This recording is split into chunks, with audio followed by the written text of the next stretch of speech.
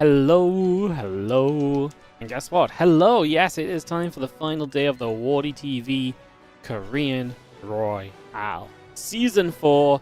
Today we crown a champion. Solar sits in the grand finals. The rest of our players will be fighting to get there, as we're going to be starting off with Zoun versus SHIN, Protoss versus Zerg, followed up by the winner taking on Reynor. The winner of that plays herO. The winner of that plays Solar. That's our grand finals. 3 best of 5s and a best of 7 coming up today. Gonna be a ton of fun. Gonna be great.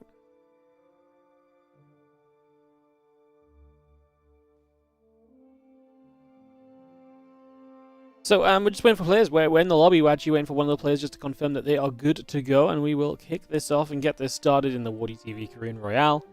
Very, very exciting. As yeah, we get ready to rumble. Just waiting for SHIN. Zoun versus SHIN will be our opening match. So yeah, hopefully some good games today. We should have a good mix of matchups as well. Yeah, should be some good fun.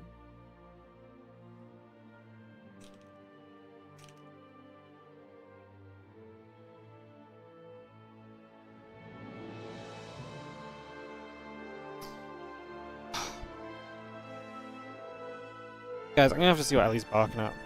1 sec.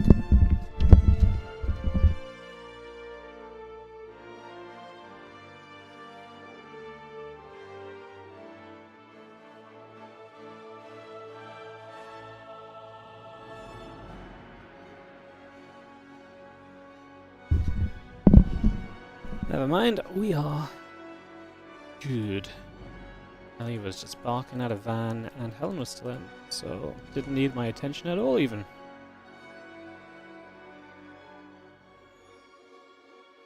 Just waiting for SHIN then to ready up, like I say, so still waiting on that. Sunday StarCraft, hell yeah, you know it.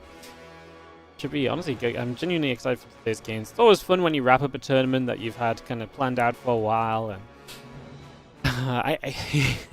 this used to be a little bit more emotional, but like back in the day, I remember every time I wrapped up like a bigger event, I was always like, wow, we did this, you know? Like we set out, we made an idea, we named the event, we got a logo made, we created qualifiers, we ran the whole thing, players got involved, we gave out a bunch of, like, we did that, you know?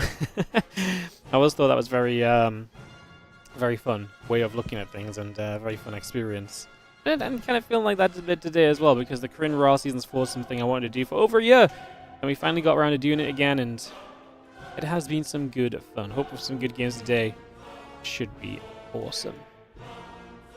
And yeah, lots of work behind the scenes. Yeah, honestly, like nowadays a little bit less so, because StarCraft, a lot of StarCraft tournaments really run themselves to some extent.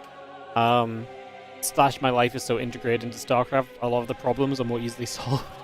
But, you know, nowadays there's a lot less like getting players to sign up and stuff, because players will just sign up on their own accord and stuff like that. I mean, the biggest issue usually is just scheduling, and knowing stuff like that is usually, you know, knowing when other things are on and what we have to try and avoid and stuff is usually pretty darn useful. So, yeah, it's one of those things where, like I say, I think scheduling really is maybe the bigger kind of work behind the scenes, and making sure we don't clash, or if we do clash, is it okay? Like if I run 1 hour over RSL, how bad is that? It's like, well, it's probably actually good for us, really, because if we get the host or something, like, you know what I mean? Like there's so many different ways to kind of look at it, you know. So and nowadays I just don't care as much as well. I used to get really bothered when people wanted to play this other event instead of mine. Can I play your event from replays? Nowadays I'm just like, ugh, whatever. Don't care. As long as it gets played, we cast the games, then we're good. Which is nice. It's nice to have a bit more of a laid-back attitude to it, because I definitely spend a good portion of my life stressed out about StarCraft. I mean, still do sometimes. You know, some days you wake up and you have 30 messages and the players are stuck in a tiebreak and we have no idea how to fix it. But other days you wake up and someone was like, hey, Wardy, I'm sick, but I decided to play my game already so that you don't have no match today. And I'm like, whoa. Look at that, be thinking ahead. I love it, you know? Alright, are you guys ready? Let's get into the final day of the WardiTV Korean Royale. In the lower bracket, round of 8, it is going to be, I say lower bracket, bottom half of the bracket. I mean, it's not lower bracket in terms of like losers bracket, just like this is the bracket on the bottom. If you look at the bracket, this is the bottom half. It's 2 gauntlets. This is the bottom gauntlet, I suppose, is what I'm trying to say very long-windedly. As we have got SHIN, our blue Zerg is going to be starting us off in the bottom right corner of the map to kick us off, to get this going, and to get this all underway. He takes on the Red Pros player Zoun, who looked solid yesterday in the PvP against Greater, but we all know that PvP is a very different matchup to the PvZ. I feel like Reynor in the next match is probably kind of looking at this and thinking, hey, let's go Zoun a little bit, because I imagine that Zoun is maybe a bit more of a comfortable opponent compared to the somewhat volatile ZVZ mirror matchup as well. So that would be my guess as to how maybe Reynor is feeling about things right now as well. As we get ready to roll, just going to be having a couple of probes nibbling up at the hatchery for a few moments. Some damage being done, Zealot, Gateway, Cybercore, continuing through as well. Those couple of probes continue to nibble up at that hatchery, so a bit of damage being done. Obviously, proxying that hatchery is definitely a choice from SHIN. He decides to kind of invest into this block early, try and get some value right from the very get-go. We'll see how well this pays off for him overall. As you see, the couple probes in the Zealot going to slash their way through the hatchery for a few moments. A couple of Adepts will begin to chrono boost out. And two probes in the Zealot together just going to continue to hit their way through that hatch. So again, a little bit of damage being done early on.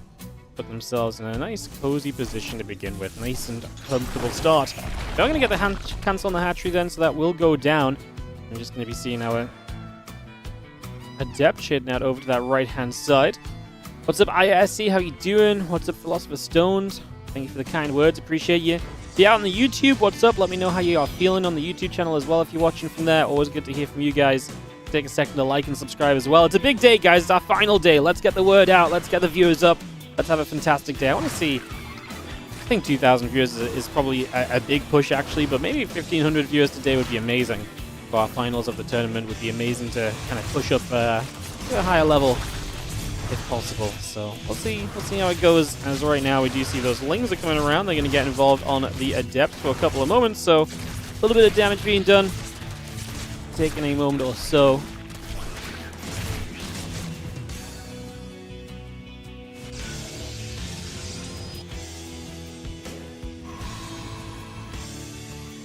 Having the hatchery coming across over to that side, so just going to be taking a couple of moments.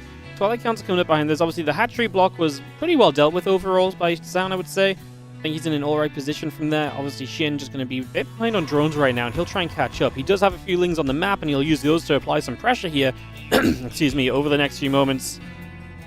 We'll see overall how this goes. Those few Lings about to have their Ling speed, so like I say, they can apply some pressure, see if there's any opportunities for themselves. Maybe try and get something done over the next few moments. We'll see exactly how things are going to turn out. It's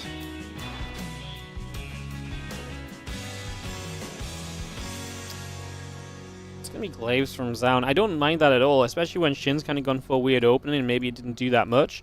It always feels like Glaives is one of those things you've got to be really on top of your game to kind of deal with, right? And so if you've had a little bit of a wonky start or a little bit of a weirder setup to begin with, then yeah, Glaives is going to be a little bit of a weird one to deal with. You know, it's usually so, dealing with Glaives is usually such an exact art or an exact science that, like, you actually don't really freestyle very well against Glaives a lot of the time as the Zerg. So I like the idea here from Zoun. I think it makes a lot of sense. We'll see how well it goes over the next couple of moments as we get this up and running.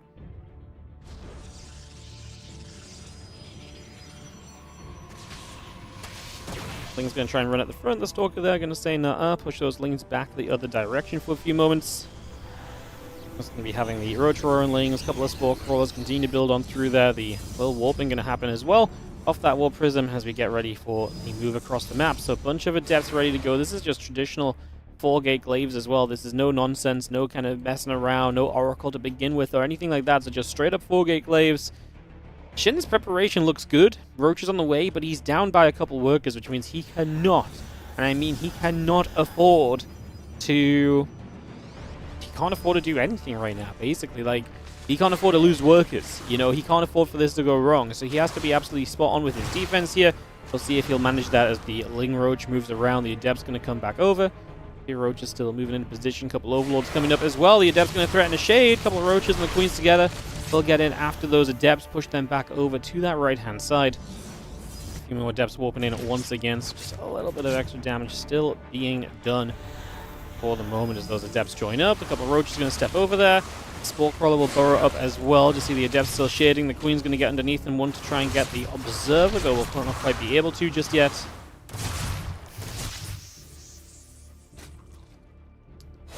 Most importantly, these adepts have not found their way in just yet, so we've not really found a chance to expose or punish with these adepts. And more roaches on the way. SHIN is still going big on the unit production. Now these adepts get to the main base. Drones, like I was going to say, you guys are going the wrong way. They started to run into the adepts rather than away from. Now you're going to see adepts showing up elsewhere, and this way you really have to get on top of these adepts and shut this down.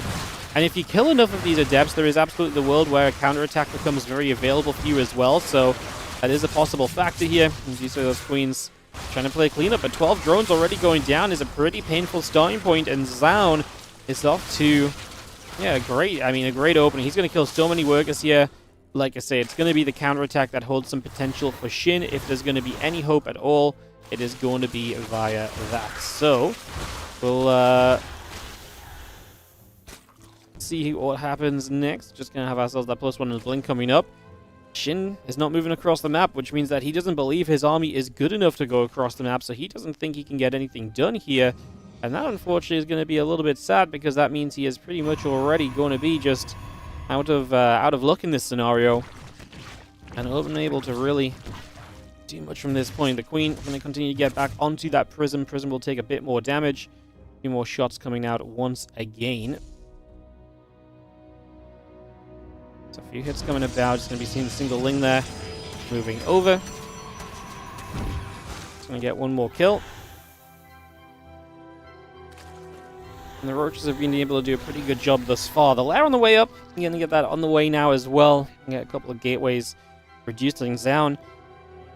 He did enough to me, right? He killed a bunch of drones, and yeah, he lost all the adepts, but clearly his opponent didn't think that anything was going to be able to come of that. So the fact that Zoun did not end up having to deal with SHIN's counterattack, to me, is just absolutely beautiful. Like, that really is what you're kind of looking for here. Not having to deal with your opponent coming across the map toward you is almost always going to be seen as a big win in this scenario. So I think we sit in this and feel pretty happy about things right now as Zoun. Wondering what SHIN is feeling. I would say he's not happy about the drones lost. In a weird way, though, I mean, he had to build up some drones. He's going to finish the lair, and it does look now like he's just going to send it. So he rebuilt a certain drone count, and now he's going to go. So he obviously felt like one big shove wasn't going to do it. He needed some reinforcing economy available behind what he was doing in order to succeed. So he has, established that, and now, I mean, these Lings are just diving in too soon. If the Roach Ravager was already here, I'd like it a lot more, but so many of these Lings die before everything else shows up. It's a little bit of a wild fight because we're out in the open, and the Prism gets piled down as well, so if you're going to find a good fight, this actually might still be it from SHIN. I'm just not convinced it's good enough overall. We do have force fields to trap units down on the low ground there still as well, and that's going to do pretty much what you needed to really comfortably maintain this position in the game right now, and probably send you through to a 1-0 lead, I would say. It is definitely on the verge of that happening. Let's just have a couple more Stalkers warping in, the Prism coming up, Ling Ravager all still building, the Stalkers get underneath, Overlord will go down. Roach Ravager makes a little bit of a move here. I'm going to start pushing in on that left-hand side. Ling's looking for a possible wraparound on this army. The Ravagers, obviously with some good powers, could do a lot there. Trying to hit the Immortals. They're just about able to shift themselves out of the way so far, so keeping themselves out of the trouble for now at the very least. I'm not sure if it's necessarily going to be enough overall, though, as SHIN is going to indeed say GG. Taps on out of here, and it is going to be Zoun to take the opening game of the WardiTV Korean Royale. Final day!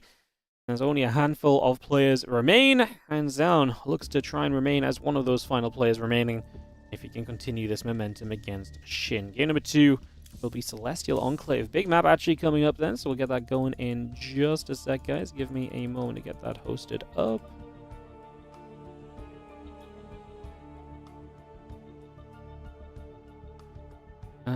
Celestial Enclave.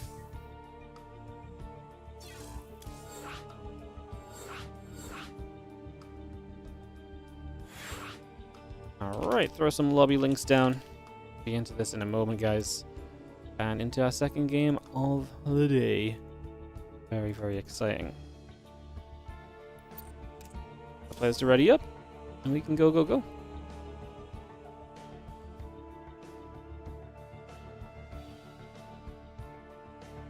Gogo says SHIN. We only have 5 casters? I felt like we had 6. No, maybe we only had 5. All good. No issues if we did only have 5. Just trying to make sure I'm not forgetting anybody here, if possible. Beautiful. Alright, into Celestial Enclave we go. Pick this off, get this started. We're going to be underway here in the next couple of moments, guys. Game number 2, as Zoun takes a 1-0 lead in the Korean Royale. Like I say, top 8 right now. Looking to start making a run. It begins right here. As we have in the top right-hand side, the blue Zerg player, who will find himself then down the game. It is SHIN.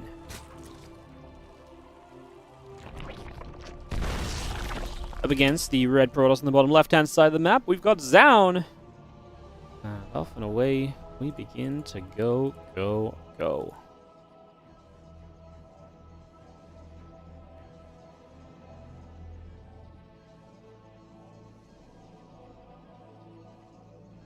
Alright, let's see what we're going to get up to then as we move about. Probe patrolling on the other side of the map there for a couple of moments. Just going to move that around a little bit as we take a couple of seconds and figure out what will happen here.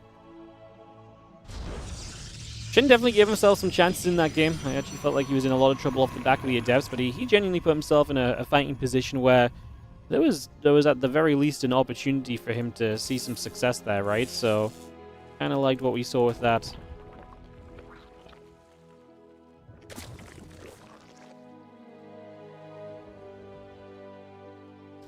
Seeing the hatch gas and pool coming up, the gateway coming through.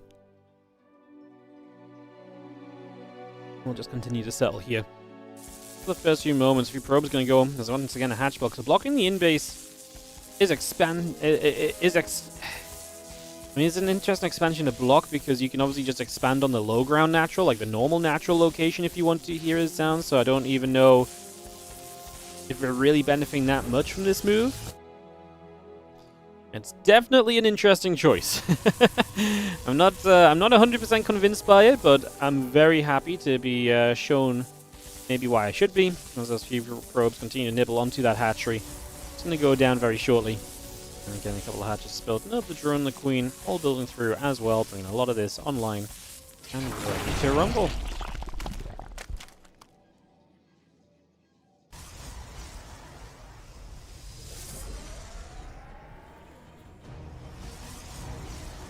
Link speed coming through, the Queen, the Hatch, and the Overlord all coming about as well. So just bringing a lot of this up and rolling right here.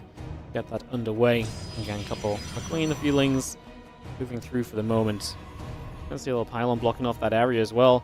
In the end, Zoun has not expanded. He's building double gateways, so he's going to go Stalker and Adept and build some units to go across the map with and expand behind it, I'd imagine. SHIN is obviously now double expanding off the back of this, so just in general, a very weird starting point for us to play from here in the first place. Definitely has me intrigued as to where the hell we're going to be going in these next couple of moments. Because as it currently stands, I actually have no clue. To be quite honest with you, I've actually got no clue. I mean, Link speed is about to finish. That Stargate's halfway done. The next is still continue to build about. The Warp Gate coming over. Feelings gather up in the main base. You know, it's a bad idea when Wardy gets diplomatic like that. Look, I just wasn't convinced that... I mean, maybe this was just the idea of, like, actually a proxy hatch, right? Instead of just, like, trying to block. But yeah. I mean, SHIN's a pretty sneaky player. He's a pretty tricksy player, and he will play some smart ideas a lot of the time. And so maybe, you know, his overall goal was something very different to what we kind of ended up seeing. I just feel like that in-base, because it's a worker-only entrance, it's just such a suspicious base to do things on. Like, you're basically, like, before the game begins, you're basically announcing, hey, this is a map where I could do something weird. And the thing is, it's kind of the bad kind of weird as well, where it's like, it's the sort of weird where it's like, if you just scout it, you're fine. Whereas, like, for example, on Torches, all the pros players knew the Zergs were going to take the gold base. It was what could come from the gold base that was then quite tricky to deal with. But if this was just like, if you just see that in base coming up and you're like, okay, well, I see your hatchery there. What do you really get away with as the Zerg player? Honestly, I don't think you get away with anything, if I'm going to be completely honest with you. I don't think you get away with anything at that kind of point, so... yeah, a couple things to think on as this Oracle moves about. Overlords, drones, melee upgrade. Nexus and the Warp Gate continue to come by. You can see the Oracle activating. Drone already taking some shots. The Evolution Chamber taking some damage as well just for the moment. So a few hits coming down and taking, like I say, some reasonable damage in the early stages here to begin with.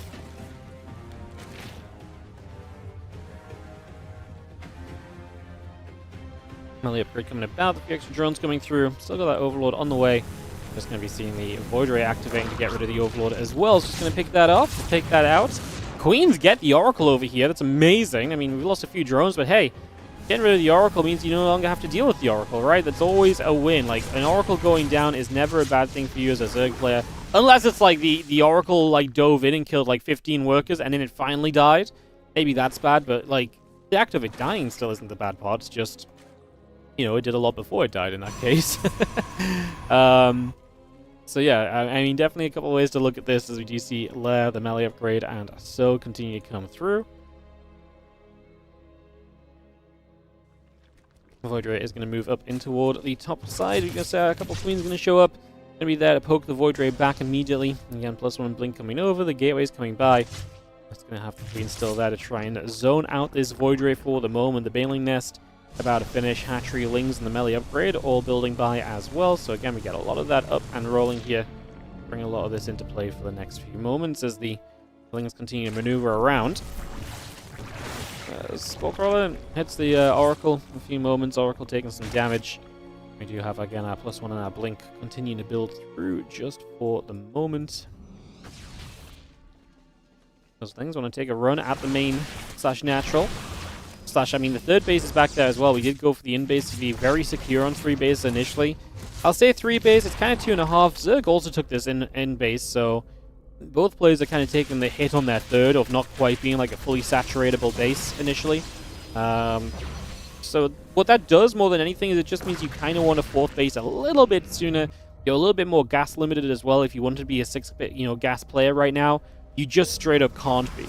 So compositions are naturally forced to be a little bit more mineral heavy than they could be on other maps where you get to 3 bases. So those are the major effects right now on this matchup. And for the Zerg, it sometimes means like a few less Ravages and so. I'm going to play Ling Hydra here. I'm kind of fine with it because you're spending a lot of minerals on Lings anyway. Gas is not as kind of, as something you get kind of completely held to as on some of the other maps. Now, moving into the Stark and Stargate and the Fleet Beacon, that is going to be quite gas intensive, and that's just going to be tech intensive in general. And that is currently the plan here from Zoun to get that underway. So he's going to start up with that, and he's going to start building Tempest super early, which I don't know if I love or not. I mean, against Ling Hydra, again, Ling Bane Hydra maybe even. We'll see how much Shin goes for drone-wise. He's getting a bunch of Overlords now. He is still producing units. If Shin gets aggressive, the Tempest can be great. They're not fast damage output, but they're very constant damage output that almost never go down against an aggressive attack like what Shin is currently heading in towards. So in that regard, I kind of like it. We get those couple Tempests finishing up. Mothership +2 attack and charge all underway. Battery, Nexus, Cannon coming online as well. So we just get a few different bits and pieces all being brought online for the moment. Drop Lords are in production. 6 of them coming up. Ling Hydra producing through. The missile upgrade, the Overlord speed halfway done. Baneling speed, Hydra speed. I mean, everything from Shin. So he is going to hit on 68 drones. And then the question is, are those Tempests going to be a benefit or a hindrance? And I genuinely do think that's such an interesting question. I really do not know.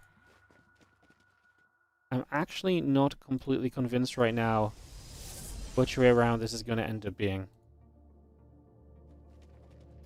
See, the Drop Lord's going to run across the map, so they're just going to make their way straight over here. For a couple of seconds, just going to be seeing those Banes morphing in as well. Let's get those straight out and about.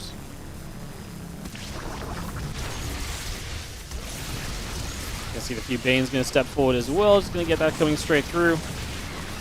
Get set up for a couple of moments, and I love the fact that we're kind of dropping in a couple of different directions here. It really feels like there's going to be a little bit more opportunity because of it. There is the Mothership, and obviously those Tempests getting to work, though. Those aliens are going to be big, but the multi-prong might just be the issue for Zoun. I think it definitely is. He is just not set to deal with this.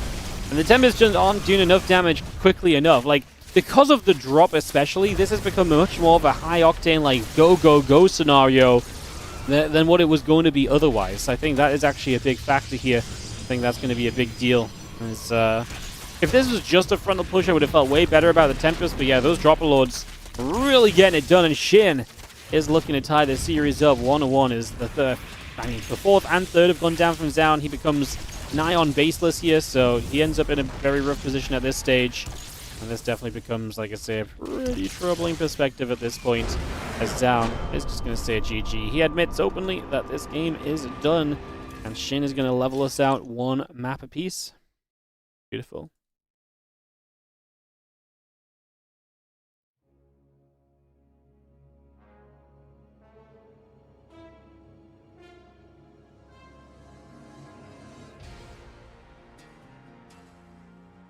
Alright, we'll get into that game 3 in a second. I believe it's 10,000 feet up next. It is. I'll get that started up. As soon as Zoun hops out the replay, he's currently checking out what happened in there.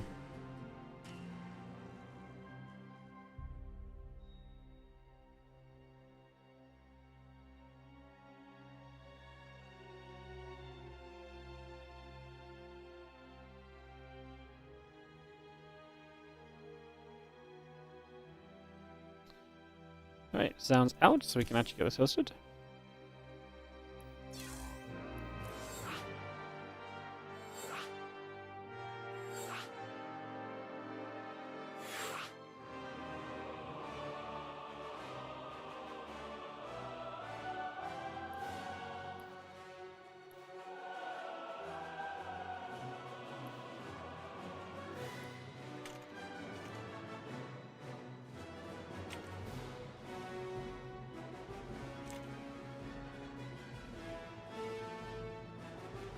Alright guys, let's get everyone loaded in and settled. So,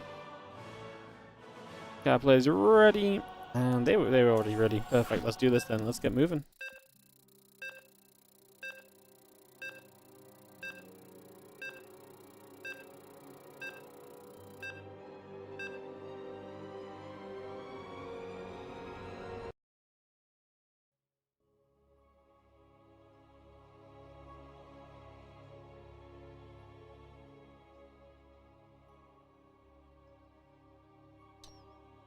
Beautiful stuff. Alrighty. Let's get on this on the go, guys. Let's kick it off, as we are going to have ourselves game number 3 available right now. As in the top left corner of the map, the Blue Zerg player is going to be SHIN. Bringing it back a game and getting this series on the go. Well and proper, back and forth beginning. SHIN in the upper left, is in the bottom right-hand side. Zoun looking to recover from that one. Guys, this is the WardiTV Korean Royale.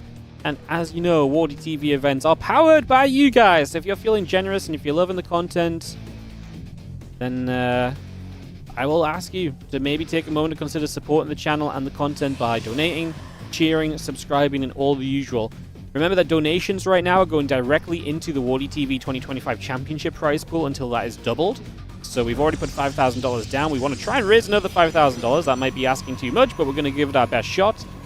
And then we also have obviously the Patreon page as well, patreon.com/WardiTV, another great place for you guys to just support the tournaments and to keep stuff like this happening. So if you enjoy the Korean Royale, if you're enjoying what you're seeing here, consider supporting. It is gifted sub percentage off right now as well, I believe, until tomorrow, so make the most of it. Let's get some gifted subs up in here, as Spawn's Revolution is going to come in and start that party with the 10 gifted going out to a lot of Hobie, K2SW00, Repethiel, Phenoman 38, Camel Case, Abstraction, Akar 4, Trador 83, Normal Man, and Kimmens. Thank you so much for the generosity of the 10 gifted subs. Again, guys, I believe those are still 35% off if you give 5 or more, so get on it. Be as cool as Spawn's Revolution. Support the channel, support the content, support the streams. I appreciate it. Love your content, keep it up. You know it, man. Like, my mission in life is to keep doing this. You know, I keep Helen happy, and she lets me keep streaming, and then bam, we just keep on doing this. Like that's the life plan. So I appreciate the support, and you know we're gonna keep you guys full of StarCraft 2 content for the foreseeable future. Alright, I'm selling out. Meanwhile, Shin is real talk actually doing things over here as he is going to try and mine his way through. And he's proxied hatchery. How many times is Shin going to build a hatchery outside of his base so far? This is 3 out of 3 times in 3 games. I mean, sometimes that's normal if you want a hatch block-ish. Kind of even that's a bit weird, but this is obviously getting to be a little bit wilder. I love that this is a baneling bust. Oh, the batteries are so smart against 9 things that you play against in this scenario. But they are not good at all if they're on top of this ramp and the Banes are going to burst them down. And also, I actually didn't realize this, but the batteries are not next to the Nexus because there's no low ground Nexus, so they're going to start with half energy. So actually not going to have a lot of battery energy at all to work with here, and that's surely going to be a problem. Spinecrawler stepping up. We've got high ground vision available. We've put some more damage out. This Queen is low. Spine will take some shots. I don't love the Spine taking damage because I do feel like we want to generally try and keep that healthy. It's going to drain a lot of battery energy here, though. The Lings are not going to move forward with this. We are a sentry away from defending this, realistically. Warp Gate is going to be done soon, but he didn't start building a sentry. He's building the Banes out of reach. The problem is he thinks he can wall off right now with Adepts. He thinks the Adepts can just plug the hole in the wall. That's very true, but not against Banelings. And without Warp Gate being available right now, this is going to be disastrous. We bust up. There are more batteries behind this. We do not get in completely. The Lings are being held off. Lings cannot get through, but the battery's out of energy now. Now we're going to get a bit more of a surround, but is it enough? The Zealot is going to go down. A couple of Adepts join up. I don't think it's enough at all from Shin. I think he needed the damage of the Spinecrawler here. Burrowing it so far forward and taking so many shots with it without anything else happening seemingly was a little bit of a mistake. Shin, I mean, when your opponent gets caught on the low ground against your proxy hatch, and it probably doesn't matter, it's a pretty good sign that this has not gone well for you. As Zoun is going to bring himself, I think, to a 2-1 lead sooner rather than later here. I don't really see this being a something we kind of get back to long term. Yeah, I really think the Spinecrawler just was not it at all. Like, I don't even, like, you don't even care about wasting the battery energy, right? Because the battery energy isn't important to you because you're going to bust the batteries down, at least those batteries in the front. So I really think the Spinecrawler was not well utilized. I think that could have been so much better and so much better used than what it was. I mean, we're morphing more Banelings now. We're going to try and go for one more round of this, but it's really not exactly looking ideal. As we can be seeing our Lings and our Pylons continue to settle in as well, so we get this going. A couple of those Banes going to roll up into the high ground. I say roll up, I mean wander up. Battery's doing the healing. The Lings are not going to do anything. We're 28 supply here, Shin. It's time to get out. It's time to go to a game 3 as your aggression has not been it today. These proxy hatches have honestly just not been it today. This one obviously got a little bit further along, but I can't really say that I love watching it. As this hatchery goes down, and I mean, this is a disaster. I'm actually, what I'm maybe most surprised about is that we didn't even need a sentry. Like a sentry defends this completely. You make sentries and you can never run up to this high ground. It's gone so badly for Shin that Zoun doesn't want sentries because he actually wants to move down the ramp into you. Like, that is alarm bells ringing, ding dong, ding dong. Hello, that's not okay, you know? Like, you do not get away with this if that's how you play things. You can't play like that, okay? Like if that's how things are starting to go, you've got an issue. So yeah, it's a little bit of a funky one. As we get ready to roll out into map number 4. Where are we at on ads? It doesn't matter, I can't play anyway because I snuck a minute in on before that series. It should be fine. We've got the snoozers still, so we should be okay any which way. Just trying to make sure they don't play during games, of course, where we can help it.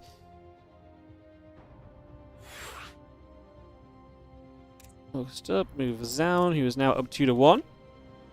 Mothership, big map for this game 4, as Zoun sits 1 game away from advancing through into the next round to take on Reynor.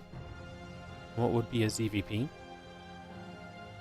Why did he give up? Because he had nothing. Like, he was all in on the Ling Bane attack, and from the very first attack, he basically did nothing. He didn't achieve anything at all. Like, it was a failed attack, and he was super behind because he was committed. He built a hatchery across the map. His drone count was bad because of the commitment. He just built a lot of things that were just no good in the end. As players are ready, Go gets called. Let's kick off into game number 4 of this best of 5. Keep the games rolling. Thank you again, Spawns Revolution, for the gifted subs during the game, mate. Appreciate it. Thank you so very much. Loco TV, 99 sailing stream hype. Unbelievable, mate. 99 sailing was like 4 days ago. You're late to the party on the 105-month resub. Crazy business. Crazy business. Top left is going to be our blue Zergy. It is going to be SHIN, who is now down a map and needs to win back-to-back here to continue through the competition. So we'll see if he can manage that as we have ourselves an extractor coming down. And we get ready to rumble into game number 4 of Mothership. This map's so fascinating. It's so big, and I do wonder. I mean, I actually don't think I like a big map for SHIN in a game here. I actually think I like Zoun the longer the game goes. So I kind of like the map for Zoun, in fact, and it'd be interesting to see if he likes it too. I mean, some of the protos still don't like the map being too large, because then maybe it does kind of play into the Zerg side a little bit. But again, I think that really depends on the player. And again, when when the player is SHIN, I think it's fair for me to say, at least, or my opinion is that if the player is SHIN, then I'm not. Don't get me wrong, SHIN can play later games, but his strength is the mid game, right? So yeah, the longer this game goes, I definitely am on Zoun's side. Danke für das Geschenkebo. I always think Geschenkebo is such a fun German word. Why is it Geschenkebo? Like, what's the abo part? I thought it was just like a Geschenk was a present.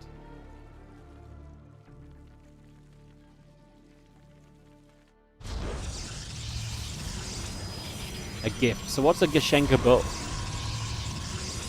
A gift? Is that literally a gift subscription? Oh, I see. Huh. Abo means sub. Well, there you go. Yeah, there's my German knowledge has just grown. I've been looking at this for years when people share the German message for like the thank you to a gift sub in chat, and I've just been like, what? I've just been like, Geschenkebo. And it's as simple as that.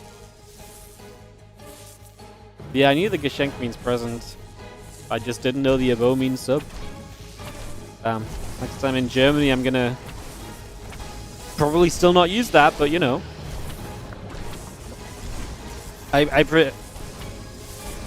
Oh, there you go. I was about to say, what is abo short for? Abo is short for abonnement, a subscription. Abonnement. That doesn't really sound German, doesn't it? Abonnement.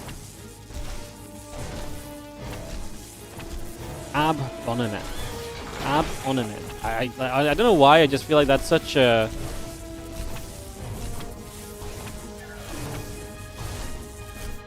I don't know. That feels like such a non-German word, I guess. I don't know why.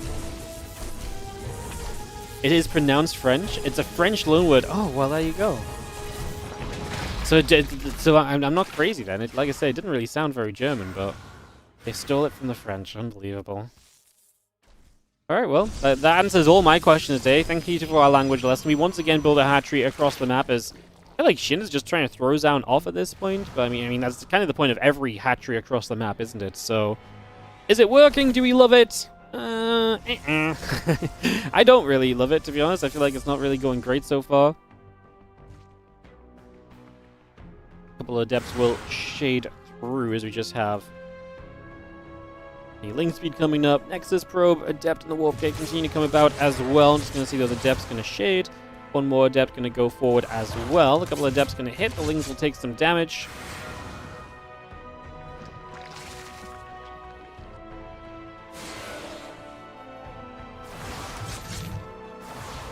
See those adepts trying to get in after the queen. Queen taking a few more shots. We will see the Stargate and the Nexus still building through. Link speed is not far from being done either, so continue to bring that up as well here. And yeah, a couple of overlords will be popping around. The adepts will take their shade down to the bottom right.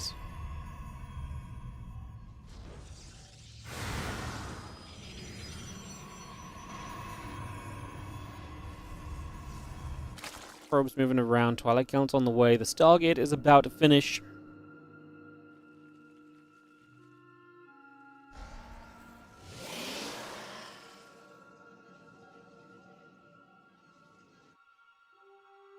Getting those drones building. Queen on the way about. Twilight Council coming over. Voidray and the Stalker continue to produce. And we get settled into a bit more of a regulated game at this point. That Voidray first again, something that we've seen a lot of.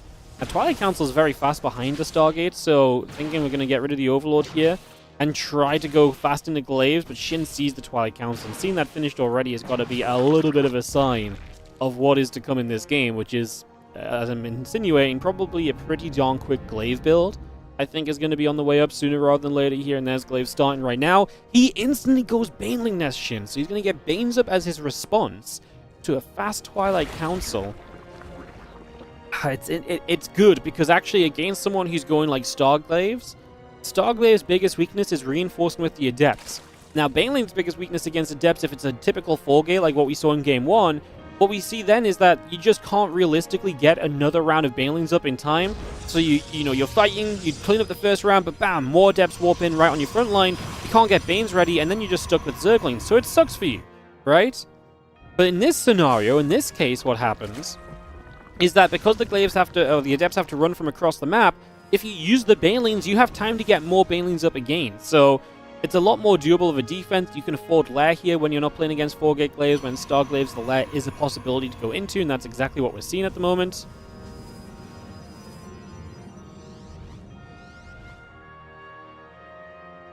Adepts still moving around the side. Nexus coming up, the battery coming over. Lair still about halfway done. Ling's Overlord's Queen and the melee upgrade building about as well.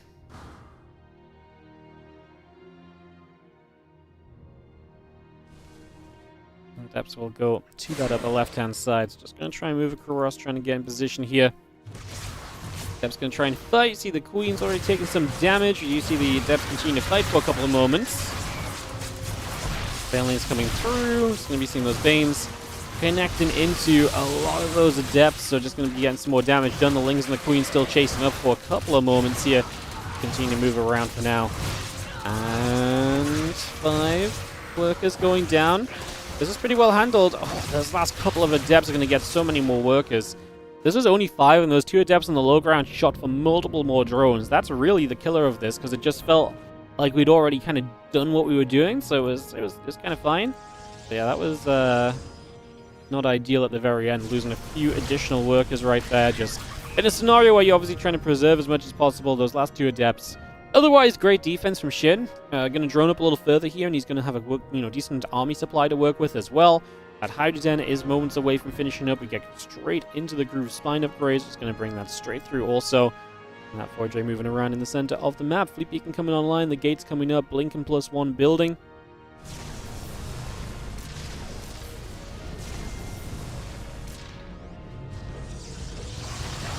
Fleet Beacon from Zoun, so once again going pretty quickly into the tech-up situation. Obviously, he fell into trouble on Celestial Enclave with that. And Shin is doing something similar here. 58 drones instead of 68 like he had in Celestial. But still, +1 missiles, Groove Spines, and a lot of units in production. Really feels like he's trying to hit hard and early. And if you're investing into a Mothership and Tempest that are not out yet when Shin attacks you, that's obviously not a good sign. That's money invested where it's not going to go where it needs to be. So I do not love this at all. This is a very fast attack, no Hydra speed either. That's going to be a bit of a shame for reinforcing Hydras, but you've also got Banes here.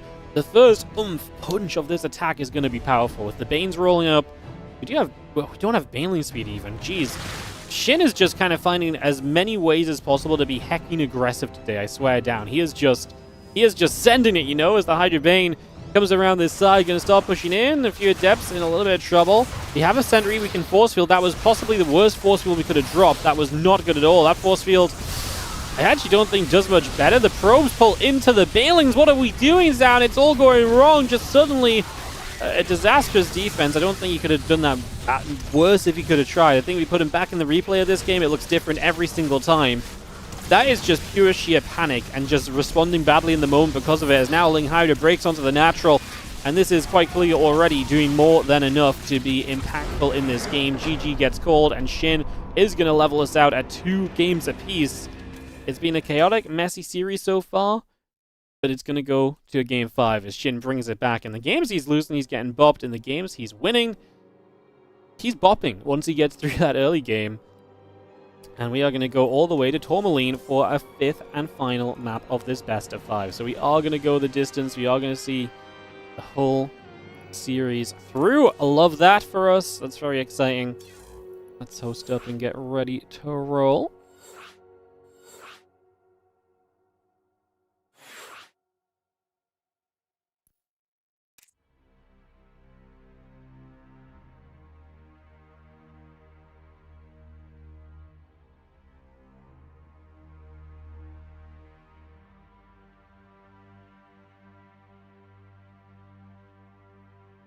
Got everyone here. We gained a caster. Always fun.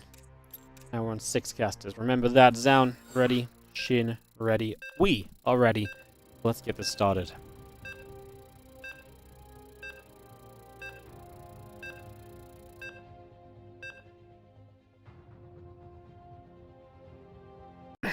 Alright, Tourmaline coming through. Let's get this going, guys.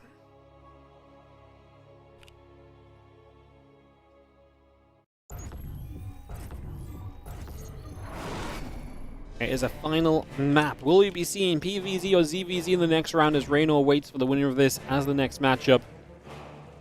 In the top right side, the blue Zerg is going to be SHIN. While in the bottom left, our red Protoss player from Vitality, we've got Zoun.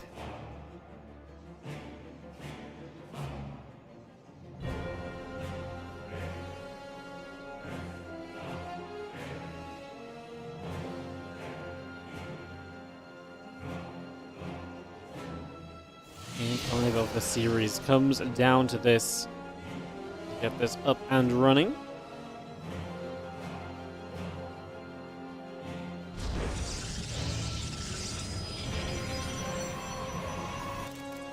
Probe across the map, 2 starter stuff. Pulling that over. Will be our initial starting point as the hatchery just comes down, and SHIN, they're finally time to not build a hatch across the map. Is it finally time to step away from this? It might just be, and that's kind of crazy. That is kind of crazy. Because it has been a proxy hatch after proxy hatch after proxy hatch after proxy hatch and into game 5. Wouldn't if he feels like he's doing well when he's playing aggressively, when he doesn't just get silly far behind off the start? And I wonder if that's just motivation enough for him to just be like, oh, yeah, you know what, let's just completely change what I've been doing each game with trying to build the hatch across the map and just, you know, approach this extremely differently.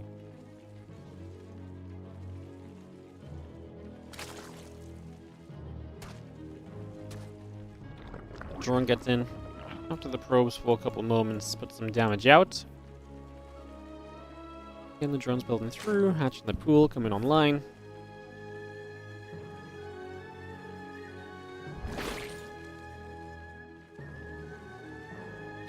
Gonna have ourselves the couple queens and the lings still all building through as well, so just getting a little bit of all that on the way out here for the moment. Getting a lot of this up and rolling and seeing where we're gonna go.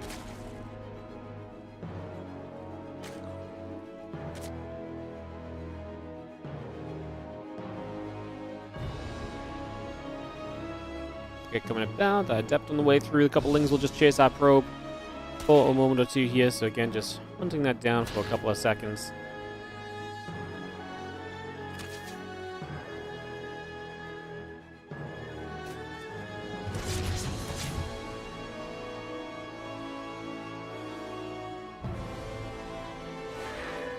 One adept, we'll take a bit of a shade out onto the maps, just gonna get straight over there. A little bit of a move right now and get moving over.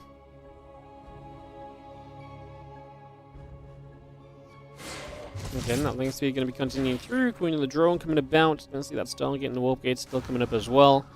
7 more drones in production as we speak. That hatchery is still building through as well. Link speed about to finish.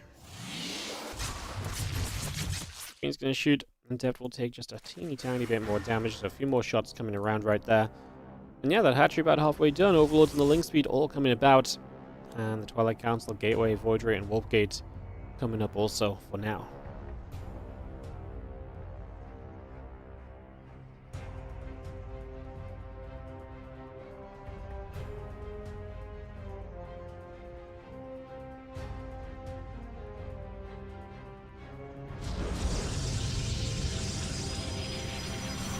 Twilight Council about to finish. The Void Ray activates, going in after the Overlords. It's going to be an easy grab.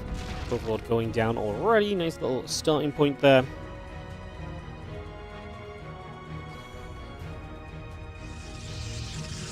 Those extra gates up. Charge early from Zoun. Wow, such a step away from what we've been seeing in the previous games.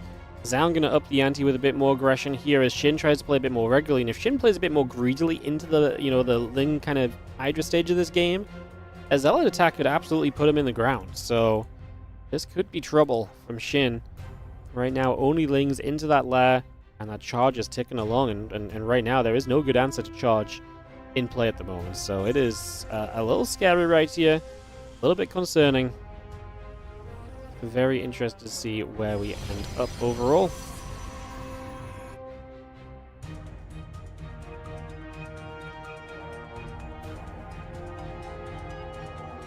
Coming through, Bailing Nest halfway done, a bunch of additional drones still coming out as well, so we bring those straight over. Do have the Void Ray going to take a step across at the same time. Just going to move that into position here. And the charge on the way about, the lair and the Bailing Nest coming through as well. Continue to get that rolling for the moment. The Void Ray is still moving about as well. Hydra Den going to start. 22 Zerglings in production right now. A couple of Spine Crawlers building up. The Zealot's going to get here. Link Queen so far looking good. And actually, maybe if we catch a Zealot or two would be nice. But they get back to the others and we decide to back away.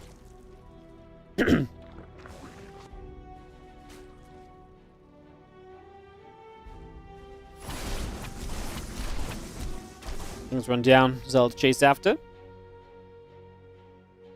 And that Forge coming up. Temple Archives and the Beacon all being added straight into play here. So again, a little bit of everything coming through for now. As the Lings do find a pylon over on the side. Just going to be able to nibble straight through that one. Knock that down. Open up a little bit of space. Have ourselves the Void Ray. Take some shots as well. The Lings pull back off. At the end of the day, the Zealots get all the way back home. So you're not actually having to really deal with this too heavily, which is great. That's kind of your ideal scenario here. He's just going to be having the Hydras stepping through once again. Going to see what else they can get done over the next few moments of this. You have that blink and that +1. The Storm's still coming over. With that Storm on the way up, I mean, we get something a little bit better of an answer, basically, to what we've had. So maybe that'll be interesting.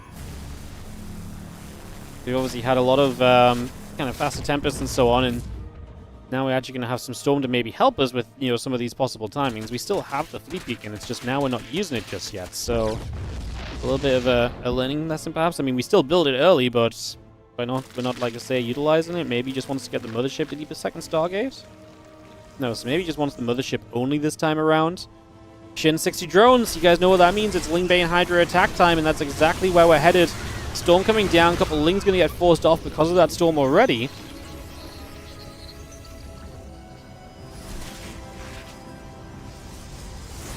Those Banes just going to waddle forward again. I love the split on these Banes.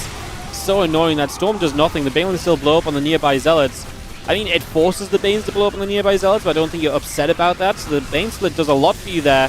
You have the Bane still trying to reach forward. That cannon very close to going down. The no Bane speed in these attacks is kind of wild to see. Obviously, it means that it's less to invest into, but generally you could argue that Baneling speed is probably pretty hecking useful. It's a pretty good thing to have access to when you're going to be attacking in with the Banelings.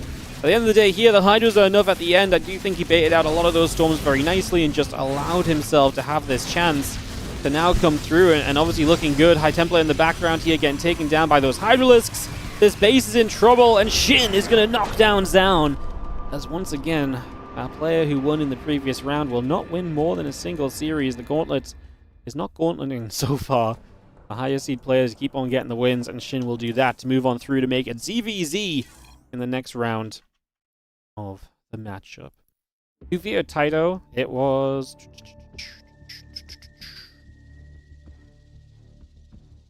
Zoun. Zoun vetoed Taito.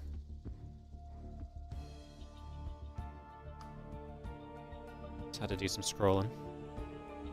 If I win your tournament, you got to give me mod. Sure. Oh, wild. Alright. Reynor with an ever-increasing prize on the line. Yeah, this guy won so much. Meanwhile, I invite him to more tournaments, and he's just, like, ignores me on Discord. Unbelievable. Blanked. Or you replied and I didn't read it. No, got blanked. Typical life. If Reynor doesn't win, you get mod. Debatable. You would never ignore anyone on Discord. Oof. That means I'm not just anyone. Pain. Alright, I'm gonna stop talking to you over the stream because I can just type to you in game. It's much easier. What's Discord? If you don't know by now, don't worry about it. You don't need it. Alright guys, some ads. And we'll get ourselves ready to go into SHIN Reynor. So it's going to be ZVZ, and then it's kind of nice because I mean ZVZ winner plays herO is guaranteed ZVP. And I guess we've got herO and then Zerg's left in the competition. So we'll see how it goes. Can you keep the stream open while you play? Yeah, go wild. It's been my dream to truly disqualify you for a long time, so why not take advantage if you're offering? What's up, Hypochondriac? How you doing? Thank you so much for the 14-month resub. Appreciate you. Let's go! Bugs are the best! Well, you're going to get bugs on bugs here in this BVB, aka ZVZ, coming up in just a few. Ruby Rock is the first map vetoed, and we'll get a couple more vetoes going next few moments. Get this all underway. Get ready to kick off into this matchup.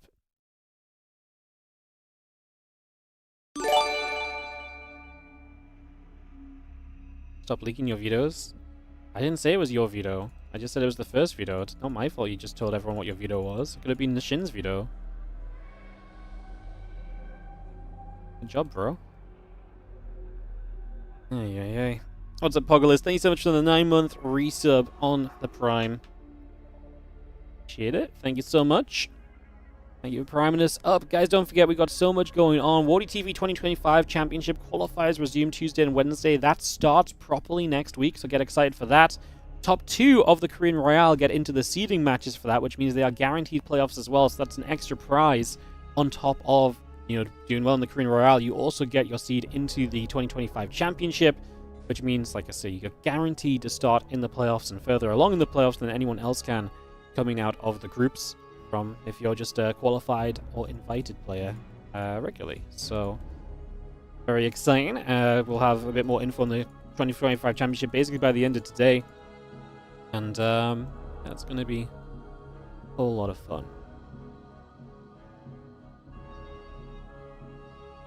What else did I want to say? Nothing really. We'll save the selling out for a bit later. We already sold out once. We can save the next bit of selling out for a bit further down the line. Love it.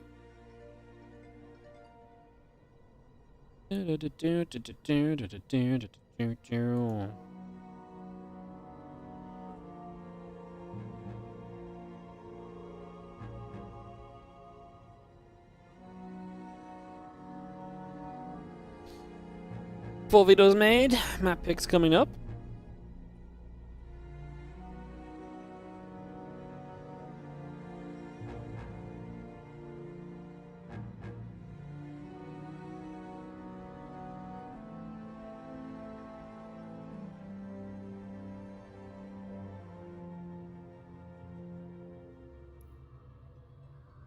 Reynor's so smart, he vetoed the wrong map. But professional players, guys. Professional players. Alright. Do I think Burrow is underused against glaive openers? No, because if you build Burrow against glaives, you have less units to deal with the glaives because you've invested into Burrow, so I'm gonna go ahead and say probably it's not good. Glaives is such a tight thing to deal with, like you can't go around building, you know, random upgrades. You have to start that so early to have it in time as well.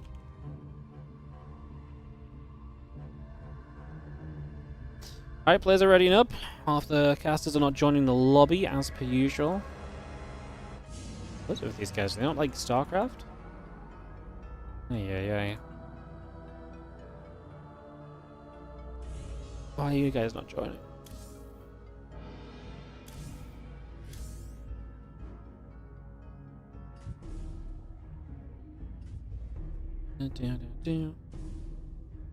try to use gas elsewhere. Pretty much. I mean, a lot of the time defending glaives, obviously depends what type of glaives. It's a very, you know, we're talking very generalized here, but you're doing like burrows, what, 100 gas? Like, that's like 4 roaches, you know? Like, usually if you have the chance to just build 4 more roaches against glaives, I feel like you're going to want to take the chance to take, you know, build 4 more roaches probably, so... Yeah. That'd be my guess, at least. And it's one of those things where I'm assuming that that's the case, based on the fact that nobody does it, you know? It's been a hot second since I've played against glaives as a Zerg, so I'll not pretend to know for sure, but that would be my best analysis on why you probably don't see it a lot. As we get into the bottom right corner of the map, guess who it is? That's right, it's the blue Zerg player, the most troublesome chatter in the Twitch chat. And maybe a mod at the end of the day. He just said he sacrificed all his prize money to get a mod, right? Something like that. Anyway, it's Reynor in the bottom right side from Basilisk. As we get into game number 1 of this best of 5 in the top left-hand side. The red Zerg player is going to be SHIN.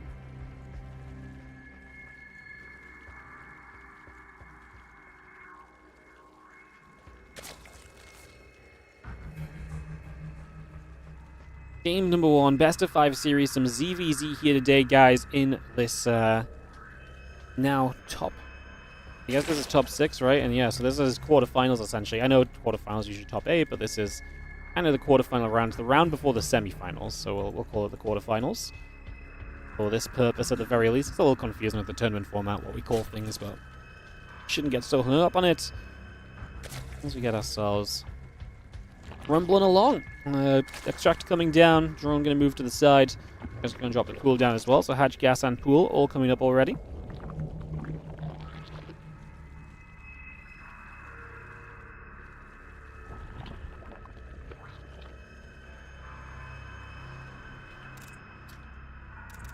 Definitely expecting SHIN to be the much more aggressive player in this series, and that's not to say that I don't think Reynor's going to pull out some aggression too. It's ZVZ.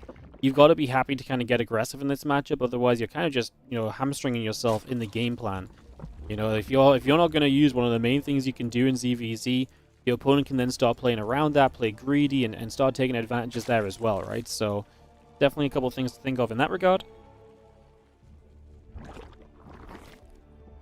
There's our hatchery. Starts up a queen. So far, nothing to really comment on. Build order-wise, if I'm not mistaken, gas counts are about the same as well, so everything looking pretty even for the moment. And a couple queens coming through, the link speed coming up. We have ourselves the drone still producing by as well. One drone to the low ground there, just going to move across for a couple moments.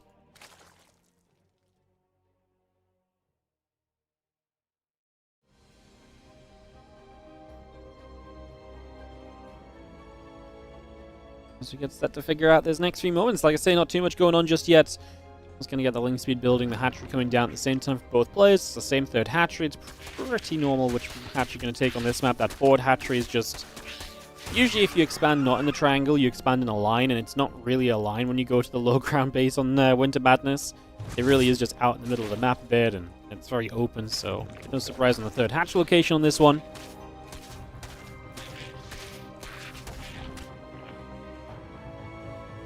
And link speed coming by. There's a couple of Bane nests coming up. And drones in production as well. It's just bringing a lot of this through for now. The Zergling going to head down to the bottom right-hand side as well. Not much to do. What about selling out? I don't, you know, I just don't want to sell out every moment that we can, you know, like... You know, if I could change one thing in the world, I wish it would just be that selling out wasn't effective, so I could just cast StarCraft instead of having to do the whole, hey guys, we do all of this, we put tens of thousands of dollars into StarCraft, please, please, please think about helping us. Like, it... It's rough, man. Like, we have to say it so much. But it works, which is the sad thing, but it's like, it works, but like, yeah, I don't know.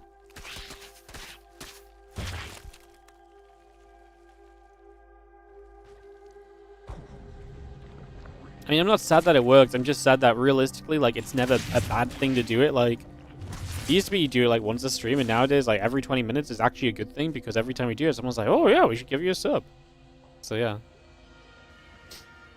What? Wardy puts his own money and time into supporting StarCraft 2? I know, it's crazy. Don't tell our StarCraft though. The Reddit mods will remove your post. They don't like people talking about supporting Wardy. That's the newest revelation. It's the newest revelation. I knew that our StarCraft mods didn't like me. Crazy. You don't know why I wouldn't do it? I mean, because I just don't, because it's not fun to talk about. That's why. Sometimes I just like talking with chat instead, you know? I just like talking with chat, or like, you know. I don't know, it just feels like I say the same thing all the time, and it just, the thing is to you guys, like, you guys aren't saying it, like, I live through every single sellout. To me, it feels like I've said this so many times in my life, like, hearing it again is like, ugh. But the last time was, you know what I mean? So, it just, some days it just feels like it's actually like a bit of a shove to get through it, you know? But that's all good. Like I said, I'm not complaining, just, it's funny that it feels like that, I guess, is what I'm saying. But that's why I don't always do it. Also, I think no matter how much I do it, I always have this slight feeling of like, I feel like people are going to be annoyed at me at some point, you know? But that has yet to really actually happen. SHIN is going to be lower drone count here as Reynor finishes up a carapace upgrade. Much more standard, just straight up missile upgrade here from SHIN. Obviously, Reynor with the carapace goes straight into missiles after. Will have a little bit more effectiveness on the Zerglings because of that. So let's see how that pans here. Couple of Zerglings chasing another couple of Lings. I mean, SHIN is just building units. So 67 drones from Reynor, about to hit his lair. But he is in a game where he is going to be, you know, basically having to play defense now. And he needs to get a defense up. Stepping onto the map right now is terrifying for him. He does not realize just how aggressive SHIN is about to be. So I think Reynor is not going to be quite prepared for just what SHIN is about to come across the map with. +1 missiles, roach speed all on the way.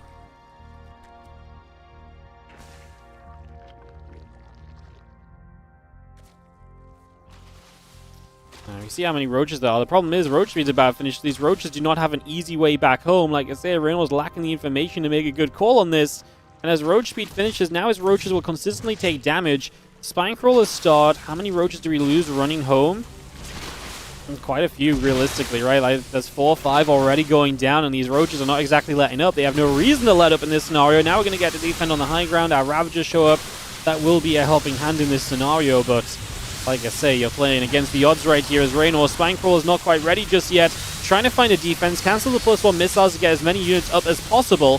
Has lost his Ravagers now too. He desperately needs those spines, but I just don't think he has enough baseline roaches to get him through what he needs to here. As those spines finish, they're not even really part of the fight. Roaches are already going to start breaching the natural as well, so if you can just avoid those spines, you're going to do exactly that. The Roach Roaring is right there for the picking as well. You kill that Roach Roaring, and Reynor can never make units to help him in the defense anymore.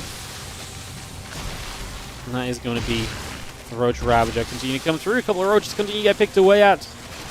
Roaches coming by, and yeah, I mean, there's just Roaches everywhere. Unfortunately, the Roaches, you know, if you colored all these Roaches blue from SHIN, you'd feel like, yeah, that's right. You know, the blue Roaches are meant to be in the blue bases. Obviously, in this case, they're not blue, they're red. They're SHIN's Roaches in Reynor's bases, and that is going to be game. SHIN takes the opening map of the ZVZ to start us off on this one. So, a little bit of SHIN to get things going, as Reynor just did not see what was coming his way. And that is going to take us to a game 2. Like I say, it definitely didn't help that he just lacked the information to make the right calls at the end of the day there, as we go to Tidal Citadel. Get this going.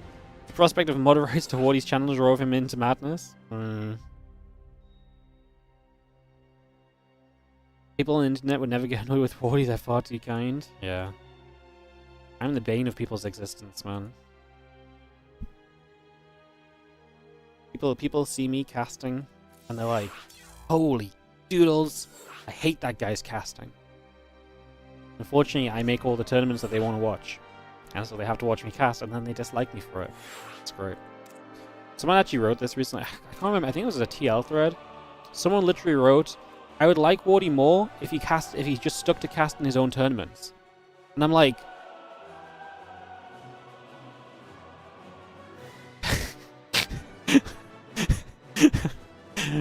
I'm pretty sure like nowadays like 80% of what I cast is my own tournaments, but okay, sure. I think it was a TL comment, I can't remember.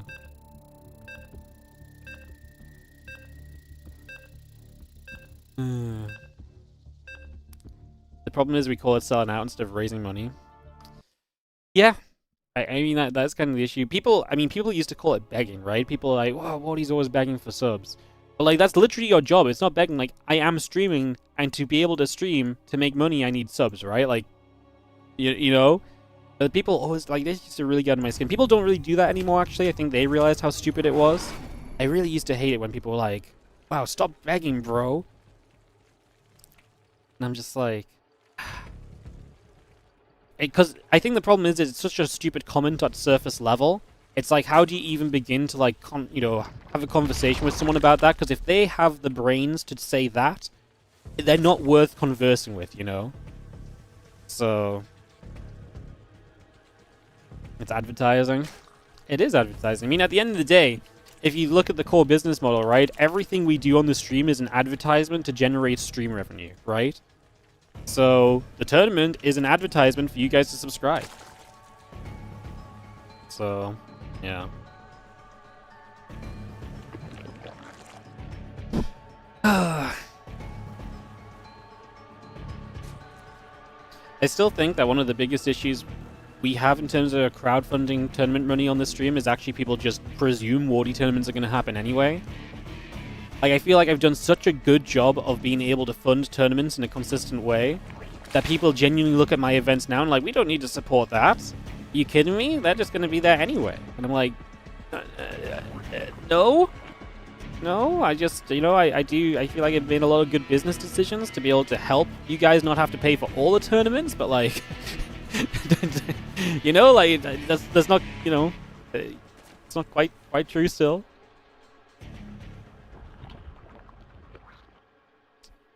People hold out until the very last moment. Is that what we need to do? Right, that's it. Alright, guys. The next Wardy tournament's going to be called The Final Wardy Tournament brackets unless we hit 1,000 subs. And then I'll just go offline and people will wait for me to come do the next one. It just never happens. It's like, wait, was he serious? You'll never know. Any day I could go live, but maybe I won't. I don't know what conversation we're even having right now. I feel like we are so off topic of talking about I know we're just 2 minutes in game, but like I feel like we're so far removed from this normal StarCraft conversation. Right, let's focus back up. Let's get back into this. Couple of queens on the way. The drones are building. The Zergling speed will produce through as well, so we're going to bring all of that online and into play. So pretty irregular things for now. Obviously, ZVZ especially can take a couple twists and turns. I mean, you saw in that last game already how Reynor went to the carapace much later there. And then, despite Shin attacking sooner, he actually turned in an attack much sooner as well, so... I'll get that going. Wow, a laser with the prime sub, pressured into subbing. Nice. That's what we like to see. The Wardy Blessing. Yeah, the Wardy Blessing was... I was literally about to bring this up. I was, you know, back in the day, we had the real sellout was getting all the pros to subscribe to the stream by pretending that whoever was subscribed to the stream would win the next tournament. It was true for like a few months, to be fair. Yo, thank you so much, Heputif. Man, I swear down, I don't know if... Like, am I getting old? I feel like the more I read Twitch names, like, I swear I never used to struggle with Twitch names this much. The more I age, I feel like the tougher it gets. Thank you so much for the 3-month resub on the Prime. I appreciate you. Also, thank you, Invisibles, for the 5 gifted subs. As we do have Shin moving across the map with aggression. Those 5 gifted subs go to River Lizard, Toster, Conreich, Jim W, and 21 Mitchie. Thank you so much, Invisibles, for the generosity, mate. Appreciate you.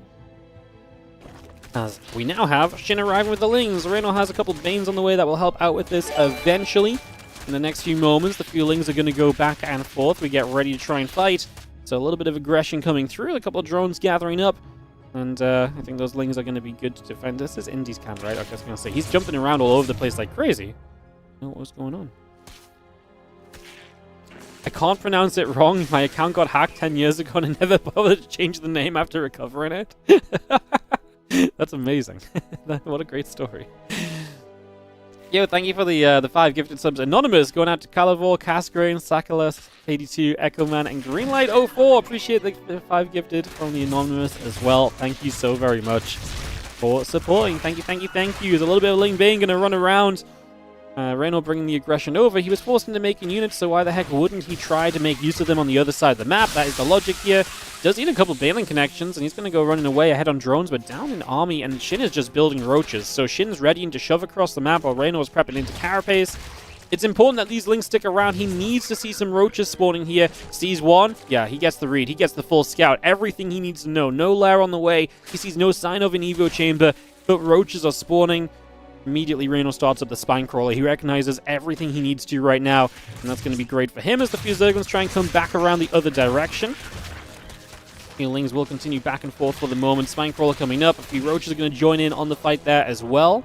Carapace upgrade also building through. Like I say, he didn't cancel the carapace in an attempt to get a defense going here. I think he feels like he can get away with just kind of getting there. Sailing goes off on the roaches, though, is not ideal, but I think he's going to be fine.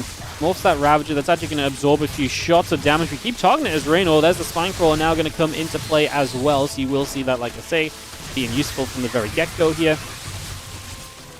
Okay, Roach is still in good numbers from Shin, but like I said, I don't think that's going to last forever. With the Spine Crawler, you can fall back to more units popping through, and now Carapace about to finish.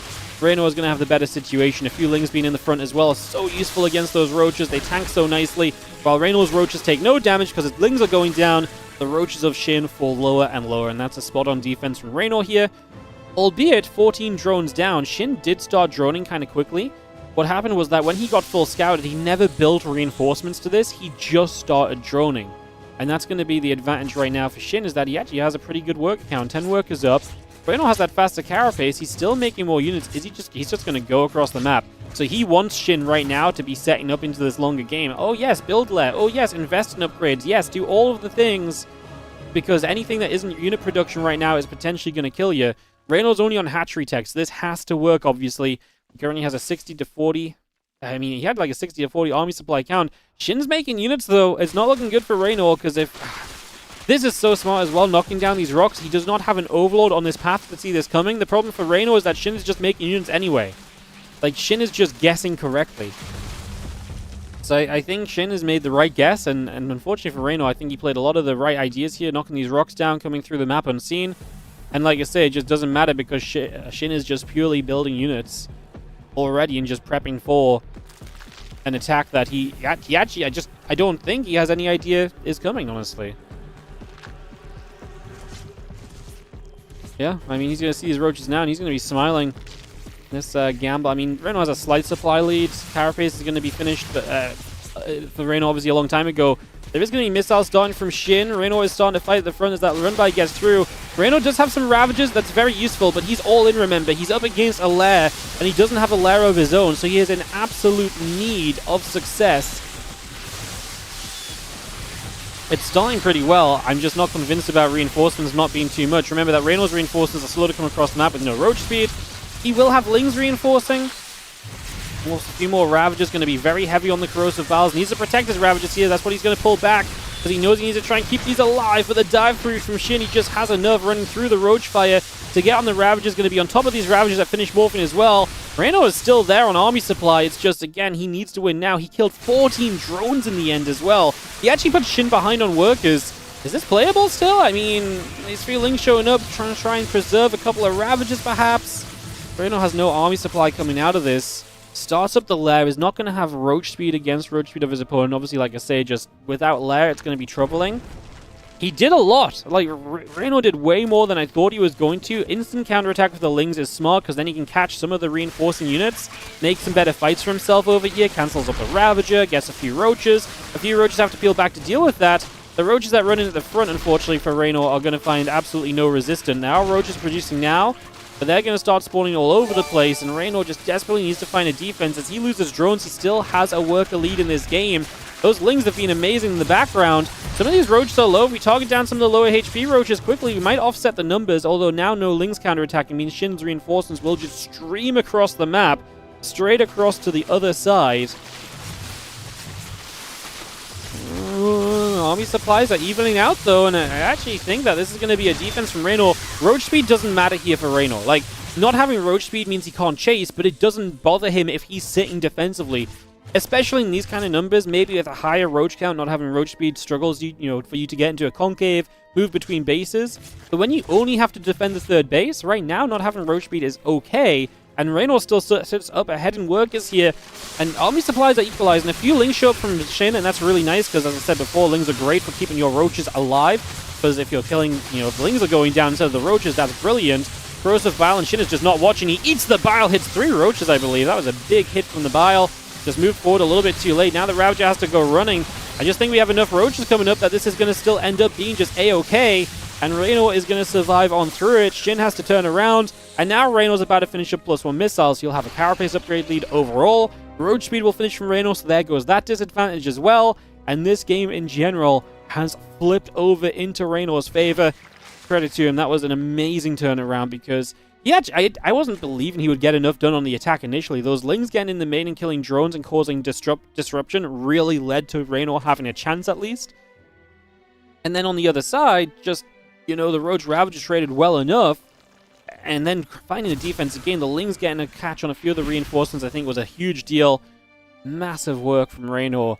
Keeps himself in this game, and very much so in this series, because going down 0-2 in a dangerous matchup like ZVZ is obviously going to be super scary. Here now, he's going to tend to take this fight. He's got the missile upgrade against those Lings. It's going to be beautiful. You're two-shotting those now, so that's going to be those falling down so much more quickly. And SHIN says, GG, you got the better of me here after what did not look like it was going to be GG in Reynor's favor at all for a hot second. Great turnaround by Reynor as he gets it done, and we go to Game 3, going to Celestial Enclave for our third map of this series.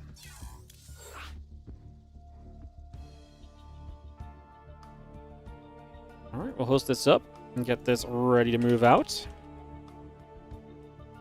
Let's wait for Reynor for a moment or two. Don't think I hosted it too soon, but we'll re-host if he doesn't accept in a second, just in case.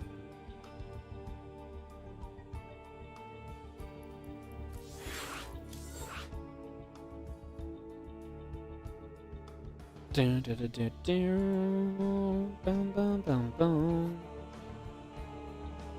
counter attack.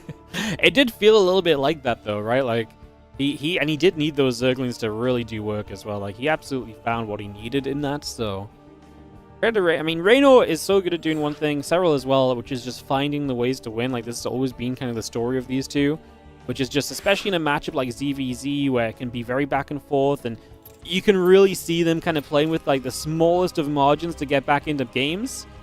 Like it just happens a lot of the time where the turnaround happens and they're just able to squeeze themselves to where they need to be. Am I missing Rex? Is Inu joining us today? Throw the invite out just in case.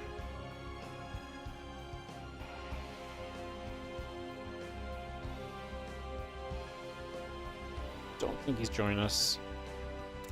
Alright, waiting for Reynor to ready up, and we can kick off into game number 3 of our Zerg on Zerg action here. Quarterfinals of the WardiTV Korean Royale Season 4. Get into this next map in just a second. Celestial Enclave coming through.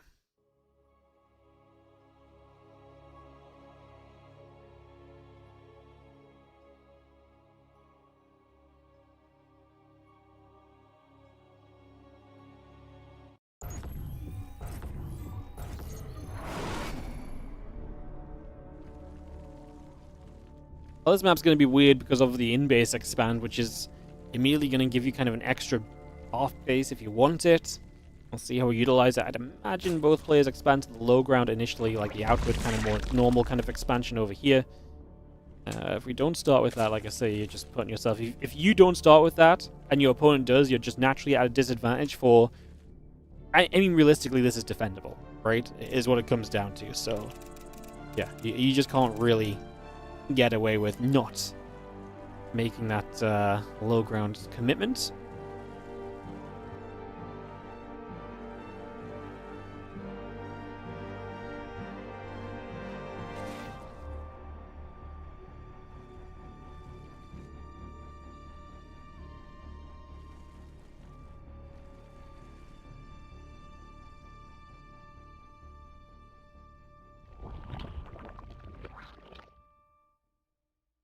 We're talking about the definition of an all-in. It's always a fun conversation, isn't it? The thing with all-ins, especially in ZVZ, is that the way the matchup works, it's such an information-based matchup, so what is an all-in move is only all-in depending on what they do next. So it probably isn't necessarily an all-in in terms of it's more like a pressure, but we're so used to calling it an all-in because very rarely can you just feign pressure and move away from it in like you can in other matchups. And that's why it kind of seems a bit weird in ZVZ, because in ZVZ you do get all-in based moves that actually turn out to be not really all-in because he just decides to start building drones. That only works because it's the mirror matchup, you know? If you build 10 roaches in... I mean, it depends, right? Because I guess... It's just ZVZ has a different parameter of how much you need to do to be successful, and that shifts what feels like an all-in into just being more of like a pressure that needs to do damage. But then it doesn't need to do as much damage if you just drone... Like, it just works differently to those other matchups. I think the definition kind of almost shifts a little bit for ZVZ.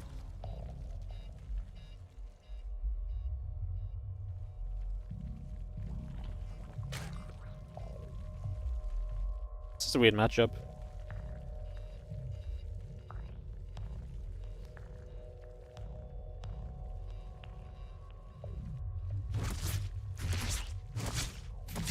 In ZVZ, you do damage you force units. Yeah, it's very true.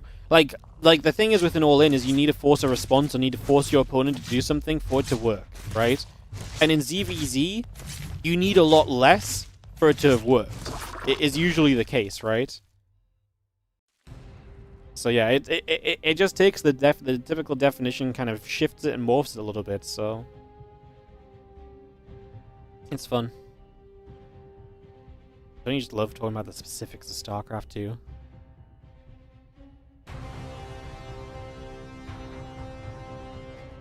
Couple drones, Evo chamber on the way up, and drones building from SHIN, as you have the Overlord heading toward the upper right-hand side to get a little bit of a spot to see what's going on initially. Just hanging around, Roach Roar and Evo chamber coming up. I'm following this Overlord. I'm on Indies Cam, guys, professional observer, so if anyone wants to shout at me for following an Overlord, this is how the professionals do it. Okay, fine. I'll go on someone else's camera while Overlord observing times are happening. Sometimes in ZVZ, the only thing to look at is the Overlord, though. There's a couple structures coming up, but you see those in the production tab anyway, no?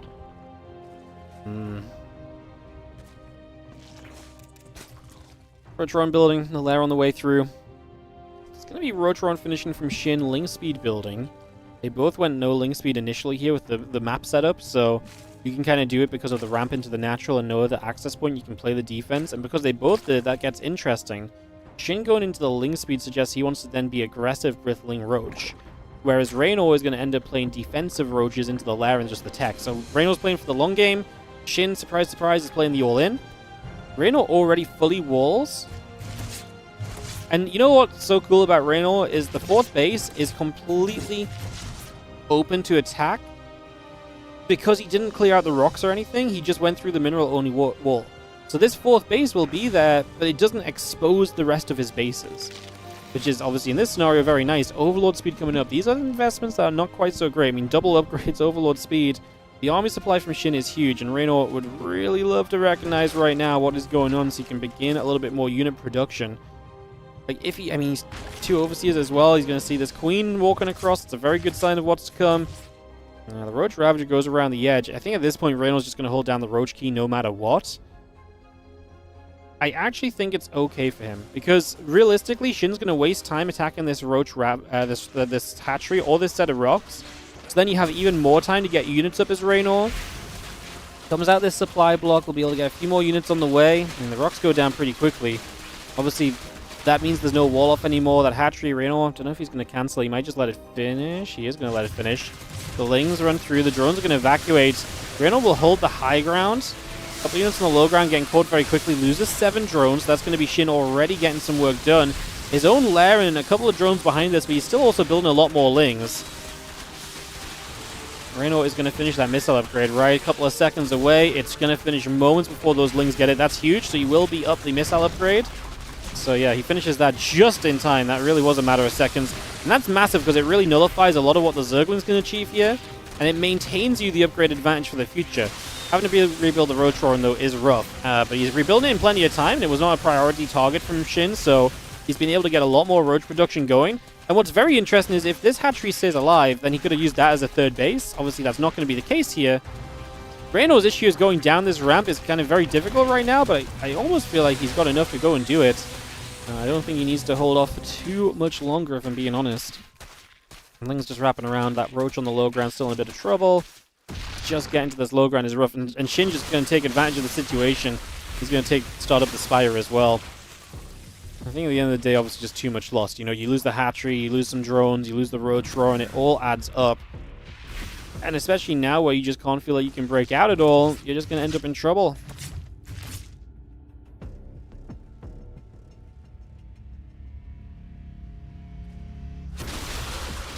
Trying to step down, a couple corrosive balls, the Roaches step back up, Roach speed and the Roaches still continue to come into play. Just going to see a couple more balls coming down again.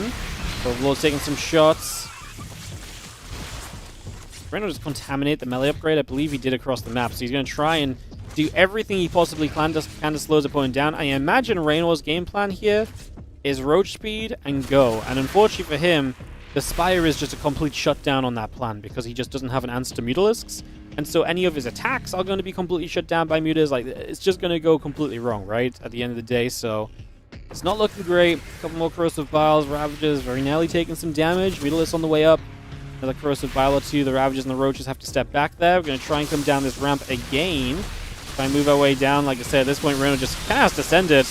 I mean, the position is good, and obviously the Lings can't really commit there. And hey, he's going to have Roach speed against no Roach speed, so he'll kill every single Roach. You just don't win against 14 Mutas. Yeah, the Spire is the game-winning move from SHIN. Is as simple as that. It's kind of like a guaranteed win, because if Reynor sits back on 2 bases, the only thing you can lose to is one big Roach shove. And if you get enough Mutas up, you never lose to a Roach shove. The Mutas are going to show themselves. Reynor will run across the map in the aim of just doing as much as he can. Like, he is just going to hope he can do enough to try and possibly keep this game playable. Like, it's very unrealistic because you're going to have to play against all of those Mutas as well anyway. So it's not really realistic at all. Because the Mutas counterattacking across the map eventually are going to be an issue too. But you got to try, is what it comes down to. And try he did. Unfortunately, we'll meet a bitter end. And SHIN takes the 2-1 lead in the best of 5. SHIN back into the advantage of the ZVZ. As again, the tricksy, all-any kind of stuff gets the better of Reynor. And that's kind of the story of this series, is that Reynor's just not able to really prep himself effectively enough for these attacks of his opponents so far. So definitely in some difficult positions.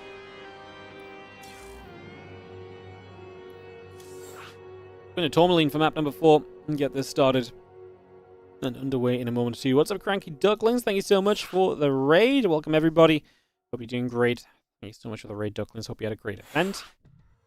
Let's get ready here. SHIN leads 2-1 against Reynor if you're just joining us in the quarterfinals of the Korean Royale. The winner of this plays herO in the semifinals. The winner of that plays Solar in the grand finals. That is what is coming up here today. Players ready. 6 casters in the lobby. We are good to go. From ZVZ, we'll be into ZVP after this.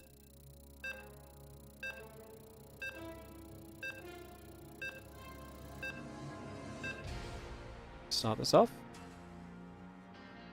Reynor couldn't handle being mod. Yeah, he said, give me mod, and he crumbled. Let's see if we can turn it around.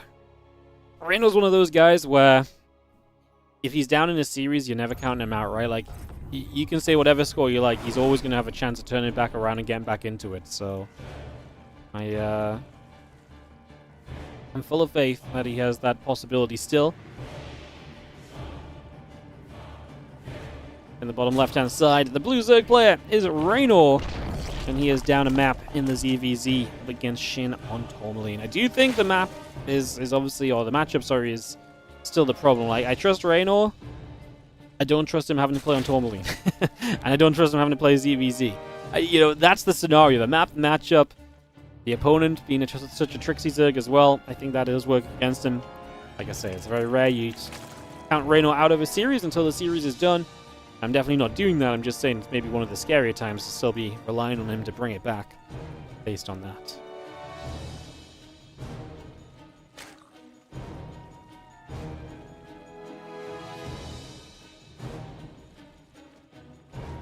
Alright, drones No mine hatcheries will build, no early pools for this game at the very least, so a little bit of good info for us on that.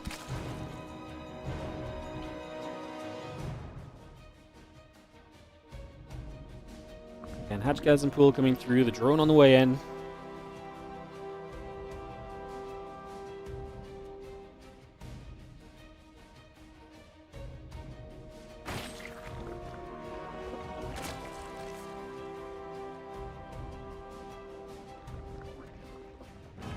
Nothing crazy just yet.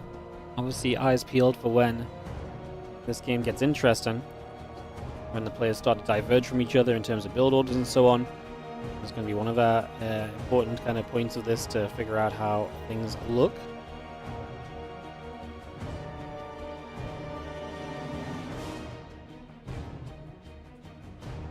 Queen's coming through.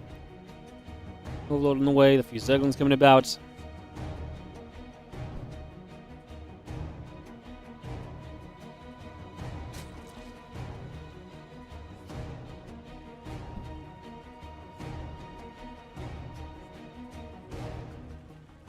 Ling speed will build. Again, Queen's coming about, Ling's on the way, Overlord coming through.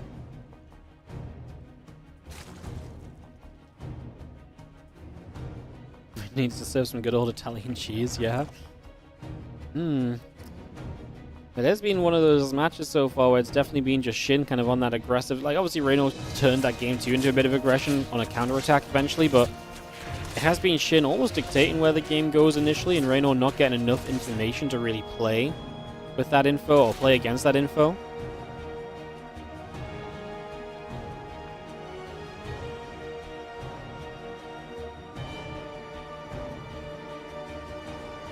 Lings down the bottom, Baneling there still coming up. Hatchery very much so coming through as well for the next couple of moments here. Scan a lot of that nicely underway for now. Obviously, we'll see where the Baneling Nest takes us. We'll see how much Ling Bane aggression we end up committing to on this one. See how much of that we try and make use of as we just have the Lings continuing by, the drones on the way. Bane Nest, Rotron all coming up as well.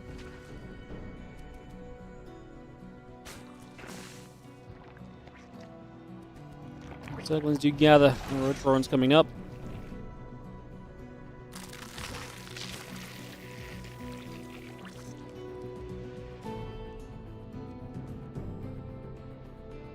Reynolds Lings will be the ones to arrive on the other side. Has a couple of Banes nearby. Let's see what the micro looks like. Baneling goes there for a couple of Lings and connections on the Banelings, which is reasonable. Zerglings trying to gather around onto that hatchery, but they obviously don't have the numbers to kind of continue committing to it. More Lings on the way from SHIN. Rotron already finishing with an Evo Chamber as well, but I wonder if he's even planning on really using this Evo Chamber. Kind of feeling like probably isn't. Oh, he is. He's going to go Carapace. And he was just set up. I felt like he was just set up to make a bunch of units here, but he's going to be a little bit further down the line. He's going to play Roach Ling. Reynor onto the faster lair this game. He's going to have that Ling speed, so faster lair. Roach is already coming through from him as well. He's also not wasted too much time. But yeah, he'll not get into the upgrades, so be interested to see what he does build. Next couple of moments, we'll be finding out exactly.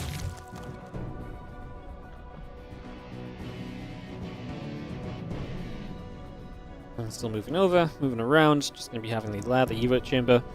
Drones and Overlords all building through.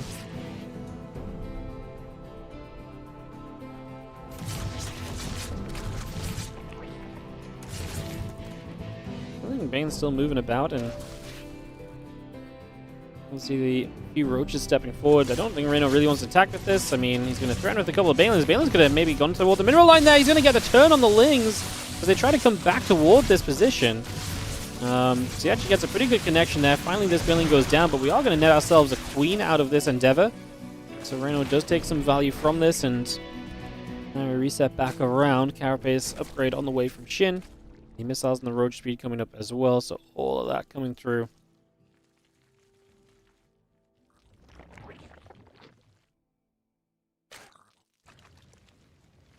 Bring a lot of that by the next couple of moments here as we just have Overseer. Going to take some shots. Queen going to be fighting. Reynor building the spine crawlers. SHIN has stopped at 49 drones. Carapace upgrades finishing, so the Ling Roach timing is ready to go. I feel like Reynor's actually had a read on this one coming this time, though. It feels a lot better. Prep seems to be there. A lot of units coming out. Triple spine crawler. I don't think Reynor's going to have issues defending against this. And even if at this point he doesn't really need to do much else as well. I mean, he has a lab versus no lab, roach speed finish, so if this doesn't go well, he can chase these units down and just steps away from those biles. Obviously, his own biles will try and dictate a little bit of motion here, a little bit of how the players can move around defensively. Going to be seeing the roaches, the lings continue to fight, the back and forth continuing for now.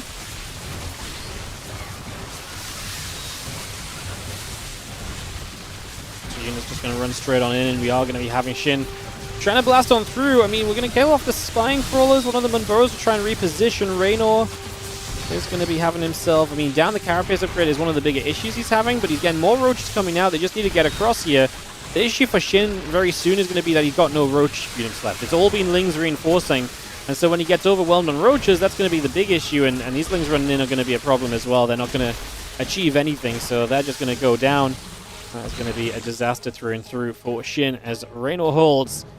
I mean, SHIN starts up a missile upgrade, which is nice. It's going to maintain an upgrade lead, but down on that roach speed, I thought Reynor might just go straight across the map, but that might not be the smartest choice. He definitely doesn't seem to think it is, so he's going to take a moment or two instead.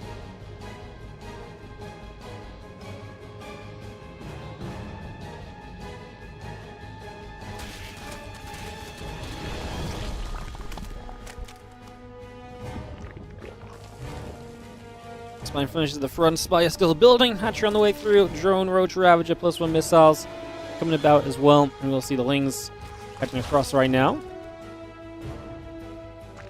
The Ravager's morphing in. The Roach speed and +1 missiles coming through as well. Bringing a lot of this into play for the moment. We're going to shoot at that Overlord.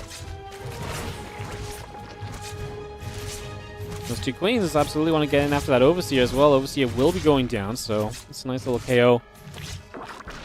I love that Reynor's on his way to the Spire. It feels like he's going to be controlling this game a little bit because of that. So going to have the opening into the mutas. And that's going to make it very difficult for SHIN to do much here if he's not prepped for those mutas, which right now I don't really think he is too heavily. So yeah. As mutas continue out, 6 of them on the way. A couple Roaches and the +1 missile upgrade coming through. Roach speed is a couple moments away from finishing as well.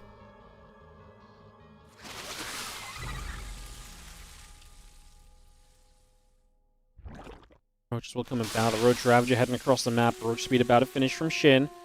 He will have 1-1 upgrades here. The mutas just need to fly in and start picking off the Ravagers. Just ASAP. The sooner we get rid of the Ravagers, the happier you're going to be overall. Obviously, some of your army supply is in the mutas, so you are down in kind of the Roach numbers. But obviously the mutas are consistent damage output here. The Ravagers are an easy target because of them. That doesn't usually happen as we're so desperate as SHIN. He's stepping straight into the corrosive files, and that's kind of the, because of the mutas as well. The mutas put you in this position where you just feel like, well, it's go time no matter what. So then he eats the corrosive files. It's going to be a one-sided fight in the end. As Reynor completely shuts this down and defends it, and that's going to be a Game 5, back-to-back Game 5s for SHIN, back-to-back Game 5s hence for us. We love it. And Reynor going to take us all the way to this final game in what was absolutely the most comfortable game of the series for him as well. Looked much better start through finish and ends up now with a chance to fight for a semi-final placement.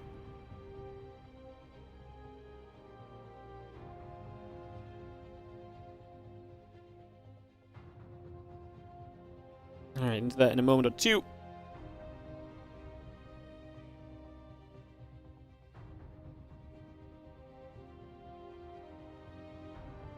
As we just have 10,000 feet, going to be our deciding map.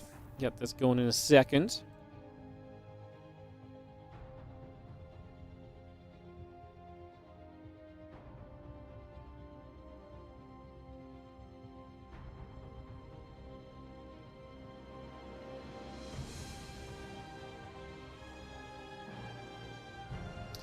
Alrighty. So. Oh, I didn't press host. I thought I was waiting for the players, but I actually hadn't pressed the host button yet. Love that.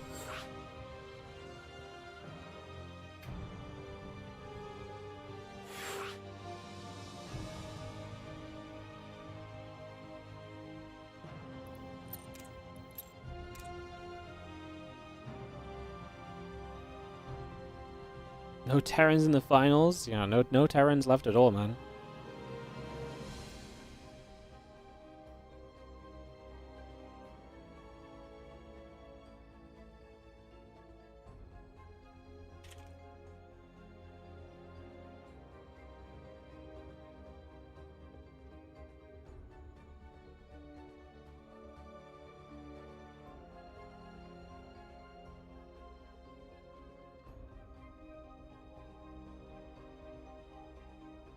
Alright, players ready. Let's do this. Let's jump in game. Get this a rolling. Kick this off and start this out.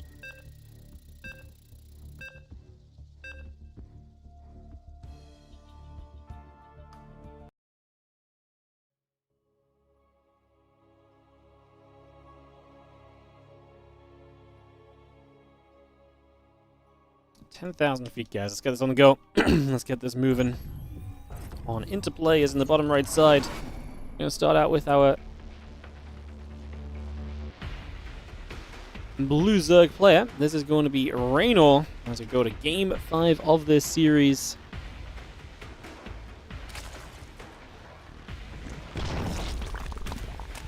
His opponent in the top left corner will be SHIN.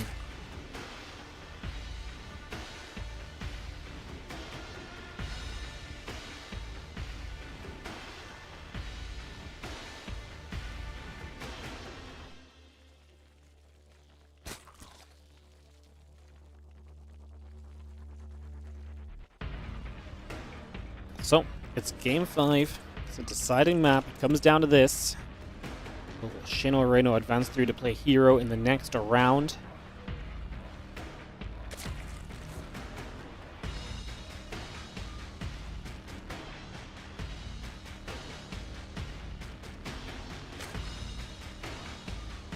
Drones, the hatchery coming about. Settled in for a couple of moments here already. Gotta move along. Hatch gas and pool going to come down. The drone's going to get placed into production as well. It's just going to get those on the go also here. Keep that moving. Looking very reasonable. Overlord is going to come across to the upper left-hand side of the map.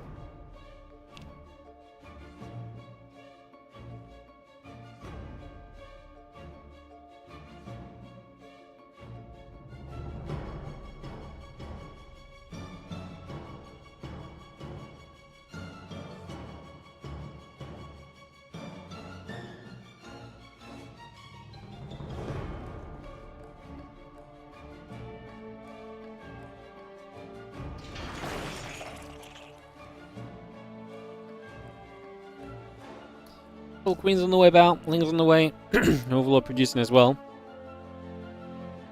Just gonna have ourselves, again, peaceful start. It's never really been about the early minute or two, it's been all the follow-ups from there that have really set us off a little. And again, that Ling speed coming by, the Queens and the drones coming up, a couple of Lings heading down to the bottom of the map.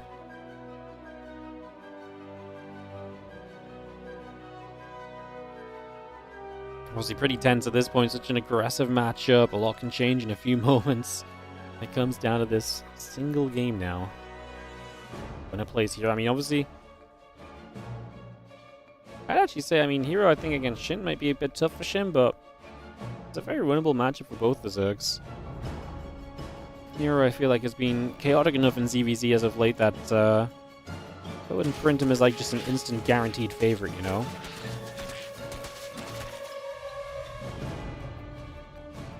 Couple Lings, we'll chase a couple Lings. And we just have, again, Ling speed coming up, the Baneling Nest coming through. Plenty of Lings on the production tab right now. Just gonna see the Queen is gonna be there. The Ling is gonna get pushed back for a moment or so.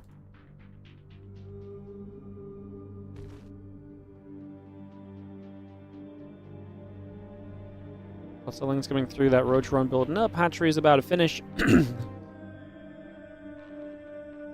I know Zerglin's going to start running straight down to that bottom left-hand side in the next few moments.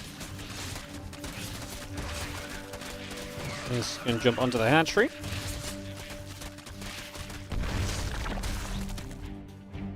It's going to be an instant cancel. SHIN going to get cancelled on the third hatch. His own third hatch coming through. Reynor now going to throw down the Roach on the Evo Chambers. This is going to be pretty rough. Losing a third base Gonna have to escort this drone over with the banelings to try and retake this one. But yeah, this was a big cancel.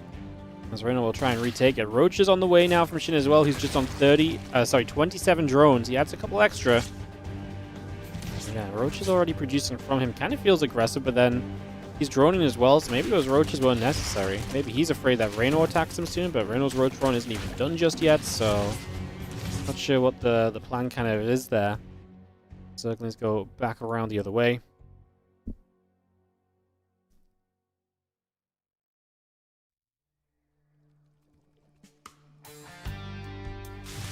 And like on about, Roach is coming through. He's going to see the Ling's going to try and grab a queen. Not quite going to be able to just yet. SHIN trying to keep it with that aggression then as Reynor is going to be up against those Roaches that are showing up as well. His own Roach is on the way, but this is just going wrong for him. As SHIN's gone back. SHIN is confusing me, man. He's just building Ling Roach. Oh, sorry, Drone Roach. So he's building some Roaches, some drones. Kind of a mix of an all-in and an attack. I mean, off the back kill in the third hatch already, it's just going to kind of work. He's going to keep the pressure up. Reynor has to respond. Reynor is instantly going to go Overlord speed. Wow. Cancels that. Yeah, I was going to say, might need the money. Starts the Spire. Okay. Not going to be ideal if it gets scouted, though. As the Lings run into the main base, they will scout the Spire. It's just all going wrong for Reynor. This game 5 is just going to go completely off the rails so quickly for him. Just going completely incorrectly. As that's a lag spike. That's some very bad lag. Game paused.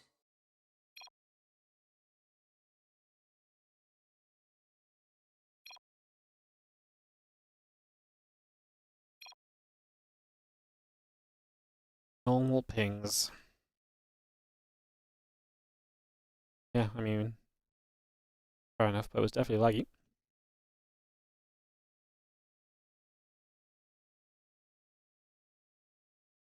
Maybe it was Reynor. Indy left the game. Okay. All good. As we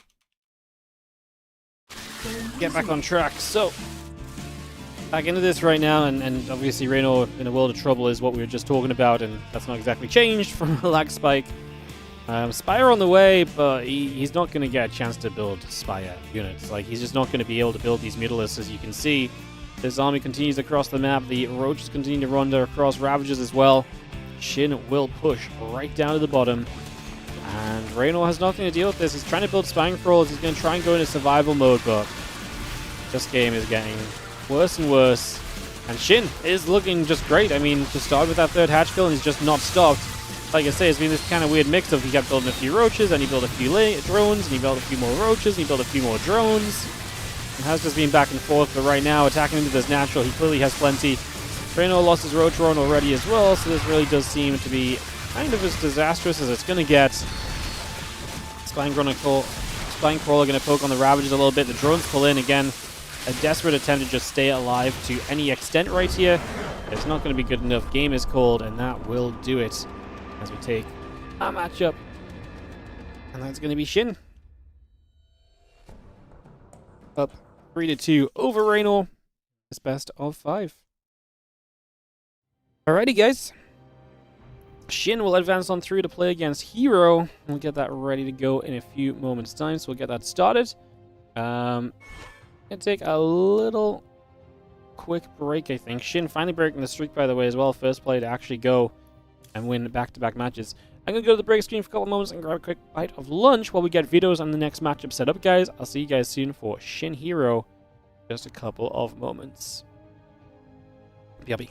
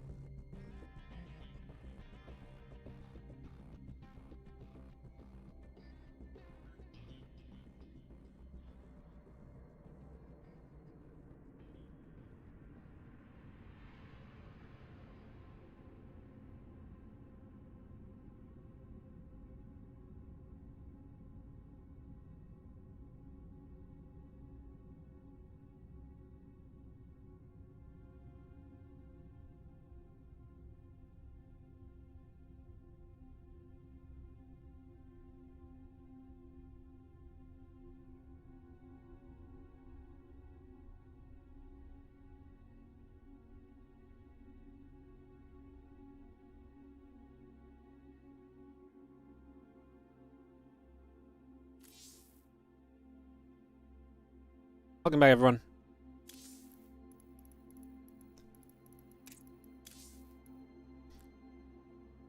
Getting ready to host up into herO versus SHIN semi-finals. When it plays Solar in the finals after. It's going to be how our day resumes and continues and wraps up as well. And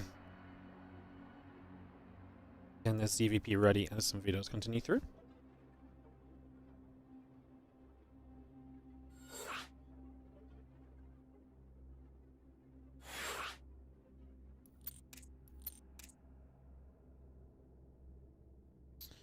Link is out, so we're not far away from getting started into this, guys. Ready to go in just a couple of moments. Get that on the go, ready to rumble. Bring this off very shortly.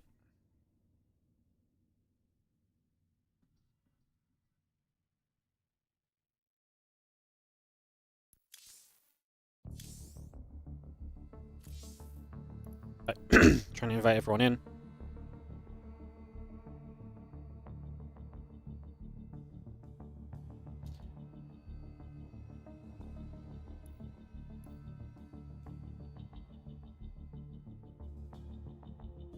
Just waiting for 1 or 2 more map picks here, guys, and we'll be actually good to go. So, just waiting to get that sorted, and we should be rolling. Thank you for your patience.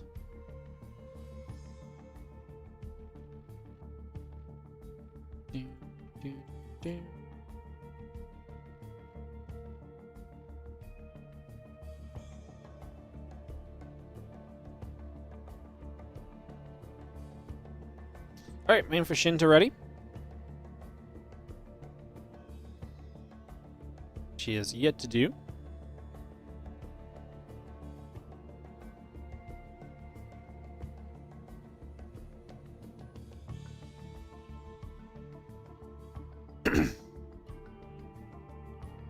Waiting awkwardly because I was ready to start doing the intro, but SHIN's just not ready, so all good. All good.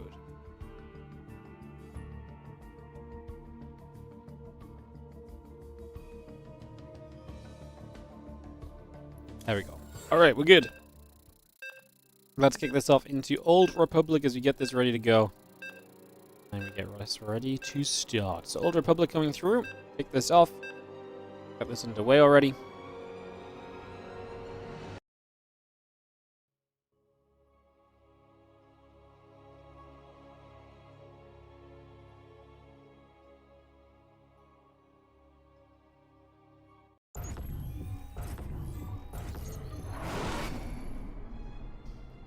In the top right-hand side, we're going to start off this best of 5 semi-final Protoss versus Zerg match with a Protoss. It is going to be the blue Protoss player in the top right of Old Republic. It is herO.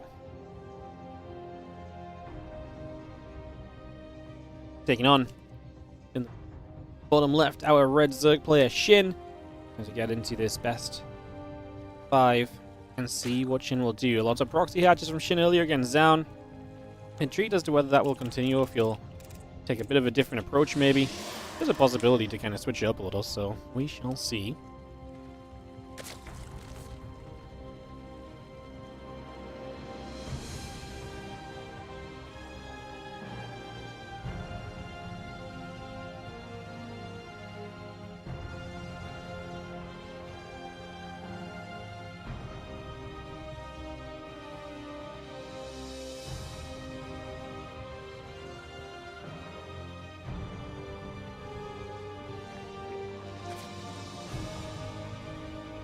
Okay, we're just coming through hatch casting pool, and the hatchery is at home. So we're not going to get cheeky with that, at the very least.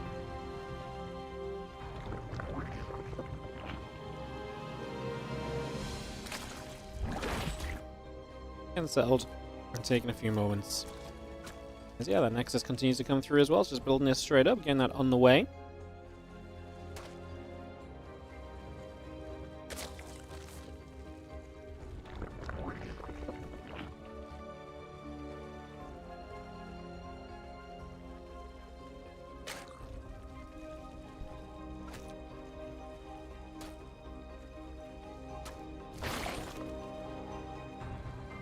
No proxy hatch? I know. Crazy.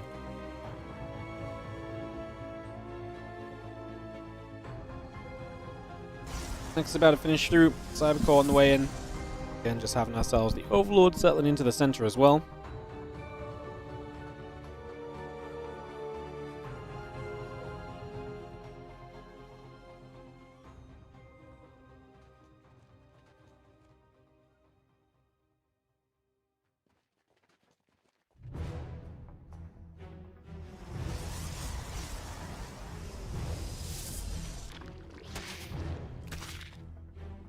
Early PvZ going to be very normal with the Stargate on the way as well, so really nothing to scream about just yet.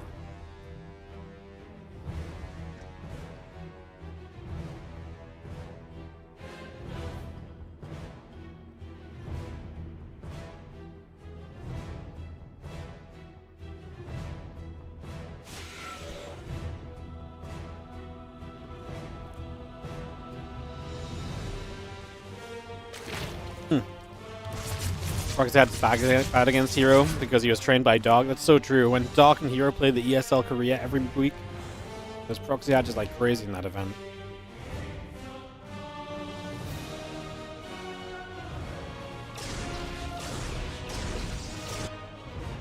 Oracle coming about in depth in the Warp Gate, continue through, and take a few moments here as we see the Phoenix going to ping away at the Overlord. Twilight Council coming about. Phoenix will get that Overlord, looking to get rid of it. The Gateway, Oracle, and the Warp Gate still coming through as well.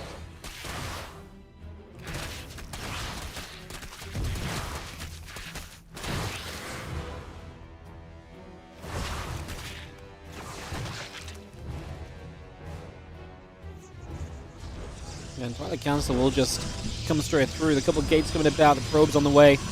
Queens and drones in production right now as we just have the Oracle going to activate after a couple of Zerglings. Next coming about, the Oracle will go after the Zerglings as well. Just going to try and chase that down. That Spore Crawler still building. Drones on the way. Queen coming up. Resonating Glaive's going to start from herO. Getting that depth going as well.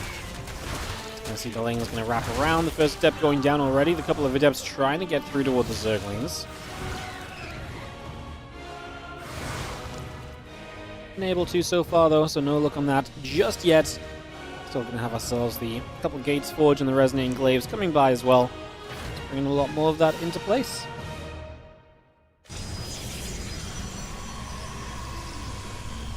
Resonating Glaives, Chrono boosting through, and the Twilight Council are going to be operational very shortly, it seems. The Oracle still activating, going after another drone, going to grab that right there as well. Not really going to be a huge factor just yet, but again, you get down to where you can. Honestly, 2 drones only going down is pretty decent. It's the 15 lings that have been expensive. And losing 15 lings while trying to play a melee upgrade and then playing against Glaives doesn't feel great, because those are lings you're going to need to play against these Adepts with. And we're going to see the Bane Nest starting now. There's a lot of lings on the way. This really depends on what sort of position these Adepts can get into, because obviously if they get into a tucked away corner where the ling count is not really going to matter, then yeah, we're going to be in a good position. But we shade! Glaive's not even done! Recalls half of the Adepts herO. This could not have been uglier. What the heck was that? That could not have been an uglier attempt of an attack. That was horrible, to say the least.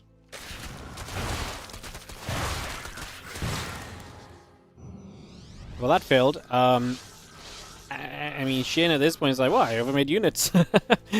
I mean, just shading into an open space. Glaives wasn't quite done for the first volley of the Adepts as well, which, you know, can impact a little bit as well. I think through and through, that was just a disaster. We don't have to really linger on that one. Everyone can look at that and say, yep, that was not meant to look like that. That could have been so much better. So we can just say it and move on from there. As we'll have the layer continuing through. Now we have Adepts shading through the center of the map as well. And get rid of another Zergling, +1 and Blink still coming about. Ling Bane still gathering on the bottom side. Phoenix gets in, goes after the Overlord. The Adepts pull back the other side. Just going to go after the Creep Tumor there as well.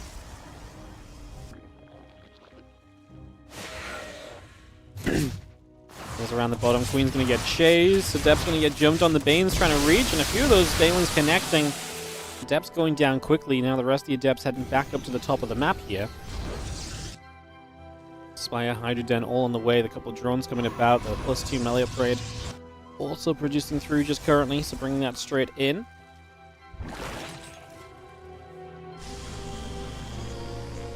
+2 attack coming up. The Blink is over halfway done. Fleet Beacon and Nexus building. The Spire is now over halfway done as well. So SHIN trying to get in the middle is behind this. And it's going to be able to get rid of that Nexus. Going to rebuild it in the front. Now these Adepts come through. A couple of drones going to get jumped on.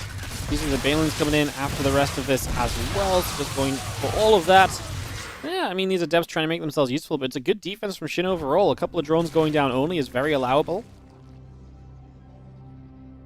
Really not bad.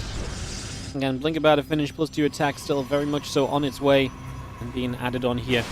The Hydra production continues in as well. It's just going to continue to bring that all through for the moment. And Blink coming up. +1 flyer attack coming in.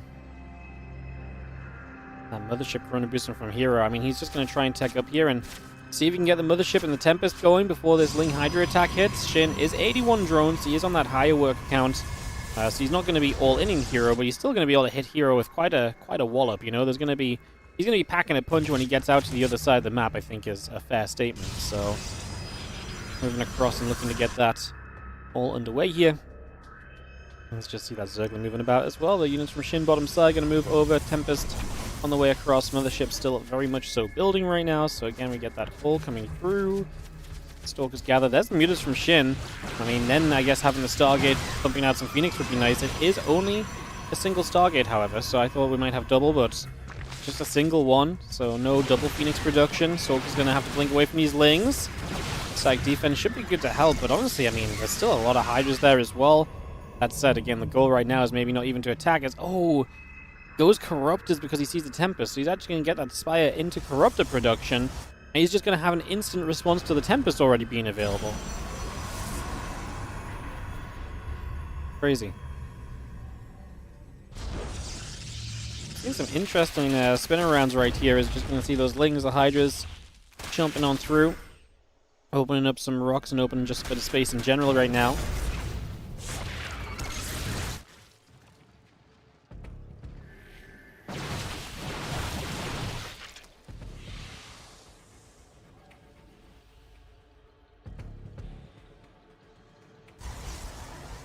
$29 Banelings producing, by the way, so that's going to be a lot of Banes coming up from SHIN. Going to give him the chance to roll into this army. I mean, he's going to send it very soon. Like I say, if you give herO time, you're giving him a chance to get more tech up. Right now, you have an okay-ish amount of Tempest to handle. You have Corruptors to deal with the Mothership as well, I would say. So, if there's going to be an opportunity, I think this coming up right now is not a bad one. Bane Speed moments away from finishing. Already popped the Stasis Ward on the top side. The Stasis on the bottom is going to catch only a couple of Lings. The Corruptors get busy on the Mothership instantly. Away they go, getting to work. The Corruptors will have a good time. The Banelings rolling into whatever they can find. The Banelings were maybe not as impactful as I thought they were going to be, but hero's supply is not exactly heading in the right direction. It is going downwards. And the fourth base is going down as well. Now use the Corruptors to horse spray a robo facility. They can then turn on to that next Tempest. SHIN just has every answer he needs. They started with a bad opening in the game from herO. I followed up with a very well-executed follow-up from SHIN to lead us to what will be the 1-0 lead. And SHIN coming in swinging here in the Korean Royale. Hydra's still trying to fight against those Stalkers. Stalkers will clean up, but then the Lings show up as round 2. Just reinforcements in general. There's one side of this which is going to get reinforcements to an extent that we can deal with, and one side that's going to have reinforcements that are just not going to be stopped. And those reinforcements that aren't stopped are those that belong to SHIN. herO has a couple Zealots here and there. Probes are now running away. At this point, the Lings can pick and choose whatever they want to attack. They've got +2 melee as well, so they're going to be working their way nicely through pretty much everything right now. Continue to put some damage out. GG, SHIN gets the opening game over herO and yeah, gets himself off to a good start, which is important, I think, in this series, because let's be realistic, he's definitely the underdog. So again, off to a strong start like that puts him in a good direction to begin with here. We'll head into game number 2, which will be on Taito Citadel. Is that correct? Yes, it is.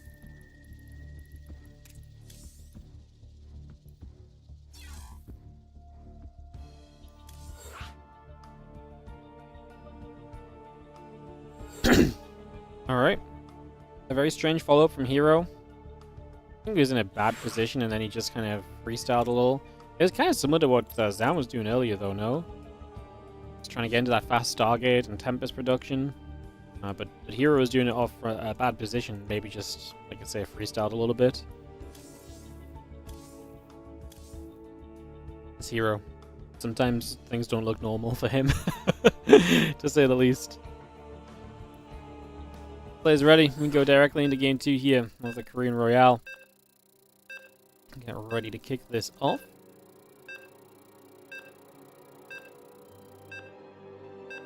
Thanks for joining us again, guys. Semi-finals right here. herO versus SHIN. Game 2 coming up on Tato Citadel in the next moment or two. We'll get this underway.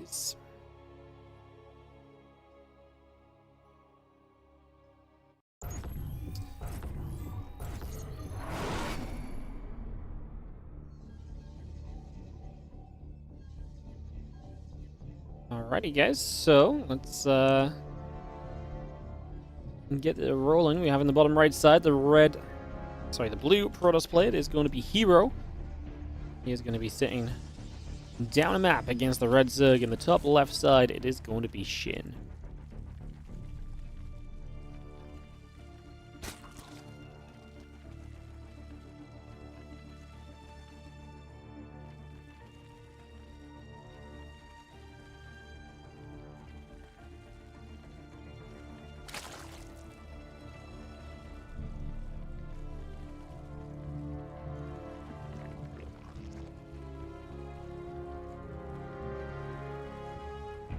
See where this one takes us. Ugh. Somehow just opened my on-screen keyboard by accidentally misclicking or something. I have no idea how that happens, but live and learn, I suppose.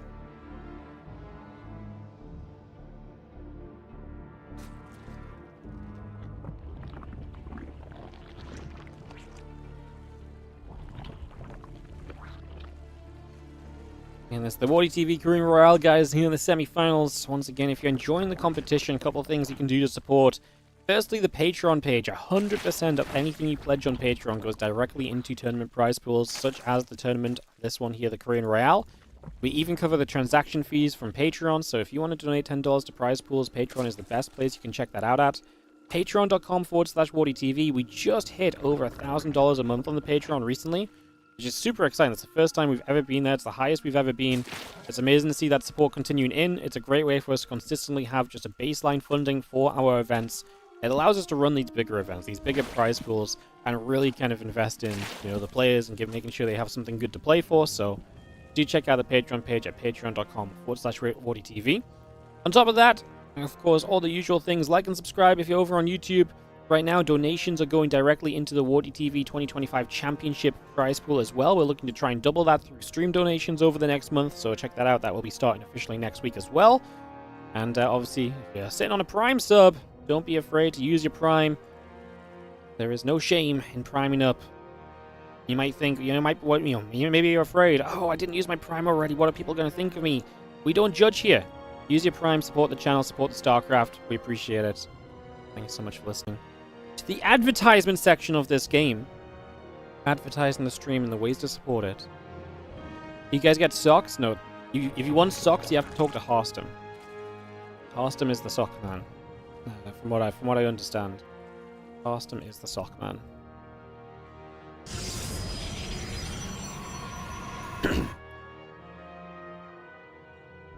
Heard there's a Chinese tournament. Is it cancelled? It got delayed to January. Bam. Scarlet with the info. Do you know what dates in January it is? Or just that it's in January? Was that even announced anywhere? I just remember them saying don't book if you want to come to it because it might not happen. 10th or the 17th weekend, I love it. Just when I'm going away. Incredible. Hopefully the 10th, fingers crossed. Alright, Oracle. Coming up, Warpgate coming through, the Cranes and the Dronies coming about as well as we settle ourselves into action here. And that Oracle heading across the map, of course, we'll look to see if we can get some work done over these next few moments. Oracle setting across, the couple Queens are going to show up, Oracle gets pushed away over to the side. Take a couple of moments there.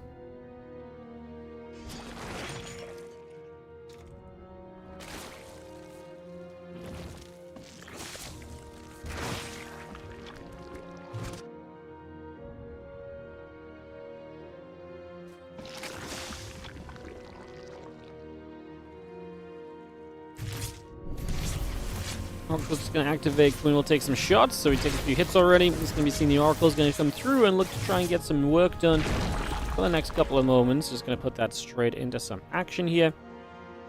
And yeah, try and see what it is that we can do next over these next few moments. Right now, a couple of Oracles are going to gather together.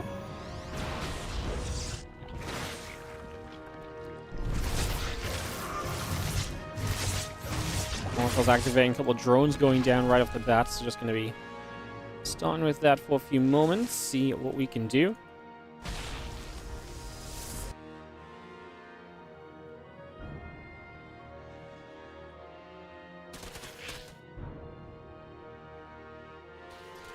And melee upgrade coming about, just going to be seeing the blink and the +1 coming over as well, so all of that coming through right now. A lot of this getting going. A couple queens are going to be there to push the oracles back the other way. So again, trying to settle down for a little bit of action in that regard. See again what else we might be able to do for the next few moments. See if there's anything else exciting going on. Right now, answer is not in particular just yet.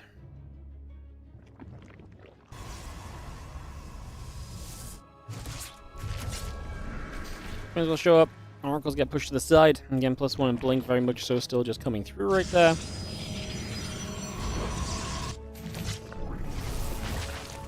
Oracles will activate and again continue through for a little bit of extra opportunity.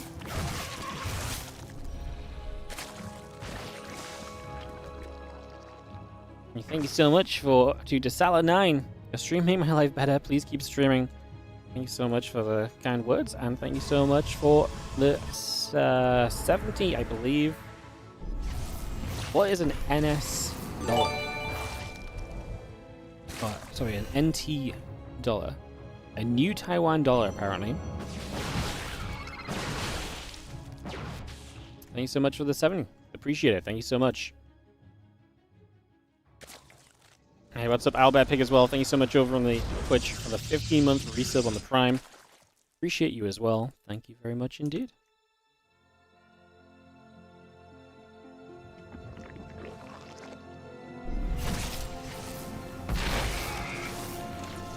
We'll come back around. Just going to settle down for a little bit longer then. Just going to be seeing the Stalkers getting in after those Lings. Temple Archives, +2 attack.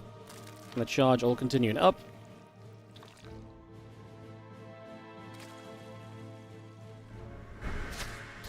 There's a couple of oracles that have obviously been flapping about, and so far, a very good start from herO this game. 11 drones, 15 Lings. A queen went down as well. I mean, it does not really get much better than that altogether here, does it? So it's been a very, very solid start from herO. Lots of damage done throughout this early stage. And SHIN just kind of losing when it comes to units so far. Which is obviously less than ideal, to say the least. Hydra gathering up, just going to be seeing that Lurker Den still coming by, getting set up as well. Just going to try and bring that straight through.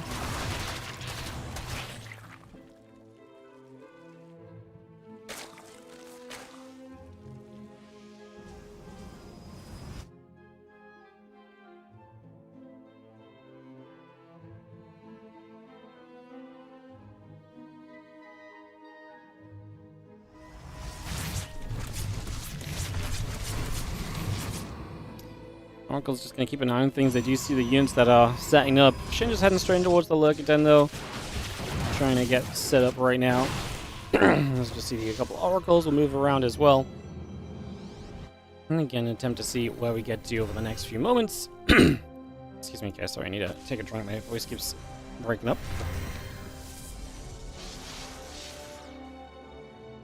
Like I say, herO going to be pretty cozy with things right now, if I had to make a guess.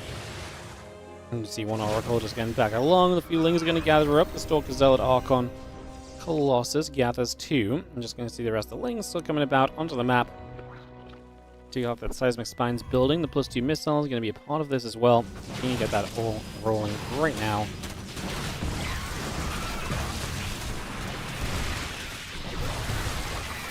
Continue to get set up. Let's see where we're going to go. Just have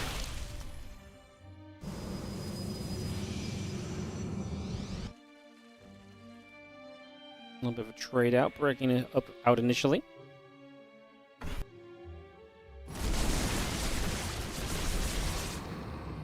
Well, Revelation coming down, obviously Lurkers up are going to give us a good little bit of safety overall. Really means that we are going to be very difficult to push into typically, so we should be able to play defensively, and that's what Shin's doing, trying to get the Knights up to try and extend this game. herO says, I don't care about the rules of engagement. He dives straight into the Lurkers. It was actually very effective so far, to be fair, so can't really disagree with him either. Like, it's actually been a pretty good move, which is a little bit batshit, but sure. herO doing herO things. We do see the Lurkers coming up again. Colossus still going down. Okay, the Lurkers on the bottom side getting those Colossus is massive.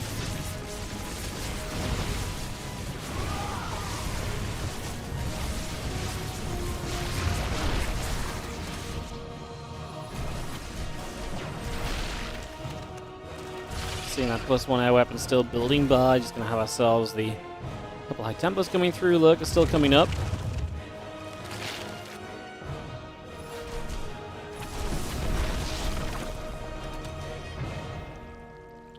Again, high weapons coming through. Continue to get that on the go.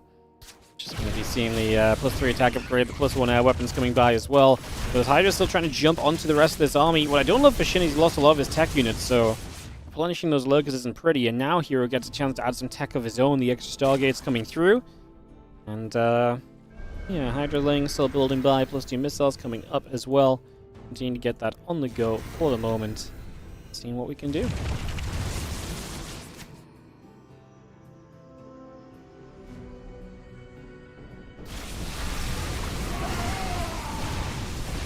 See a couple of units there going to come through and absolutely smash their way through a bit of damage. Going to get a bunch of probes getting jumped on. 12 workers going down already, so a bunch of probes continue to fall right now. Just going to see the Archons and the Immortals going to turn onto the Lings.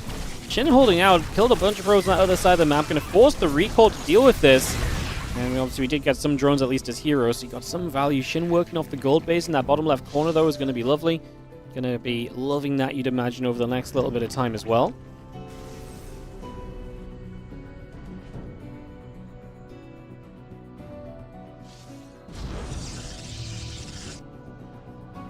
Spire still coming online, plus the missile upgrade. A part of this also, Nidus Network gets cleaned up by the Zealots for a couple of seconds there too. Just gonna get that cleaned out already.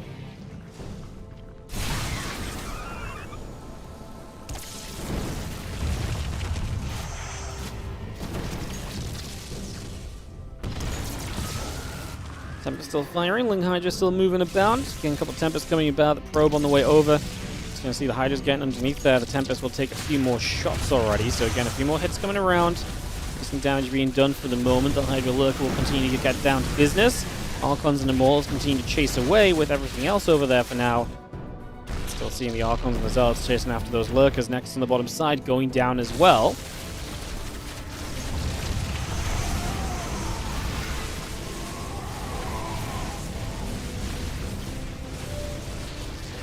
See everything just joining. We do see the damage being done. 10 more probes. I mean, love that Shin's being aggressive, but I do feel like herO, as he gets towards maxing out, Shin might have to back off the aggression a little bit. Might not be able to find his way over to do as much as he's really hoping to find here. So may, like I say, have to just chill this down a little bit in the next few moments. The Archons will take a chance to get on top of the Nidus. 6 Corruptors, 4 Lurkers on the way, adding on the +3 missile attack upgrade to Lings. Gonna try running this mineral line down on the bottom side as well, see if they can do anything over there. Just gonna see the Archons coming back across, the Lings continue to stay busy, couple of Zealots staying true as well, getting a bit more damage done. Adrenal Glands on the way up, +3 missile upgrade on the way up as well.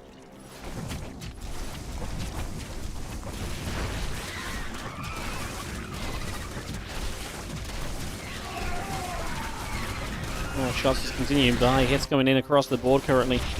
We do have a couple of drones dropping down. Just going to be seeing the hatchery going back through as well. Lurker's going to burrow up. Zealots are going to be firing away. Hatchery does end up cancelled over there as well. It's going to be a nice little pick-off as well on top of everything else. Adrenal Glands and the Overlord speed still building by. 6 additional Zealots coming in. Mothership on the way. The army of herO begins to go across the map, so heading straight to the upper left-hand side. As the Archon, Tempest, Colossus combo looks for a push into the top of the map.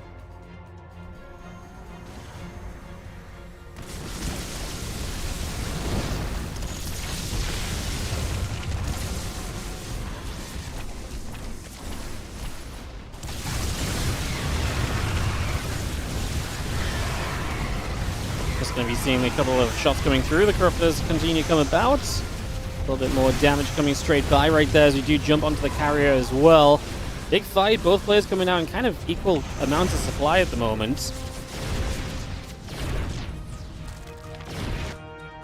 More shots continuing across right now.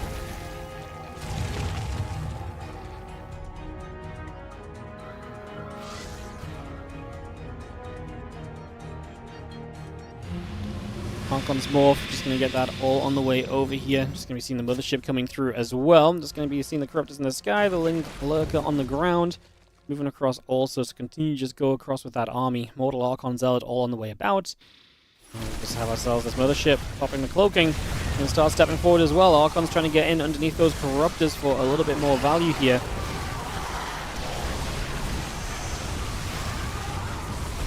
This army getting jumped on right now. Just going to have ourselves the chance for this to play clean up. I mean, you can see SHIN's dropping down heavily in supply.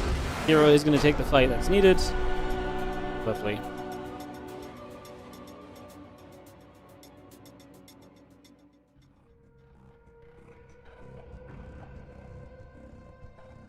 Sweet. All right, so we get tied up 1-1 between the players. Heading into our next game in a moment or two. With herO getting this to be 1-1. Alright, so going to game 3 of this best of 5 series. We have ourselves Celestial Enclave for the next map. So that started up already.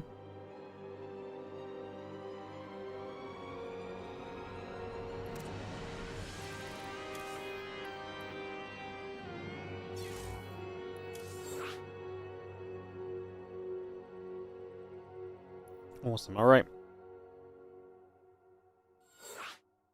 Ready to roll momentarily, guys. Thank you for the patience.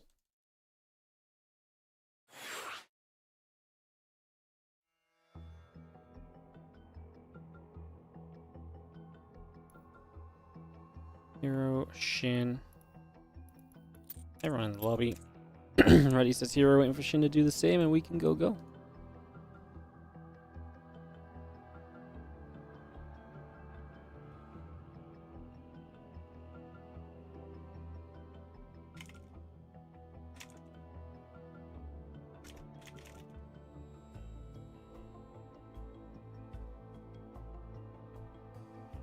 Ready, go. Let's kick this off onto the countdown, guys. Let's do it.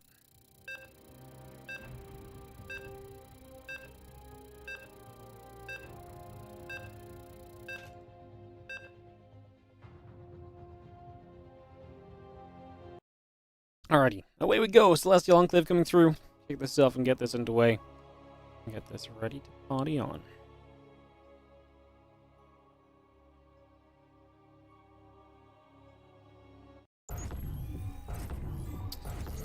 One tied up into our next game, as we are going to have ourselves the blue Protoss player in this top right-hand side. It is going to be herO.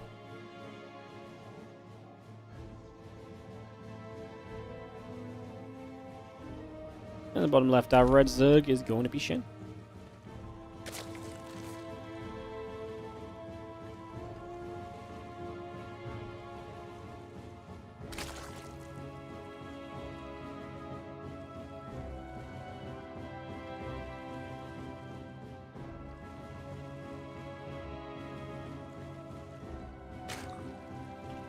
Fun game, bit of a longer game. SHIN looking completely different here against herO than he did against Zoun earlier. Like, he's playing a completely different kind of style and setup, and kind of wild to see just how differently he plans to kind of play this.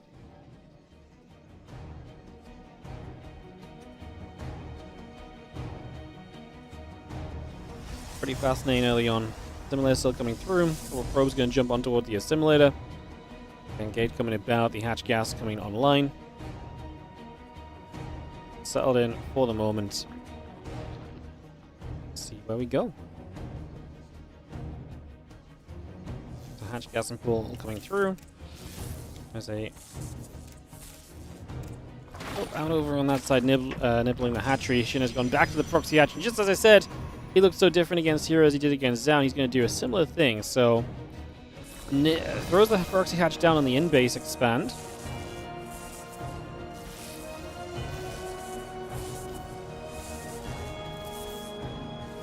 probe nibbling up. Cool coming through. Nexus. Oh, sorry, Cybercore building from herO. Yet to build a Nexus is what I'm about to say, but should have the money for that in a moment. Just trying to prioritize getting rid of this hatchery. And it does finish building.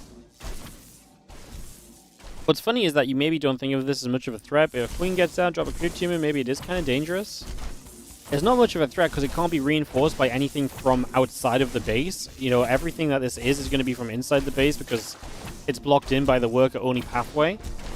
There's the 2 links popping now. Some probe micro will be necessary as Shin actually just starts to nibble the assimilator, try and force the probes off the line there. And those 2 cells will continue to get that hatchery. It starts to burn because Mecha and Zerg skins get burning effects. And, yeah, just kind of chaos in general. Just Shin trying to outspeed herO a little bit, I suppose you could say, even. So, a little bit of speeding being done. Let's try and keep his opponent as busy as possible as you see the Stalker, a couple of zealots that you can catch the Queen. Needs to get rid of the Creep Tumor, which he will. Nice, good job. Because the Creep Tumor is the one thing that's annoying to get rid of because you don't have detection early. And having to deal with creep like that would have been very annoying. Now, the Roaches actually do finish, and they start to come out as well. At the same time, Lings on the low ground are getting pylons. We're actually starting to depower the forward gateways, so that's also not exactly ideal. No warp gate just yet, so that's also not exactly brilliant for now. This situation is getting worse and worse by the moment. Yeah, fair to say that this is very swiftly becoming an issue. As you see that hatchery, like I say, burning, but Shin is actually making this work out a little bit right now. Like, his opponent is absolutely starting to struggle, so things going to move around. The couple of zealots, the Stalker coming back over. The Stalker now getting jumped on, not quite though.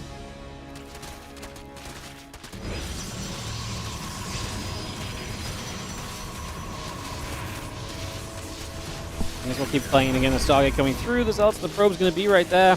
I mean, just having the gateway depowered is obviously rough. We're going to start building that Stargate.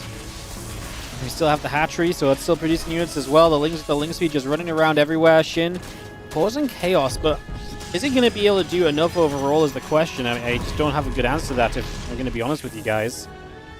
Probers will be there. Lings will take nibbles. Again, just not getting rid of that hatchery kind of sucks. Now your gateway in some trouble, but the zealots seemingly will protect that at the very least. So the gateway at least is saved. There's a few Lings still getting in after a bunch of those probes. A bit more damage to be done. Going to be seeing the probes coming back around. Going to keep on nibbling toward the Ling, toward those Roaches. The zealots want to come across as well. The hatchery still burning in the in-base. So we'll continue through with that as the Lings. The Roaches going to get after the Zealot. Now going to get after the Adept. Oracle Chrono boosting on the Stargate as well. So we continue to bring that straight into play for the moment.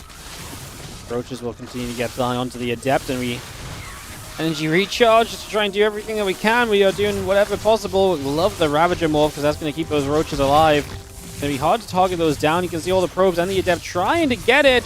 We'll cancel one. I'm not sure if we get the other in time. The Adept is about to fall. The Oracle now available. Oracle is obviously a huge part of this defense because that should truly properly be able to shut this down and stop this from going any crazier. Hero supply is horrible. 15 to 26 workers. Shin has a base back at home now as well. These probes are all not mining as they're attacking the Roaches. Ravager pops out. A couple more probes continue to drop. The damage still being done. A couple of probes still taking some shots there as well. Hatchery still alive. Obviously, I say it's burning, but it only burns in kind of imagery. Not anything else. As we have a few drones coming about, Roaches and Spore coming about, Ravager building through as well. All of that on the way for the moment. Here, just going to say GG. Going to tap out of this one, and Shin goes one map away from the finals. It worked. You know what? From all those proxy hatches we saw earlier against Zoun, none of them really got to this point. And this one did. This one really connected in the end. So GG's. Get back on track as we head into game 4 of the matchup. It is going to be on Tourmaline. The herO must win back-to-back games to take this to the finals now. If we have a ZVZ final, I'm going to be shocked.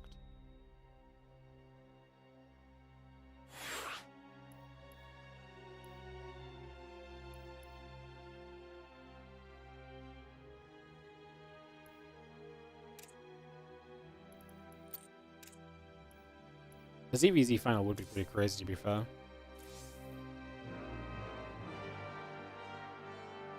That would be pretty crazy.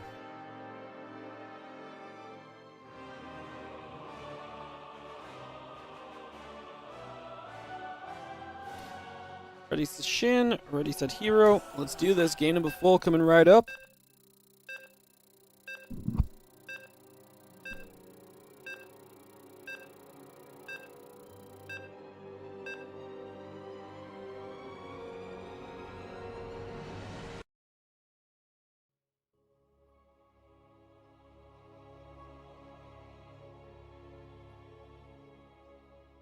In we go. Tourmaline coming up. Getting this on the way. We have in the bottom left-hand side a blue Protoss player who is down in the series. It is going to be herO trying to bounce himself back into this, seeing if he can get it done. We are obviously asking the same thing. Can he get it done? Taking on SHIN, who is a map away from, like I say, the finals. It'd be sick to see him in the finals. Versus Solar in the final matchup. It is best of 7, whoever advances through to play Solar.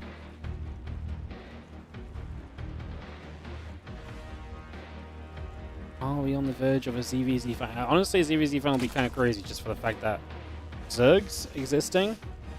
What? You know? So could be something.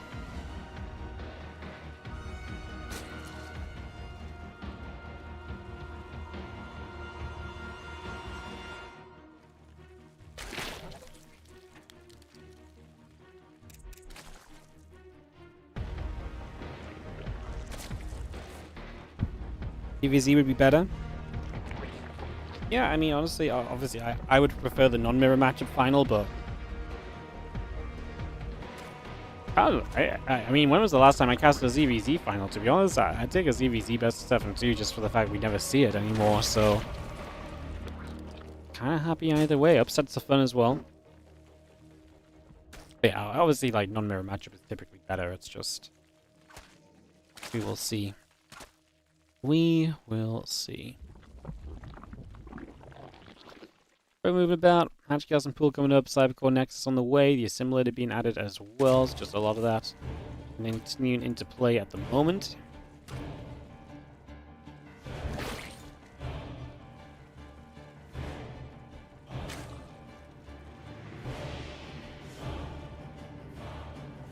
Yeah, next in the Cybercore going through. A couple of Queens and the Lings coming up. Overlord still producing. And a lot of that coming by right now, so a lot of setting up being done. Probe going to gather about. A couple of Lings are going to step over.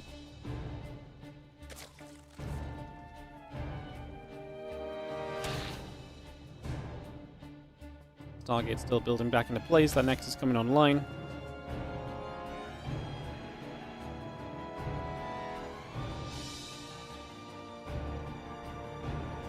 All of the drones coming on through as well. Adding on that Queen, adding on those that Ling speed. Stargate still building. The Adept and the Warp Gate coming online.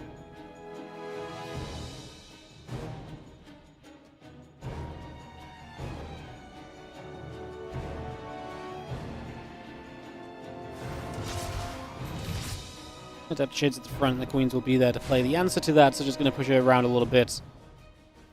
The next few moments. Again, the Link speed going to be finishing soon. Voidray and the Warp Gate still building up also.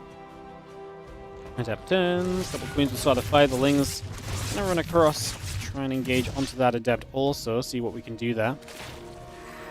Answer is not a lot just yet, really, though.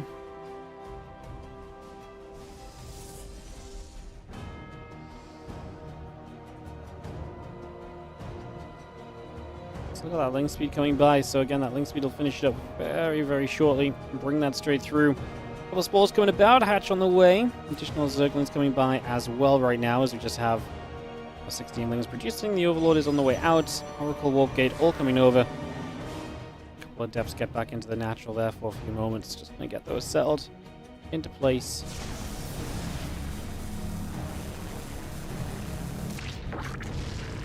Voidray against the Overlord, which is one of the nice parts of opening with the Voidray, right, is that you do kind of get that ability. Knock the Overlord down, push that back a little. Not really a bad thing, as the Lings head right down to the bottom side of the map. 9 drones on the way, a couple of Queens going to be added on with that as well. A couple of the probes and that Oracle continue to build through. The Lings looking for a wraparound on the Adepts. So what we can do is we jump onto those, and we do begin to get a little bit of a catch from them nice and quickly.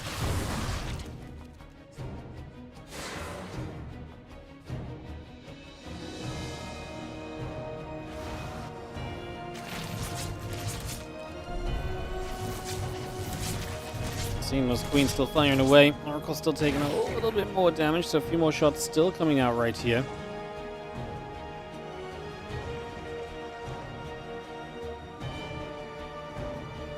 And Fortune Twilight Council both building through. The Nexus on the way up. Lab producing a couple of Lings on the way. Those Adepts are going to go shading right to the upper right-hand side, and the Void Ray goes in after the Creep Tumor, clearing that out. The Adepts want to commit. The Queens and the Lings are going to come in for the surround here. The Adept's going to have to drop the recall down, so they're not loving that situation. The Oracle in the recall too, but does not get killed while it was unmovable. And there's going to be the Void Ray left behind. The Queens will just kill that if we're not careful about it, and we were not. We didn't pull it away anywhere near in time, so that is going to be a loss, unfortunately, for now. Ling's still running by. We're going to try and jump onto a set of Depths right now. Just going to try and jump straight onto this, see what we can do. I mean, the counterattack here with these Lings has been great. Now we're into the mineral line as well. That wall is completely open, so the probes are going to turn to fight, and herO, it's all going wrong right now. And a must-win game. He ends up losing 9 workers to this Ling counter and just takes some hefty damage early on, putting himself into a very, very difficult position.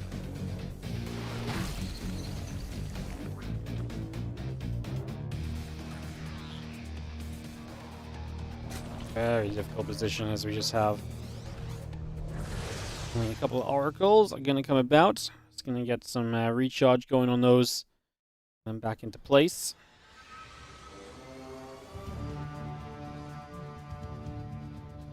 Oracles back to that upper right-hand side. Again, Resonating Glaives, +1 attack, all coming up. The Oracles will activate for a couple of drones already. And we'll put some damage out immediately. One of those Oracles is super low. Very close to going down, but not quite just yet.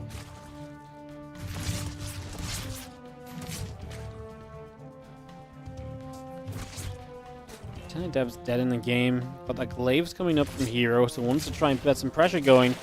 Would be going up against Ling Hydra, so Glaive to Adepts there would be pretty decent. It's just a question of, do you have enough of them to kind of impact the Zerg, who is going to be kind of making a whole bunch of units at this point on as well? It's a great question, right?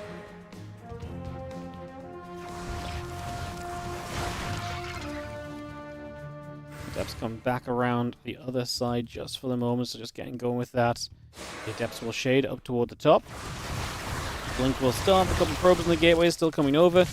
Adepts trying to get to that top side. Going to commit in. The Lings and the Hydras starting to go down. Stasis Ward getting placed. Just going to see the couple of Hydras being picked off also. I mean, the Adepts going to try and shade once again. Trying to see where they can get to. 7 drones going down. A couple more Zerglings being picked away at.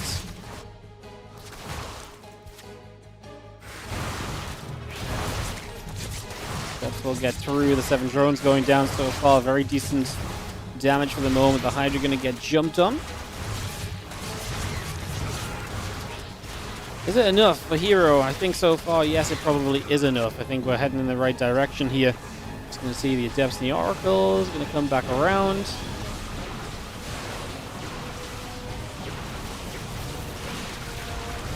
I mean, the fact that we've got Stalkers here is nice. We do lose the Oracle to the Hydras. If we win out against these Hydras, we kill the base, and losing the 4th base is typically not an ideal scenario, of course, so that might be the happening here in the next couple of moments. +2 and the Blink still continuing over, the cannon on the way. Nexus will start to build. Robo facility starting up as well.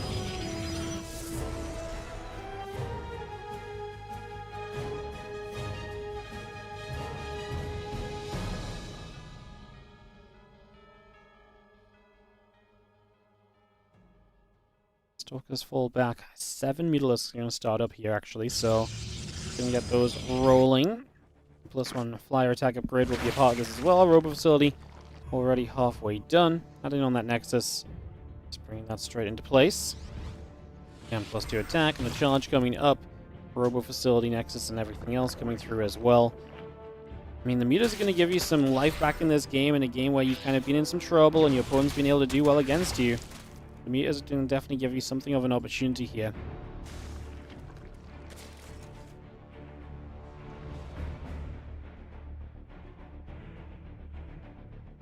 Six of them on the way out. That +1 flyer attack.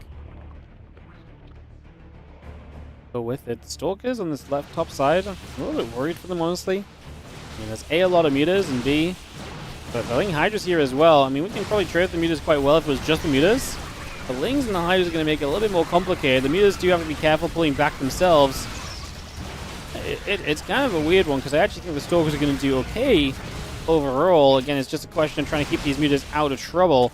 If the mutas were able to just fire the whole time, I think this would have been bad, but the fact that we're trying to protect them, so we're pulling them back, keeps landing you in kind of interesting scenarios where they do end up being protected a little bit.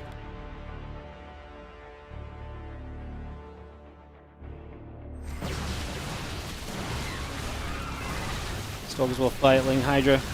Gonna run into this. Eventually, it's gonna take a straight up fight here. So herO's still pushing. Man, it's so hard to kind of really agree with this. We do see the Prism going down, so that cancels the warp in. That's why it's so hard to agree with it. With the mutas, there's always that diving potential. It did stop the mutas from attacking across the map, but it's only because they pull home, and they're now going to get a bunch of Stalkers for doing so. So you actually end up in a very comfortable position there overall, in fact.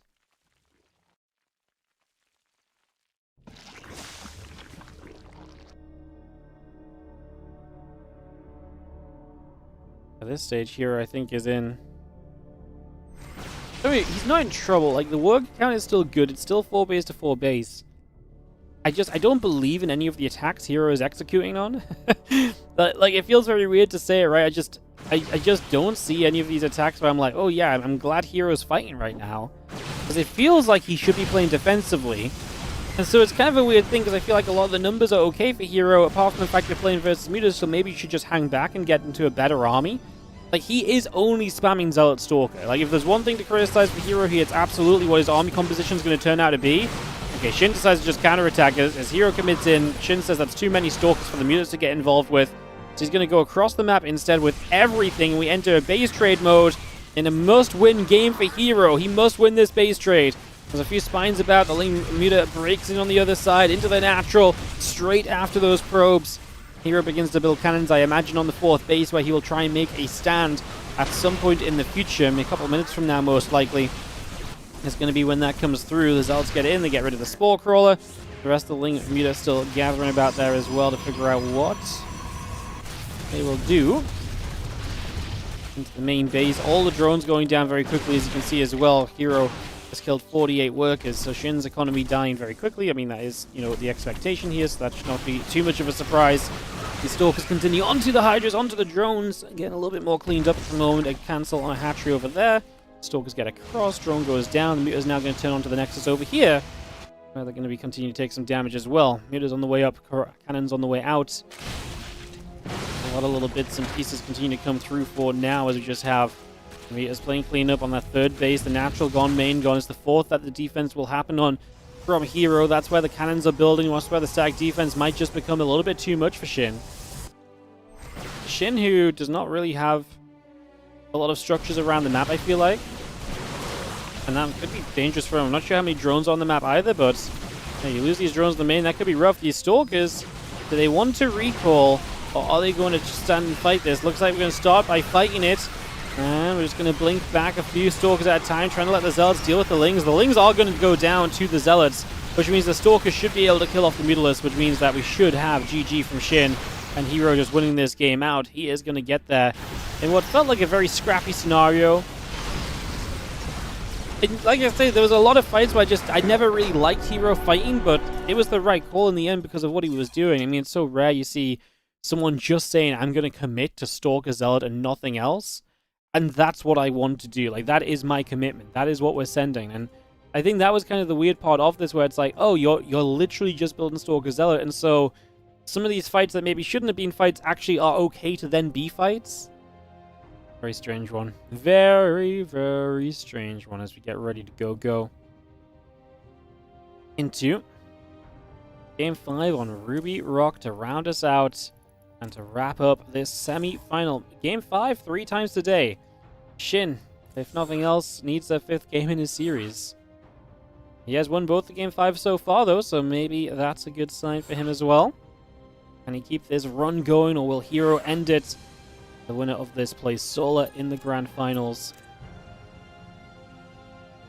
Kick this off in just a second onto Ruby Rock. And we will be ready to go. Ready's up being called. Let's do it. Alright, yes, let's do it. Alright, Ruby Rock coming in as we head into semi-final Game 5. Winner plays Solar in the best of 7 after this.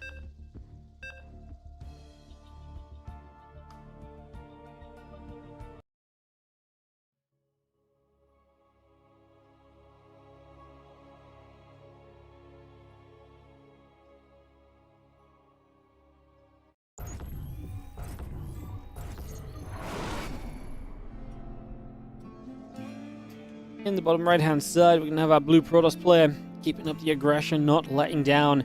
It is herO in the bottom right corner of Ruby Rock. Taking on the red Zerg in the top left. It is SHIN. Game 5 of this series.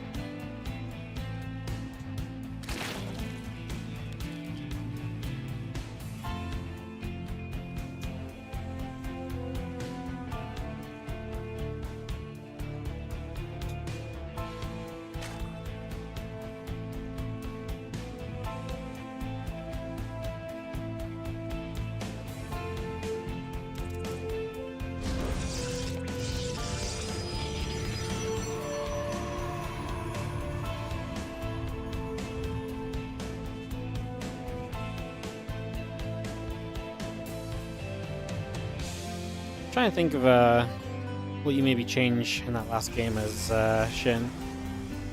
I really felt some of the scrappy fights were looking okay for him. I wonder if he needed to bring the mutas back that time when he pulled them back, or if he maybe could have let them do a bit of damage before retreating them. herO really did, I think, catching off guard with that, and so the mutas were just across the map, and just as they got across, they had to pull back. They never got the chance to really fight in the mineral lines of herO. They never really got to do that kind of disruption and distraction to the extent they wanted to, at the very least. I think that's why.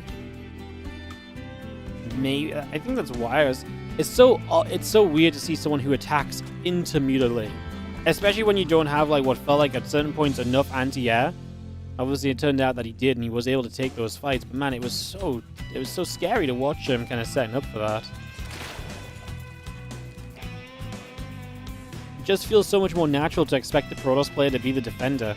And like I say, I think the thing is that maybe I was undervaluing the reinforcement ability of herO because he was purely building into nothing else other than just straight up, Stalker Zealot. It meant he did actually have a good amount of those units that he was rebuilding into and so on. So I definitely think that made a bit of a difference.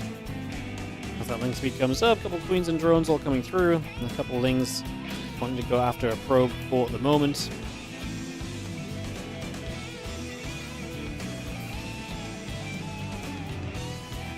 Lings move about, Stargate, probes, Adept, Wolfgate continue to come by for now. Then that link speed coming up, the Queen in the hot street on the way over, and just the Adept moving to the high ground for the moment as well. It's just taking a position here, trying to get settled in.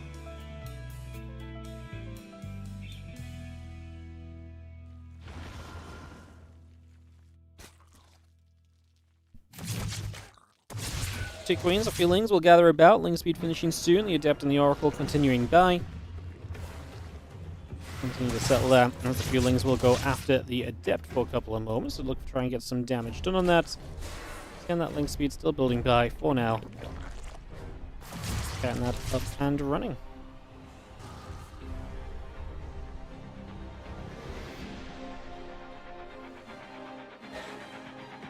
SHIN also need carapace upgrades. Yeah, especially with it just being like purely like, hey, I'm not going to build Splash even, I'm just going to build Stalkers. Carapace would have had a lot of value in that game. It's actually a reasonable point as well.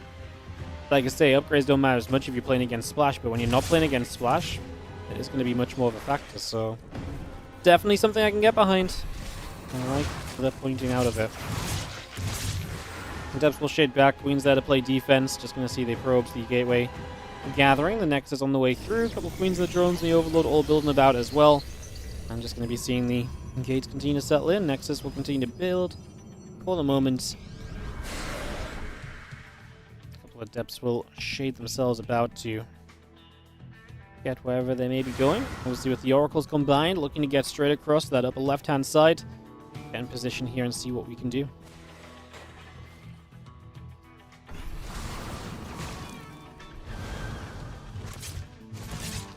Queens will be in position, Oracles get turned around, Lings heading across, just got that Twilight Council on the Forge.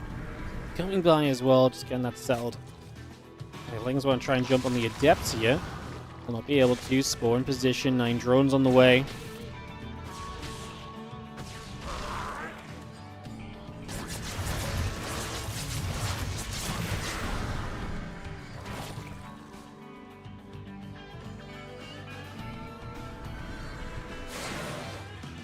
Steps still gathered. Yeah, they're just going to take a moment or two. Just going to see the Lings going to get caught in a stasis ward for a second there. So stasis will catch. Feelings getting caught. The Adept's going to move back to the middle. Triple Oracle gathering around just for a moment or so. And going to hang around with that for now as we... You see the commitment. The Adept shade to that ramp. Obviously the Oracles will do a lot to help in this scenario as well. So we'll try to begin putting some work in there. The couple of drones will begin to fall to those Adepts also, so the damage begins to be done. The Adepts stepping over. And now the Lings chasing through. I mean, forced a little bit of a drone pull. Overall, this continues to look pretty decent, I would say. As that +1 and Blink continue to build into action as well, so a lot of those upgrades just continue to come out on top of everything else. And very reasonable for now.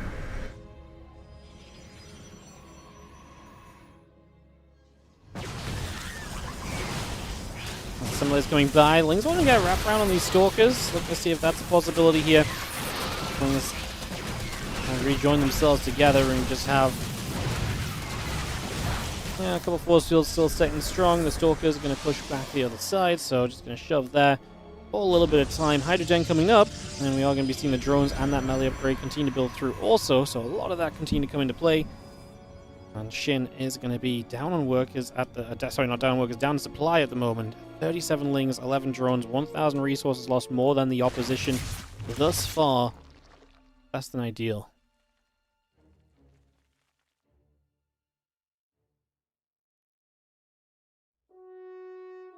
Less than ideal. The Lings will get turned around once more. Robobay going to be the choice here from herO to get some splash damage up and running, so... That's going to be his choice of splash, which, yeah, I think is fair to say may not be the most normal kind of choice of splash damage here. May not typically be what we expect to see. The Oracles get a couple of creep tumors. Robo Bay, Robo Facility, Cannon, Gates, Prism. All of that continue to come by just for the moment. So again, bringing a lot of that up and rolling right now.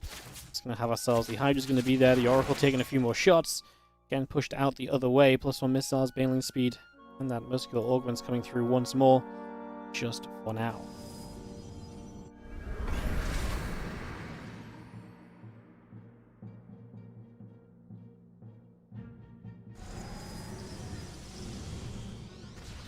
Stalker's still coming up. We've got the Colossus coming through. The Hydra's still in position. The Ling's coming up as well. Continue to get that on the go. Army of herO gathers up on the front of the third base for now. Just get that settled into place. Again, bailing speed is about halfway done. Muscular augments, the +1 missile upgrade. All of that continuing in for the next couple of moments. Just bring a lot of that up and rolling. Handling Hydra building through. The cannon going to fire. Zerglin's taking a bunch of damage.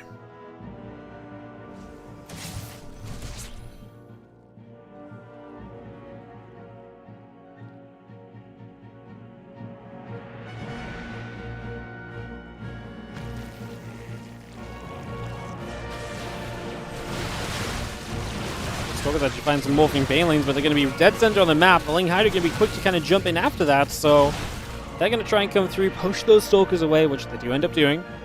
Whereas that Ling Hydra still building about. Armor upgrade, extended thermal lance, Colossus and Stalkers still building by. Bringing a lot of this up just for the moment here.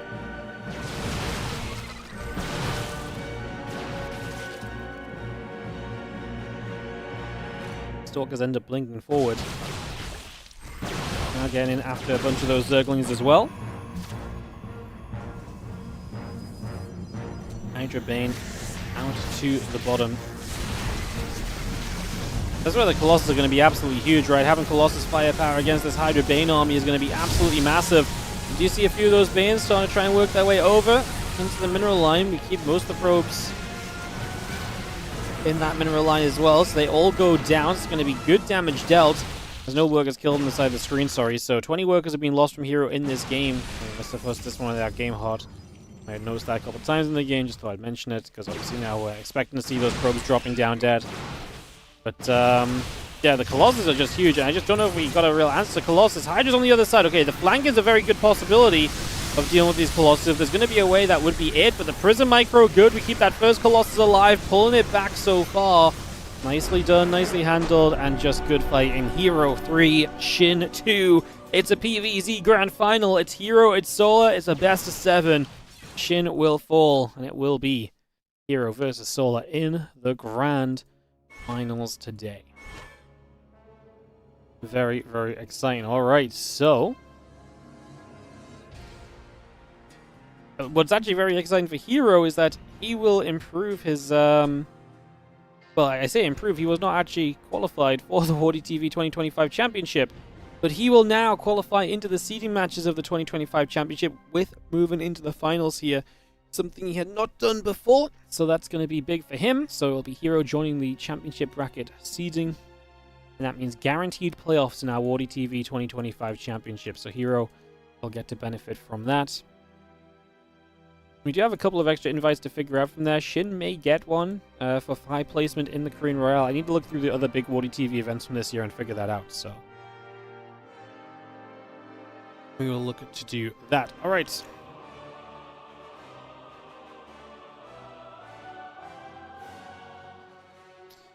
Solar herO, when we are ready. Wardy, when do tickets go on sale for Wardy Home Story Cup? Great question. Probably never, because if I did a tournament, it would not have an audience. Yeah, I know we were talking about doing Wardyland next year. I'm still a little bit hesitant about it, because every time I try and crowdfund for events lately, it doesn't go well, and so I'm a little scared of trying to crowdfund for something different that has a few more kind of stakes in play, and then just not going well. So I'm not 100% sure if it's something we do, but I did like the idea of doing Wardyland, but yeah. hero's going to need a few minutes, guys, to take a little break before this final. No problem on that. This best of 7 will be starting up soon. A couple of videos start. The first map gets picked. It will be obviously, like I say, a few minutes. We'll get hosted, but a few minutes until we're actually ready to go. And we can go from there. Wardy Online is better. Yeah. I know. But alas, everyone else gets to do really cool, fun tournaments and stuff. Wardy Land doesn't have Ellie? What do you mean? She'd be a main participant. It would be like right here in the house. It'd just be something different and cool, and I've never done an offline event, and like, I don't know, like, I kind of just want to do it for doing it, because I think it'd be fun. I know it's not worthwhile cost-wise. Offline events never are, it's just... It'd just be cool, no? It'd just be cool, it'd be different. Everyone else who does big events does cool stuff sometimes. I want to do cool stuff one time, you know? I'm sick of these Wardy tournaments that all look the same, you know? Hey, what's up, Hive Tavern? Thank you so much for the Prime sub. Appreciate it. I'm just going to run some ads while hero's AFK, guys.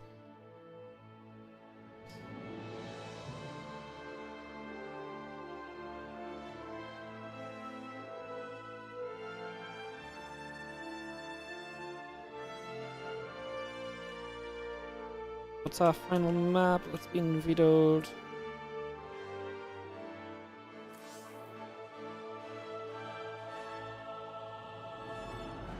Cool. Alright, like I say, players are going to take a moment or two, guys. We'll get back on it very, very shortly.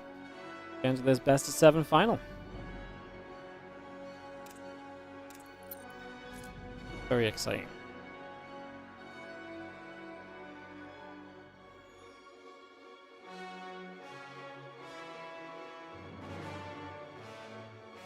Phil joins the lobby, ready, go, go. I'm like, bro, you literally heard herO say he needs 5 minutes. Oh, good. Good to see he's ready. I'm just missing herO, guys. Rent a castle in Poland, cosplay your race. Awesome. Interesting. You really thought it was Wardy Land too? No, Wardy Land. Planet near Home Story Cup? Why? Why? If I do it, it's going to be the week that is the 10th anniversary of WardiTV. That's why I thought this next year would be a good time to do it, because it would be 10 years since WardiTV was created. So I thought if there was ever a time to do it, that really would be like a fun time to do it, you know? Just joined herO versus Sola. I'm just waiting for herO. He's just taking a couple minutes. He just came out of his semi-final. And then we'll get into this best of 7 final in just a few. Wardy Land, the amusement park, would be fun. Yeah. Because the player is at one location. What, for flying people to... It doesn't really make a difference, actually. Apart from, like... Well... Apart from like players who are going to fly a long way, but I don't imagine we're going to pay for the flights for anyone flying from Korea or anything, you know. So... The problem is that, like, that seems like a good idea to save money and stuff, but then the players have to go somewhere for, like, 7 days, or, like, 5 days in between tournaments as well, so that's, like, 5 days of a hotel. So it doesn't really help anything, price-wise. Could an interactive tournament work? Like, if you hosted a tournament with the extensions that let chat do things with bits, like make them not be able to use a mouse or only one hand or something like that? I have no idea. Probably, but that's not the kind of thing I'm into. I like good StarCraft. As boring as it is for you guys, I'm not a fan of the silly little fun different ways of doing things. Like, that's a very Fear Dragon kind of project, you know? I always feel like that sort of stuff's so chaotic to figure out.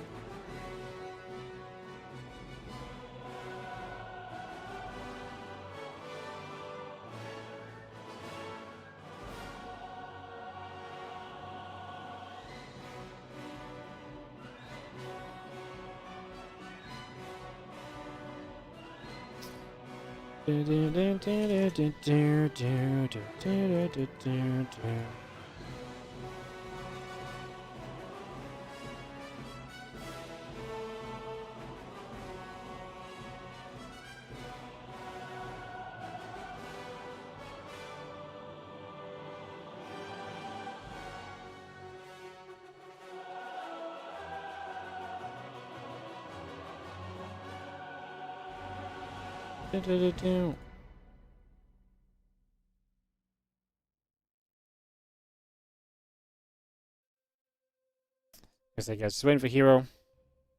And resume. There's StarCraft 2, but just thinking thoughts. Nah, it's just not something I like. I like straight up normal StarCraft 2. That's what I do best, so... Yeah.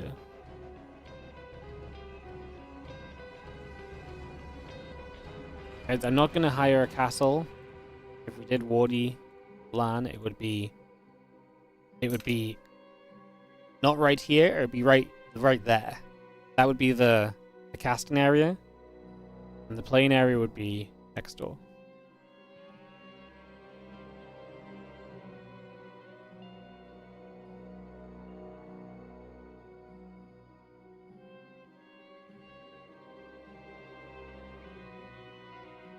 Organizing events a lot ahead of playing. It is, but it might be fun. It might be fun. Alright, herO's here. Go, he says. herO's ready. Let's do it. Let's get it started.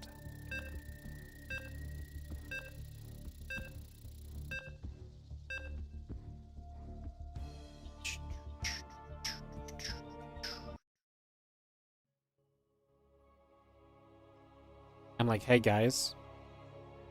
I wanna I love the response, by the way. I feel like I'm like, hey, we should do an offline event. It'd be cool. It'd be fun. And people are like, hold up, careful, Woody. That would cost money. Meanwhile, RSL are like, hey, we might do like a 2-day offline event and some online stuff. And people are like, take all the money. We cannot possibly give you enough. It's all worth it. Like, why is the response so different? I swear everyone's like, I swear lately everything I try and think of doing, everyone gets not excited for. But they get excited for everything else. Yeah. Bottom left. Red Zerg, it's grand finals time here in the WardiTV Korean Royale. This is going to be in the bottom left, our Red Zerg play. He's coming in fresh because he played his semi-final yesterday. This is Solar. As in the top right, our blue Protoss player is going to be herO.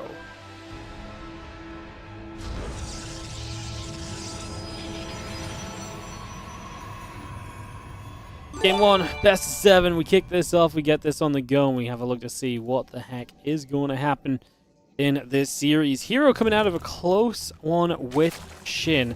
I'm a little worried because we've now had every series today has gone to every single game. I'm concerned that game number... I'm concerned that this final series is then going to be a bop because of that. Or do we get lucky and we get a banger final as well? Let's hope for the banger final. Let's hope for all 7 games as herO and Solar enter into battle.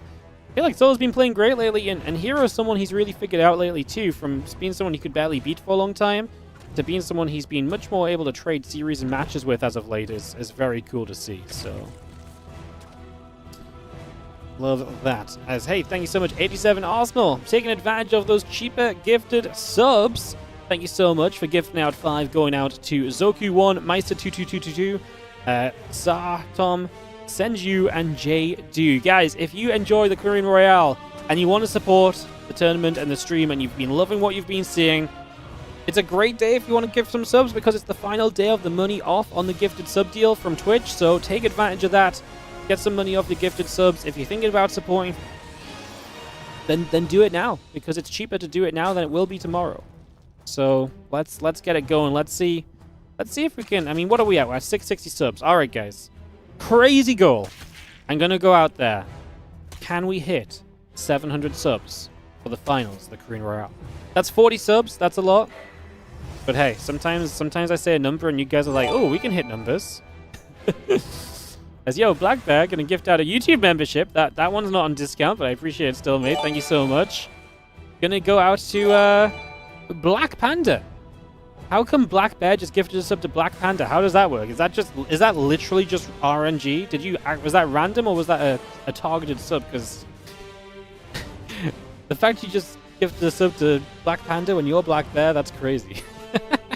Yo, Echo Steel, man, how you doing?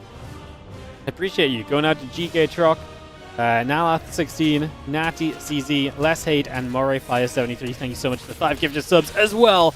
As we get into this main base, a little bit of action coming through. The Ling going to take some nibbles. The Adept going to be there. Void Ray Chrono boosting out of the Stargate. We'll just have ourselves a little bit of setting up in these next few moments. The Void Ray about to finish through. The Warp Gate coming up. Obviously, we've seen a lot of this Void Ray lately. Good defensively, good at denying scouting information as well. So that's a lot of what the players are enjoying it for. So they're going to try and come through with that for the next few moments. As 87 Arsenal apparently wants to come through for round 2 on the gifted subs, going out for 5 more to Ufta, Bon Rufio, SA2 Hasuawa, Sir Zergsalot, and Munaki Martin. And thank you so much, 87 Arsenal, for 5 more gifted, and Nulla10 on the 41-month resub on the Prime as well. Appreciate you. Not even on the Prime, sorry, just on the regular sub. My apologies. Thank you so much for the generosity. Thank you. Some love in the chat, please, guys, for the gifted subbies and all the rest. As a couple of Adepts come through, as Zergling goes down, just going to have ourselves the couple of gates coming about, the couple of drones coming over. Spore Crawler will be finishing building here in a few moments. The drone's still producing through. The couple of Adepts will go on a little bit of a shade out to the other side.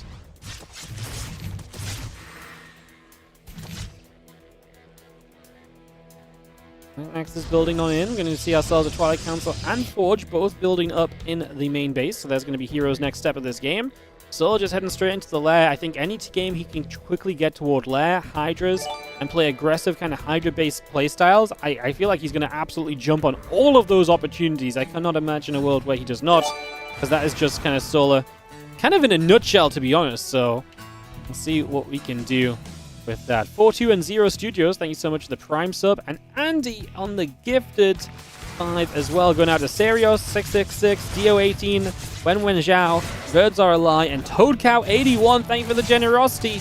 Even starting the hecking hype train. You know it's getting serious when the hype train leaves the station, guys.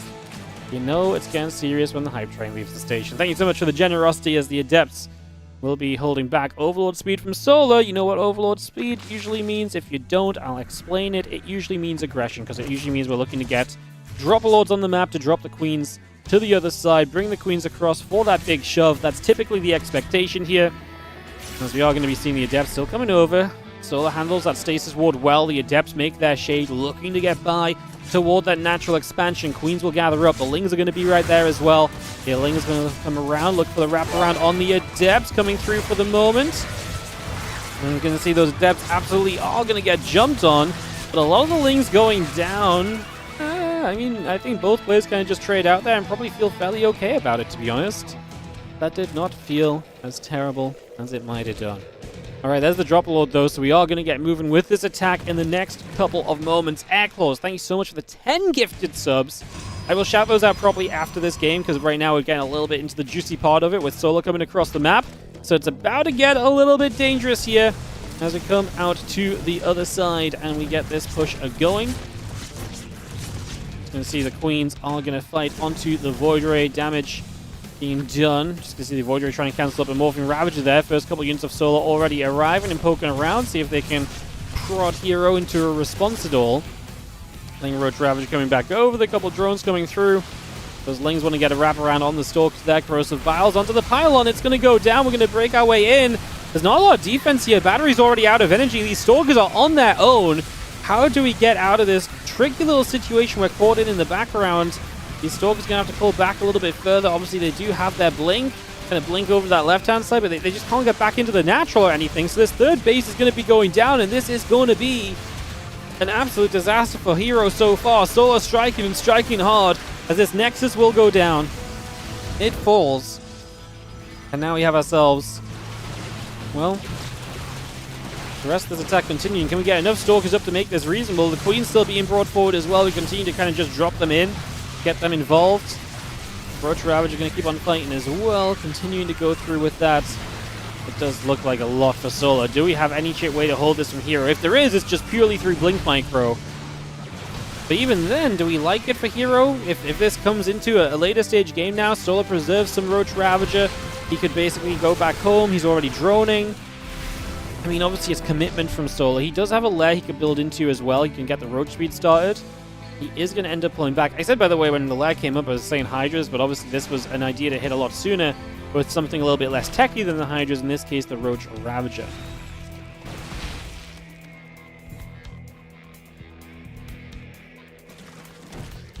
A couple of Ravagers dropping down, charging the +1 armor coming through, the Nexus on the way.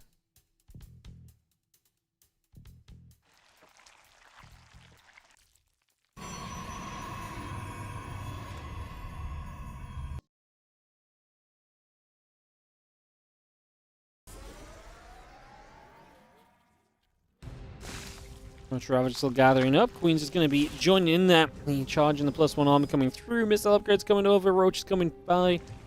Bane Nest is going to be finishing very shortly as the couple drones still building through. That Overseer about to complete. Creep Teamers are going to drop down onto the front line. Here's the Roach Ravager still trying to just chase forward a couple of moments. A couple of Ravagers going down. The Ling's going to try and step forward as well. Push back the rest of that Stalker force. The Stalkers blink back the other way. Roach Ravager going to take a couple more shots. As you have a moment, just going to scroll back up and say thank you, Airclaws, again for the 10 gifted subs to the Tree of Liberty, X Biloden, Vusika, Easy6, Zoomer3228, Lighter Tripods, Ventilator, The Problem for You, Railgun, and Slad177. Thank you so much for the 10 gifted subs. We're on a level 3 hype train, guys. When was the last time you saw a level 4 hype train? What's that? Today? Because everyone's about a sub? Incredible. I love it. All right. Gameplay. Ravager Battles not connecting. We are on the verge of stuff happening, though. I love that there's still a creep on the other side of the map as well. Very dangerous.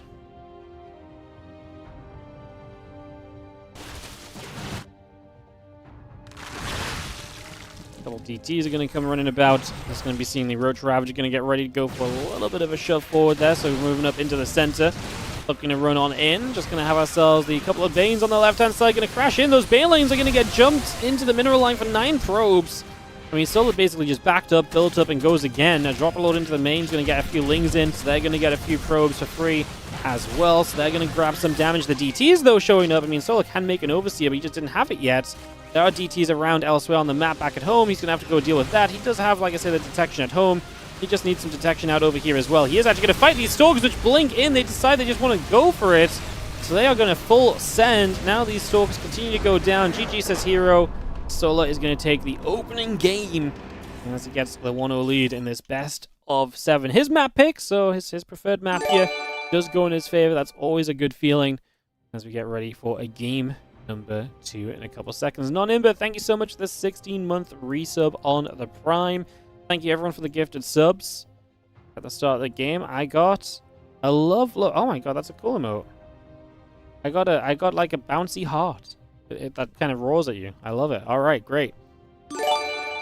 Love that. Yo, what's up, Zinzin? 0205 with the 5 gifted subs as well. Going out to Eric the Fish, Waterman1631, DieXO16, SBR32, and Gilo Ling. Thank you so much for the generosity of the 5 gifted Subarinos. Map number 2 will be Winter Madness. This grand final continues here in a couple of moments. Get this hosted up and we'll be in-game momentarily. Black Bear gifting out a membership on the YouTube again. This time goes out to Jamie T. Bockhorst 3545. Thank you so much, Black Bear, for more YouTube memberships. Appreciate the support on the YouTube as well. Getting involved. Thank you so very much. Waiting for the players to ready themselves up here for game number 2 of this series, guys. We are readying to go.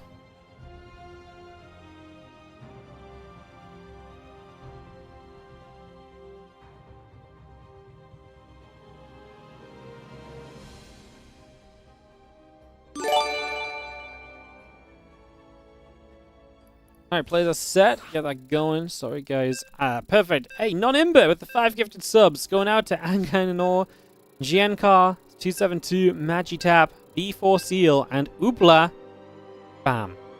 Alright, I said 700 subs, and you guys are literally just like, bam, 700 subs in the first game. You guys are really going to make us go to game 2 for 700, aren't you? Fine, you know what? We'll do 700 while being 3 away still. I'm just that generous of a streamer, okay, guys? I just can't help it, you know? Alright, let's kick this off. Let's get this going. We do have in the top left-hand side the Red Zerg player who will take the 1-0 lead in this matchup. It's Solar in the top left, representing Falcons, of course, still, as he is up against T1's herO in the bottom right corner of the map. We get that up and running, get this ready to go, and look to see what will happen next.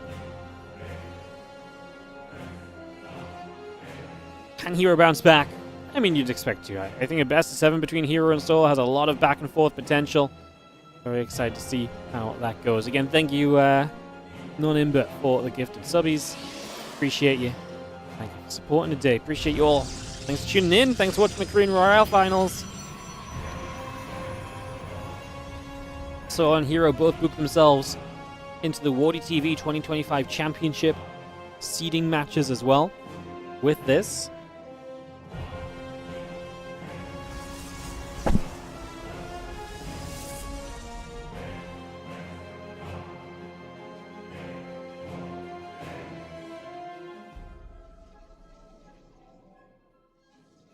Have ourselves a Hatchgas pool coming up. And we wait to see just where game 2 goes. Like I said, definitely expecting a pretty back and forth series here between these players. Definitely not expecting this to just be a one-sided affair.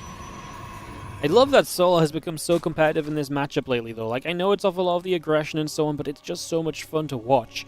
A matchup I feel like he really struggled in for a long time. He's definitely kind of getting back on the right track with that. And again, has netted a bunch of wins against herO recently, too. Solar in general over the past few weeks has been amazing, so he's really leveled up just recently. Like I say, it makes it a lot of fun to watch. Moving around, drone probe, and a couple of bites at each other. as they fist fight their way to freedom. The Nexus on the way by as well. Continue to get settled on that one.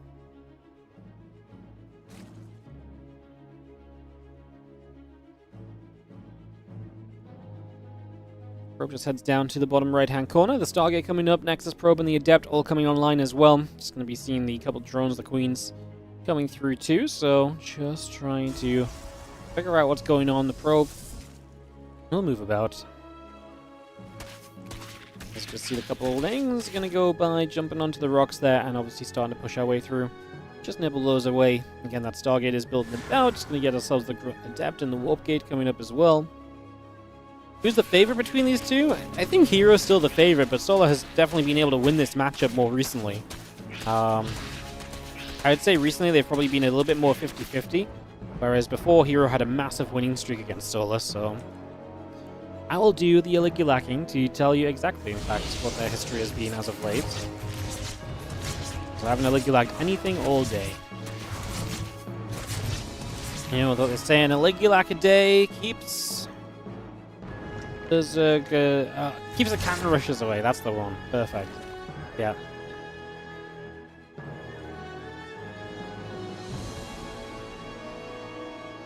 Yeah, so Solo beat herO 1-0 at a Monday Night Weekly lower bracket recently, 3-0 in the WardiTV Monday finals. Yeah, that was a pretty big stomp. And then beyond that, herO won 3-2 in the Kung Fu Cup Monthly. Solo won 2-0, then herO 2-0, herO 3-2, Solo 1-0. It's been very back and forth over the past, since EWC. Basically, since Solo beat herO at EWC, it's been really kind of a much more back and forth series, where before it was very herO dominated in this matchup. So, yeah, I would say maybe even Solo has the edge recently. He definitely has had the better most recent results. He's been having clean wins or close losses. So, yeah. A couple of deaths will step forward, a Zergling will go down. Solo will be replaced with another invitation into the group stage. We'll probably just add an extra qualifier spot for the 2025. But yeah, I mean, basically, yes, someone will get invited if not. I mean, there will just be 20 players, so from a combination of qualifiers and invites, there shall be 20 players in the group stage. That blink is starting. A couple of adepts on the way through. Robotics facility and the +1 attack upgrade all building into action there for the moment. So just bringing that around as the chrono boost on a probe right now coming about as well. Just going to have ourselves the couple queens going to be there, pushing the Oracle back over around that right side as well. Melee upgrade still building through. Lair on the way up. Extractors in production. +1 and blink are going to be producing from herO. This robo facility is going to be a part of that as well. Let's find a Stalker. That's going to be a nice little grab. The Adept will be there. Lings go the other side. The Void Ray will activate. The Probe's going to pull in to try and help against this, but that's going to be some good damage. 2 Workers go down quickly. So a couple of Probes going down right from the very get-go there. Those Lings trying to break through on the front door, but not quite able to just yet either.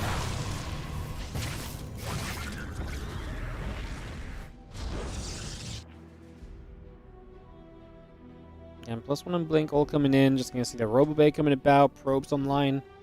10 more Lings, the drones, the lair, main nest, and the melee upgrade. Building by for the moment. The Queen's just going to throw some creep jammers down into the front as well. Continuing to get that on the go. Let's get after a few probes. The Void Ray activate and a few Zerglings taking damage. The Adepts are going to try and get toward that upper left-hand side. The Stalkers would like to go around the right. Now they upgrade about to finish. Hydra Den is going to be completing.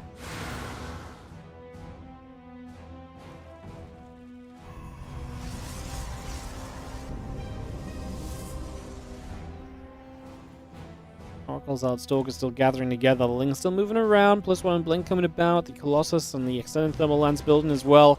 A lot of that coming online right here. +1 missiles and Baneling speed coming up. Groove Spine's going to be a part of this as well. You do see those additional Hydras continue to pump out for the moment.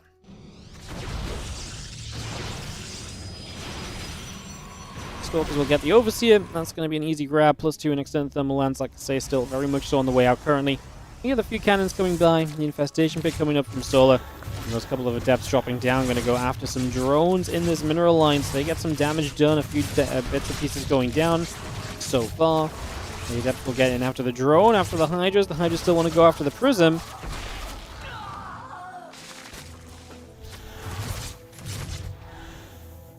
Hydras still really want to try and get after that Prism. So again, chasing that around, plus doing the thermal lens, still coming by. Continuing to get that on the go for the moment.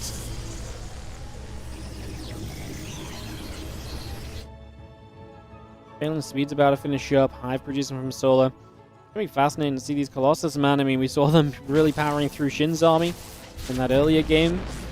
Can we see herO put them to use against Solar as well? A Solar who is, right now, heading to Hive, and like I say, I imagine he's going to try and get some good tech up and online to try and really fight those Colossus. You know, Vipers are going to be very good against them, for example, so...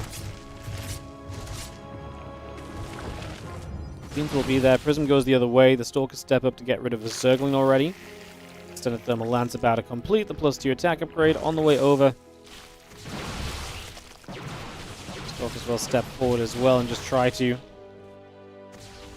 take advantage of this opportunity for a couple moments. See what else they can do. The Lings are going to come back around.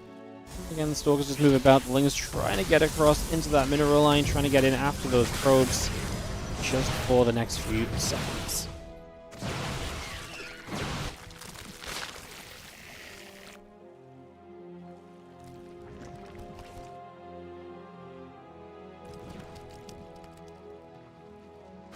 Lingbane still gathering up, just going to be using the Stalkers pulling back. The Colossus still stepping forward. herO on a big old push right now. Those few Banelings morphing in over on that left-hand side. Again, Lingbane and Hydra gathering about. A couple of Vipers will finish shortly. The Queens will fight. Voidray is activating. Queen's taking some more hits. Lingbane and Hydra has to pull back for a second, so we take a few moments once again. So see those Stalkers coming back around. I mean, those Banelings in some trouble. Little run by is not doing too much. Those Banelings are trying to morph in. The Colossus trying to get in after the units that are already here. We blink into the left-hand side, abduct on 2 Colossus. The Banes finish up from the right.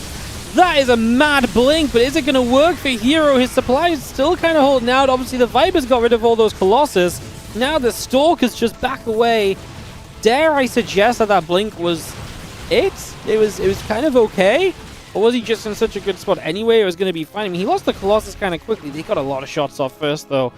That blink was one of the blinks we've ever seen, to say the least. Stalkers fighting, Lings going down, Hydra still taking damage. Zerglings will continue to run through, continue to blink back away from those Zerglings. Dane's coming by. I mean, this is the tough part for herO, breaking through right now before reinforcements get up. The only issue I have for herO is that he doesn't have more tech behind this, right? And so that's going to be a problem. And I love the usage of the Blinding Cloud. Buy you some more time here against these Stalkers. Time is your best friend right now as Solar. Because you're building more army, which is good in general against Stalkers. Your issue right now is being outnumbered. Your opponent doesn't have the tech to fight against a larger portion of your army. So you're kind of trying to work your way around that at the moment. Stalkers going through. The Queen's going to be taken down. A couple of Hydralisks still taking a chance to get forward as well.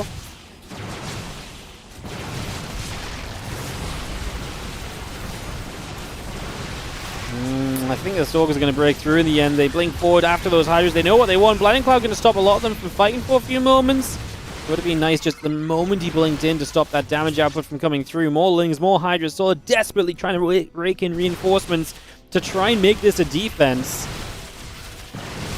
The Stalker count looking a little bit too good right now. Still stepping up. Those Hydras still taking damage. Hydras returning fire. The Stalker still going down. We're going to close the distance.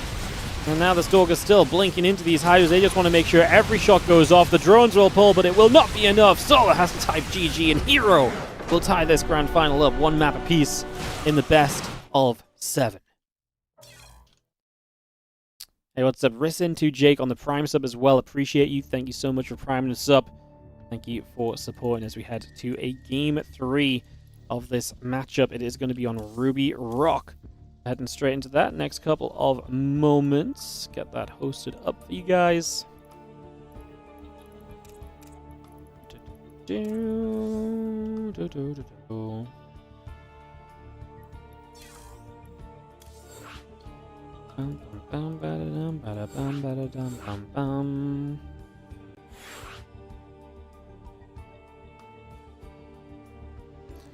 Alright, lobby link goes down. We'll take a second or two, and we'll be off into another game of herO solo, guys. Game 3 coming straight at you. Yes, man, I can't believe that herO blink didn't kill him. Like, I really thought that blink from herO was going to just kill all of herO's units, and that was just going to be like a what did we just see moment, but he made it work. herO doing herO things. herO's kind of nutty with stalkers. Yeah, I mean, he's a micro Protoss, man. Like, he's going to be one of the very best with the blink stalkers. He's very good, and he can get a lot out of it. Good players with blink stalkers feel so unfair. Like, it's such a great high potential unit, right? Where the level of play a stalker can give you is just like through the freaking roof if you're able to fully capitalize on what a stalker can do. It is just through the freaking roof. So let's go. It is time for game number 3. We're tied up 1-1 grand final, best of 7. Back and forth thus far, and on we go.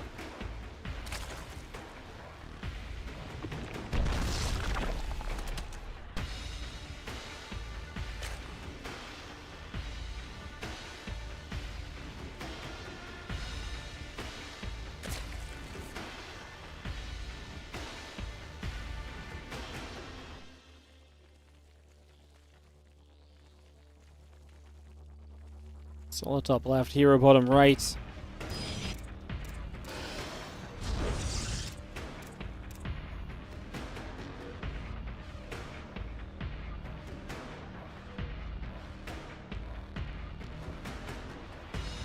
Drones coming about, gateway in the assimilator coming through.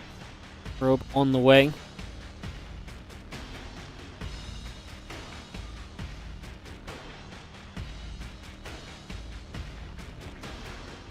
Maybe want to cast Microbial Shroud there. If he had upgraded it, right? So.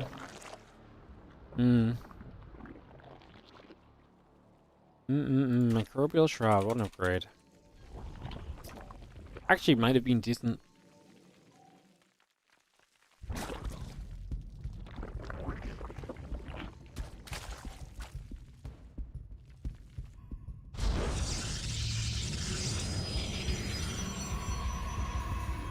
Problem is, you got to get Infestors, then you got to get Microbial.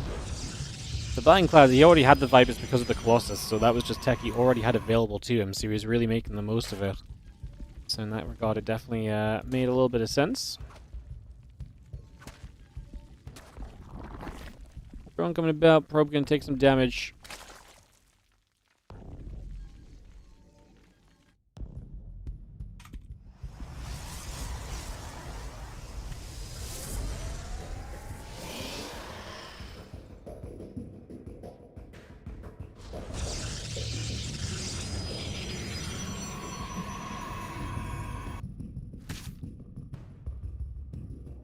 Things be coming about, a couple queens coming through, Stargate and the Nexus still coming up, the Warp Gate is going to be on its way, the Adept about to complete, and a Stalker currently Corona boosting out of that gateway as well.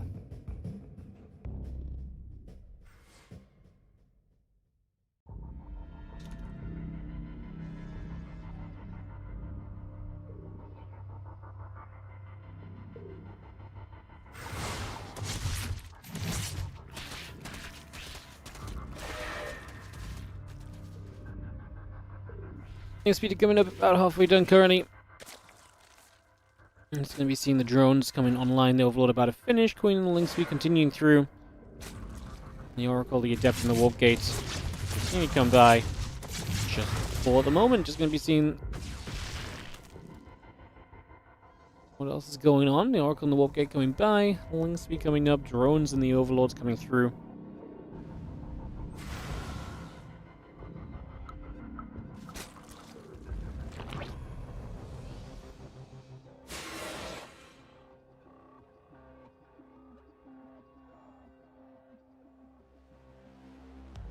And that Orc on the Wolf Gate just coming by. Just going to be seeing a couple Lings gathering up. We take a couple of moments, things calm down. We're going to start the game typically, and that's exactly the case here, as the couple Queens will be there to try and push the Oracle back the other way. Queens putting some damage out onto the Adepts as well.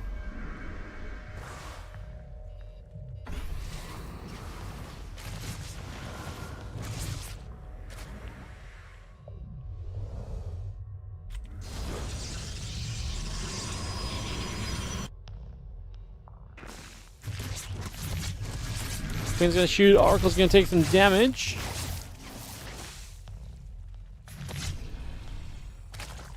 Oracle's getting pushed around that left-hand side. Nexus gonna be on the way, about halfway done. Twilight Council and Forge still continue to build.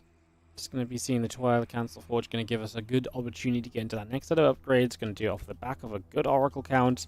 So looking to just go straight to Lair. We'll see what that means for him this time around. Last time he ended up just going for the Drop Lord and the Roach Ravager play. Expecting to see, some aggressive Hydras out of him as well at some stage, but that does not seem to be the case on this one, at least for now. So, nothing really going to happen there for the next couple of moments, at least. Oracles will take some damage. Queens will fire up some shots, so a bit of work being done right off the get-go. Oracle's pulling back around over this side.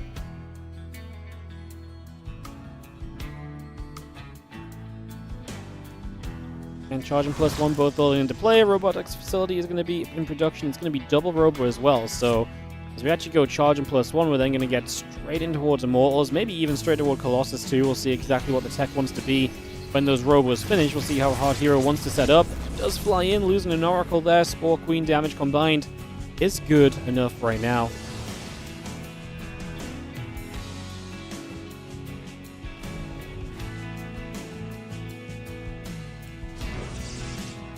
See, Solo obviously just getting his fourth hatchery down on that left-hand side, so no surprise from him. He's actually going to go straight Infestation Pit, though.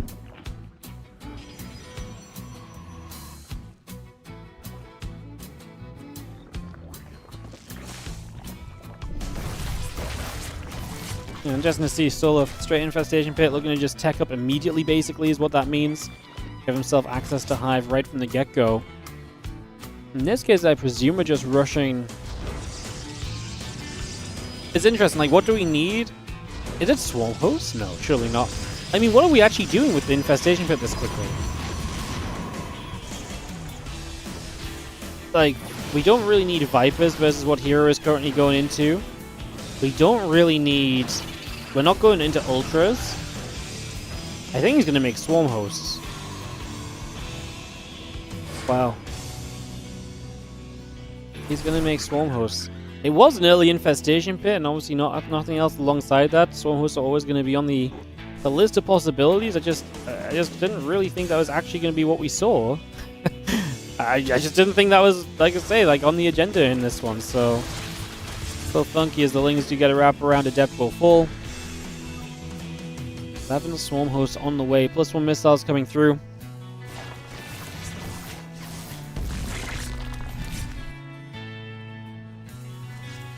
I just really didn't think he was going to go Swarm Host, but I was trying to think about it for the map, and I'm like, I don't know if I feel like there's better maps to go Swarm Host on, better layouts to like Nidus around ledge, around corners, and jump in from certain positions, but I guess this position's here to work with as well. +1 missiles finishing soon, +2 attack from herO. And obviously this first wave of Locusts is always valuable because that's the first point where you're like, hey, you're going to have as little as possible to potentially deal with this. Let's see if we can take advantage of it. Straight down to that bottom right-hand side. Locusts are going to pop up into the skies. A Roach Ravager coming through, +1 missiles coming over. We're not going to drop the Locusts down, but there's cannons, there's a battery.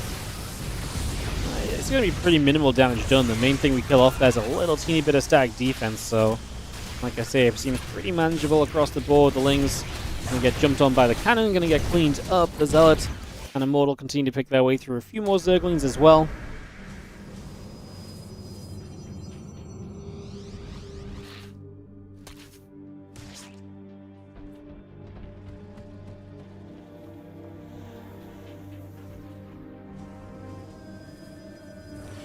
Just overhead, the Swarm Host Roach Ravager coming back around.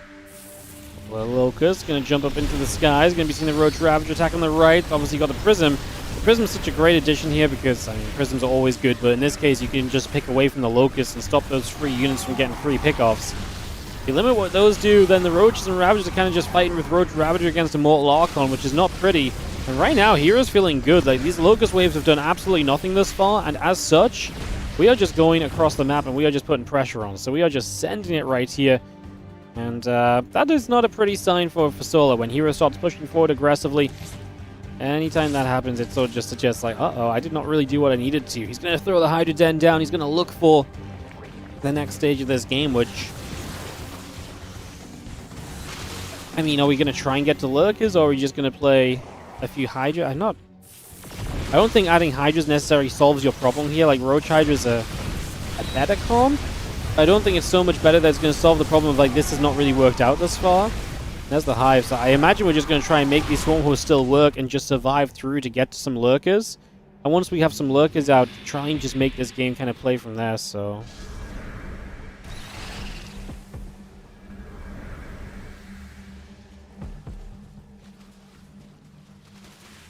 Knock down some rocks, open up some space. And again, the United Network on the way. There is indeed the Lurker Den coming up as well. I was trying to think where the Swarm Host can maybe jump from in effective manners, like here into this base, for example, here into the main. I mean, this base is going to get cancelled, so herO is going to get kept back on 3 bases. You're keeping herO back on the base count, and it's going to keep you in the game at the very least, so it's going to give Soul some chance. And hey, these Lurkers get to fight some Zealots, which is pretty nice. Ling Roach has to run away there. It's very weird because you're going to end up just doing a lot of running in general during this. It is kind of the be-all and end-all of this situation. So it's definitely a pretty big factor.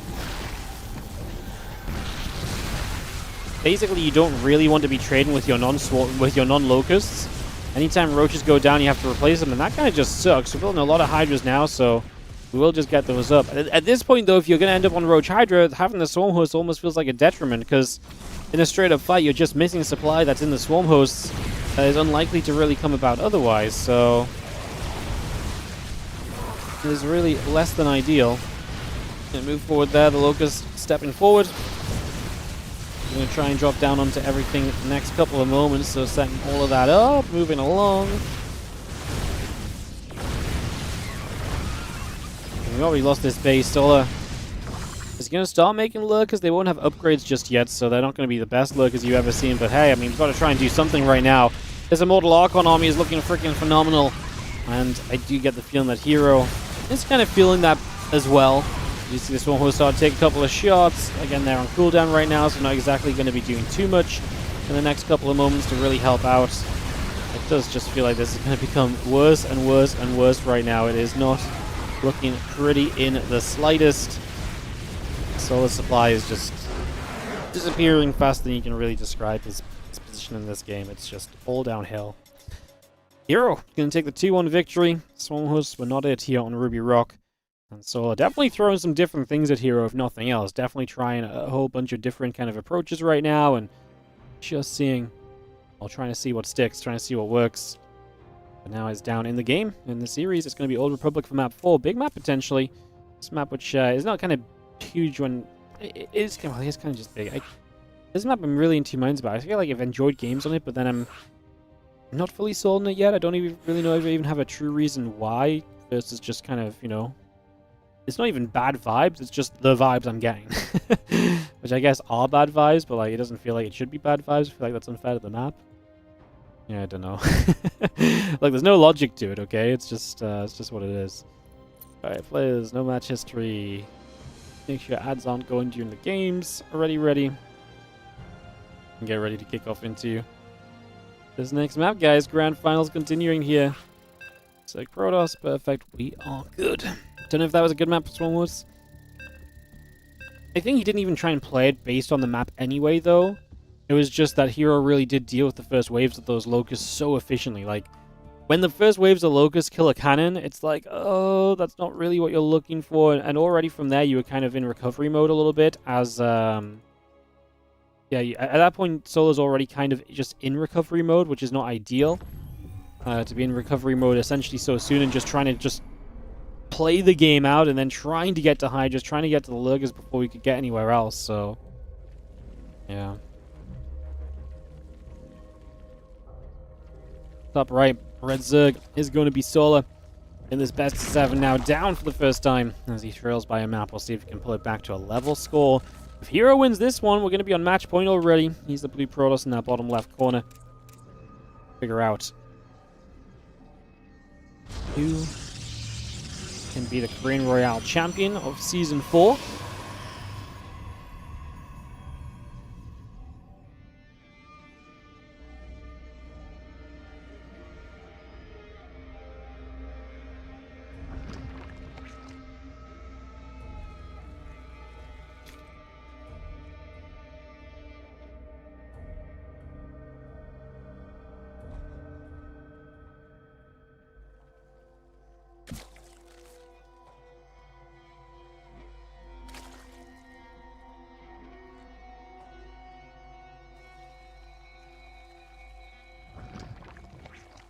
herO did win the first ever season of the Korean Royale.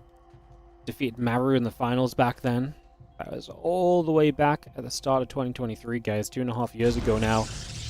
They won the first edition of this event.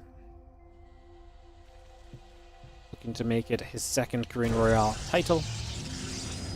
Not that anyone really tracks these things aside from me, but I like tracking them, so such is the way of the world. Piling into gas. Gas first is a little bit of a greedy build, but it basically means you're not going to scout and you just keep a probe at home instead of scouting, so it's a little greedy, but if you get away with it, it feels good, you know? It's one of those scenarios where it's like, it just feels really nice. Your economy's that much better, you've got a few more minerals than usual, the builds feel much smoother. It's kind of a Hearthstone build. It feels good, so you just do it.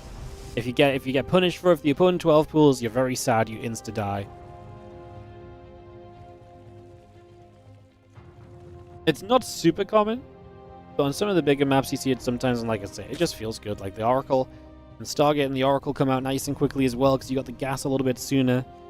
The numbers work nicely with the probes saturating minerals and gas. Yeah, it's a nice little it's a nice setup, but you can't rely on it, because if you do it every time, it just hard dies to certain things. Like I say, and any form of early pool just insta-kills. I know early pool is not common, but that basically means you can't do it reliably or repeatedly, because if you do, your opponent early pools and bam, you're dead. It's not even a question of like, ooh, can I micro out of this? No, you just die. It's like that bad of a build order loss at that point.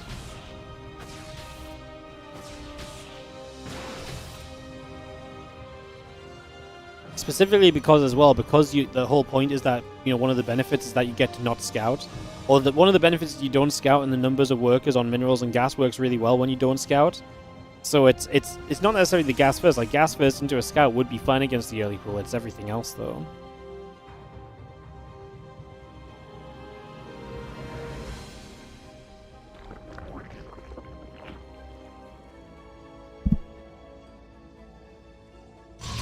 Oracle on that wolf gate. Continue to come through for a couple moments. Just still setting that up. Take a moment or so.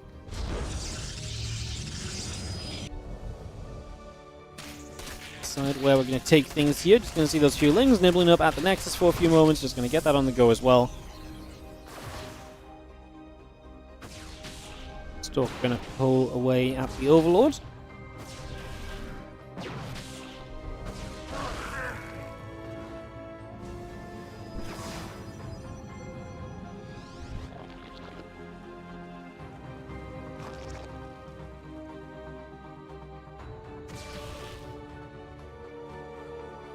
Early upgrade coming about. Oracle's going to peel back around.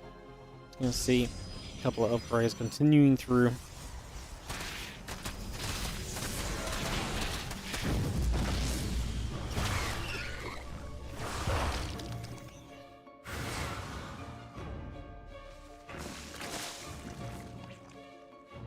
Yeah, that Forge coming about. Twilight Council on the way. Robotics Facility coming by as well. So again, we just get that settled for the moment.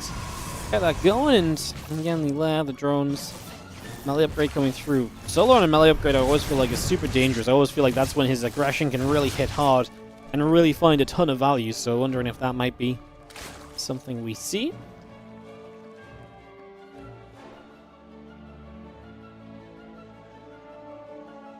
And that melee upgrade coming about, +1 on the charge, all coming in. A couple of robo facilities coming through also, just for the moment.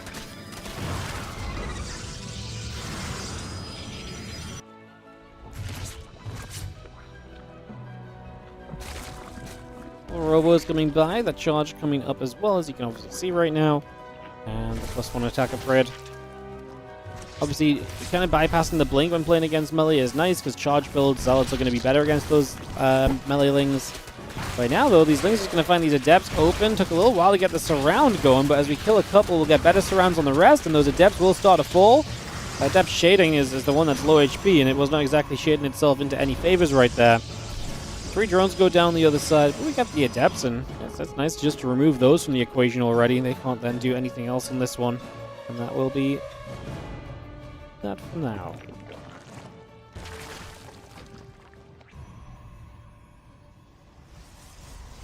Spire is halfway done, so you see Solar continuing to get teched up here and moving along comfortably for the moment. Just continue to get that on the go.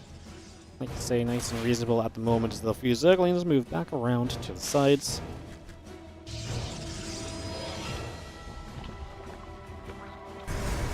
Temple Archives, the Gateways and the Immortals, the Charge and the +1.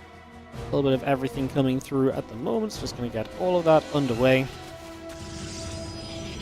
The Overseer still overhead, and a couple of Stalkers will warp in.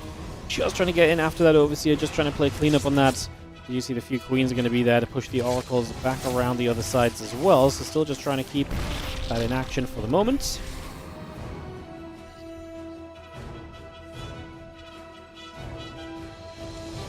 Second Stargate because we're building the Spire, because we've got the Spire coming up, so we're going to prep the Phoenix against those Mutas.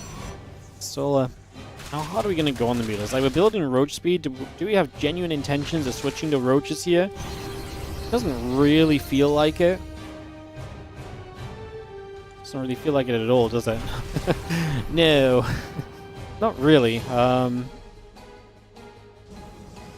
I'm not really convinced that that's going to be much of a factor at all, to be honest, but let's see. I mean, like I say, we got the Roach speed. We'll see if we ever really have a use for it, but Muta's just going to pile on up right now. Gets that Stasis, going to go after the Oracles. There's the first Phoenix, though.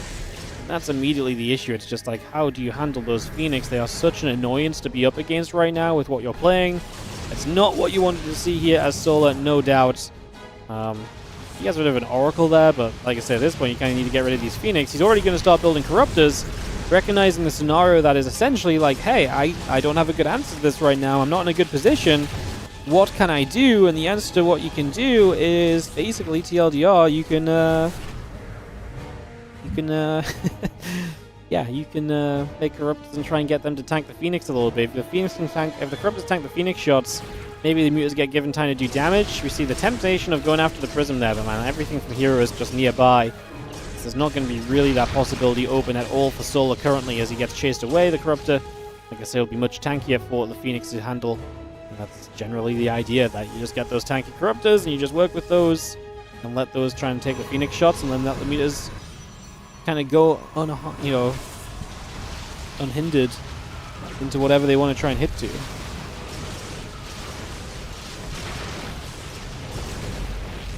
Continue back, couple Stalkers there, hitting those Corruptors, Lings and the Roaches on the bottom side. The Archon Immortals gathering up, a couple of Adepts coming out over the right side as well.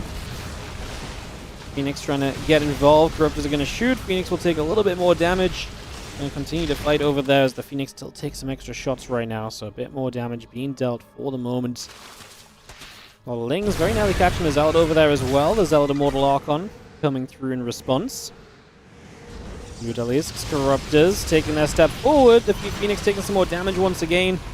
And do you see the Mutas now getting rid of a few of the Stalkers there? Then the Phoenix want to try and target fire down the Mutas specifically. The Mutas are not running from the Phoenix fire. I would have expected them to kind of run through the Corruptors to try and get to a bit of safety positioning, but not the case. 8 more Mutalisks continue to come on through. So we're going to continue to stick to this. There's the Corruptors definitely looking better now in terms of their numbers, and you kind of seen what they're meant to be doing. You know, again, keeping those kind of Phoenix at bay, stopping them from committing in as much. All that kind of lovely business. Well, we're doing a very reasonable job of that, I would say, so far.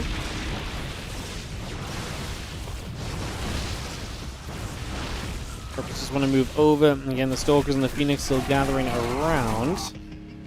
More shots coming through. The Mutalisks, the Lings, and the Baneling there still coming about. That Baneling's going to be fun as well. Get something better on the ground than just the Lings. You can tell the Soul is probably afraid of the ground army moving across. That's why the massive counterattack of Lings goes to the other side of the map. We'll get into the natural, and in we go for some damage. So herO not going to have a wall on that natural. That's going to be the real pain point for him in this one, because that was unnecessary. That wall could have been closed off, and that would have made life a whole lot easier here. As he did actually as well. herO turned around to deal with this too, so it's even worse. He feels the need to come back and play defense, and that's going to cost you so much. 11 probes, a couple of gateways on the third base went down as well, and it costs you the position you were setting up into, because now you get even more time here as Soul to get more units out, more of a defense ready. In this case, Baneling speed will start. It's not going to be different from Solar, to be fair, but he is close towards, like I say, the Bane speed, close towards +2 melee. These are things that might help make the difference in a fight that's otherwise probably a little bit favored to herO still when it comes to army versus army. Sola's idea is just to keep trying to tear herO apart and eventually just get one cleanup on this force, and that's all he's looking for, because he's on track. He was on track to just get to the point where he needs one cleanup. He's fighting Archons. Oh my god, he goes back into the Archons. It's ugly. We stepped away. We didn't keep looking. These last few meters will go and they get rid of the Archon, but so many Mutilas just died. They were such an important part of the base trading factor, and he just didn't realize what he was fighting against at first. I don't think he realized just how shredded he was getting. And then by the time it came around, he actually decided to commit to it. Maybe just thinking it was too far gone. Oh, that was I'm not saying that those mutas necessarily would have made the difference in this overall. I think herO is actually looking for a pretty good fight anyway. But imagine you have more mutas right now actually able to pick away, because now you're out of anti-air. Now the Mutilas are actually a huge factor clearing up all these Zealots and so every single Mutilas would count right now, so losing a chunk of them to those two Archons like that is just ugly. We're going to lose the Spire, which means that we will not be able to rebuild any more mutas for the foreseeable future. That obviously is feeling like a little bit of a problem, considering Sola's entire game plan is to essentially make as many mutas as possible and to try and let those win out the game for him. He's now down 25, 26 workers in this game. He was ahead and a very comfortable position worker-wise. And now, I love that herO just builds the 2 Phoenix, because at this stage, this is truly a case of deal with these mutas and this game is done. But if you don't deal with these mutas, this game doesn't necessarily end in your favor still. But yeah, 4 Phoenix already out. The Archon's obviously going to be huge in this scenario. There's not really much math needed to figure out that Sola has run himself into trouble. And he just doesn't really have the damage output he needs to fight against that herO army at this stage. He's building a few roaches, but again, that doesn't help against the Phoenix. We need to deal with the Phoenix. If we don't deal with the Phoenix, the mutas all die, and that really is the army. Like, the roaches on the ground are not going to be the deal breakers at that point in time further down the line. So there's just absolutely no shot that's going to be a factor. Absolutely no shot. Just come through. Just going to fly around. Like I say, losing the Spire. Maybe we could have added on a few more mutas. We could have maybe still believed a little bit, but at this point, we're saying 18 mutas versus 7 Phoenix. 2 Archons are going to be out very shortly. It's so unrealistic. It really is so unrealistic. We dive in. We go for... Oh, we don't even get to see the full fight because Sola knows it's just not good enough. And herO is going to move on to match point, a map away from closing out the Korean Royale Season 4 in his favor.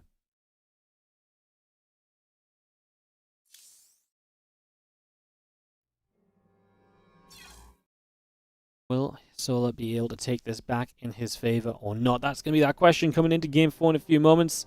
Thanks for joining us today. Again, if you're on the YouTube, we've got nearly 500 people watching on YouTube. Appreciate you all. If you're on the YouTube, take a second to hit the like and subscribe buttons. It helps out massively. I really appreciate it if you get that opportunity and just take a second to join us as a subscriber on the YouTube channel. And all the rest as we come into play here.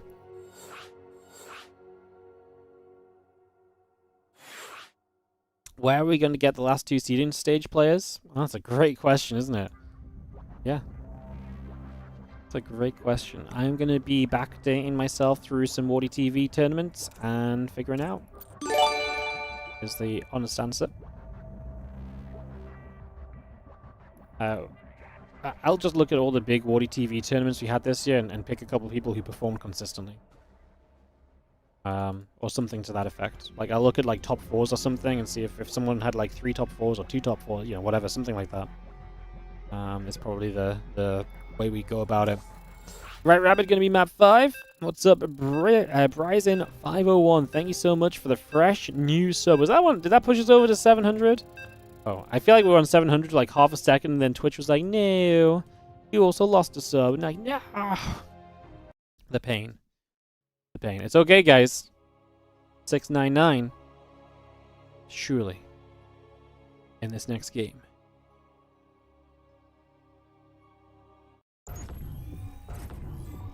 Let's see what happens.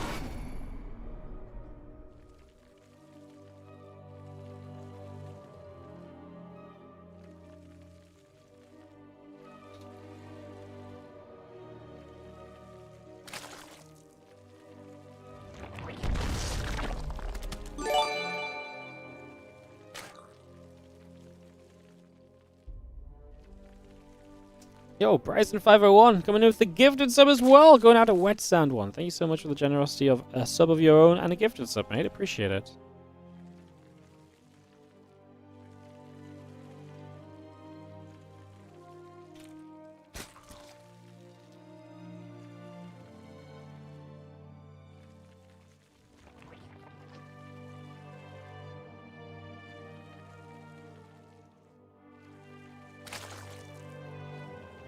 Back to 700. Beautiful.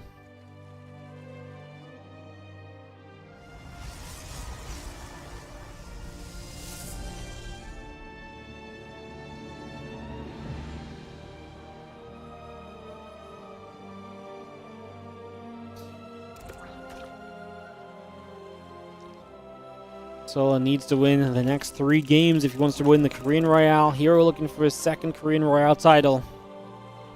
After winning in Season 1, he's back here in Season 4, and he's playing it nicely today.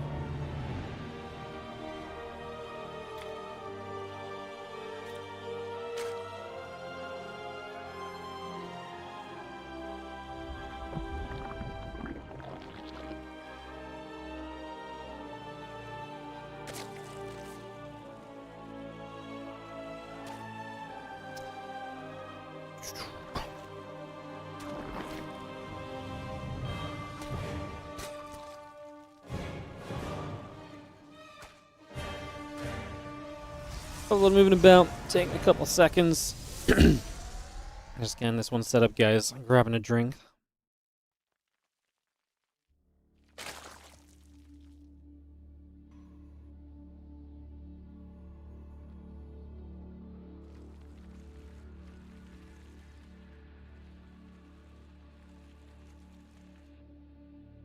I really feel like Solo's not playing to what I think are Solo's strengths, which are the aggressive attacks and the timing windows and so on, but maybe he just doesn't feel like those openings are there here against herO today.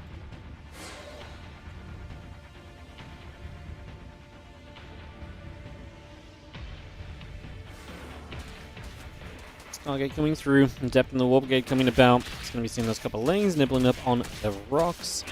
Queen producing. Link speed on the way by.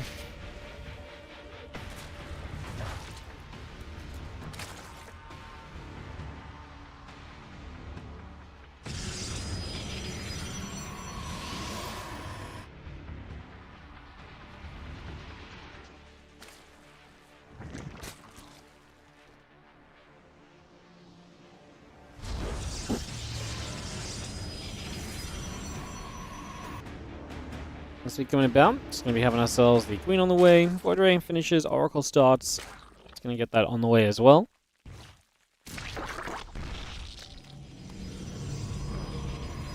Oracle building, Warp Gate will finish soon. Again, a couple of similars coming by, the Lings will move around the map.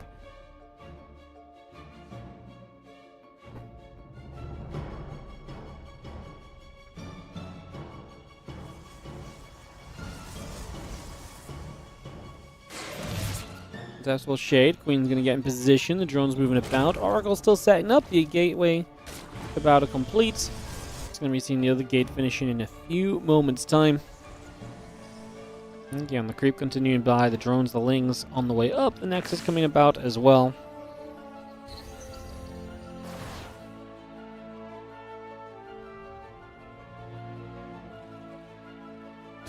Oh, herO going to throw Fleet Beacon and the Stargate down, so he's going to go super fast into that double Stargate later game, kind of attempting to sky toss it up.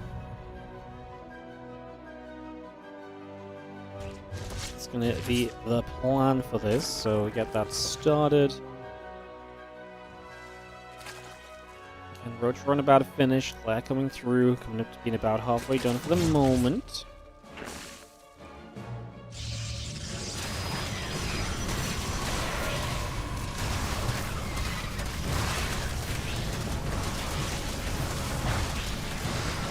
Going to fight. Just going to be seeing the Void Ray still activating, still getting after that. And we will chase a little bit. Next is coming through.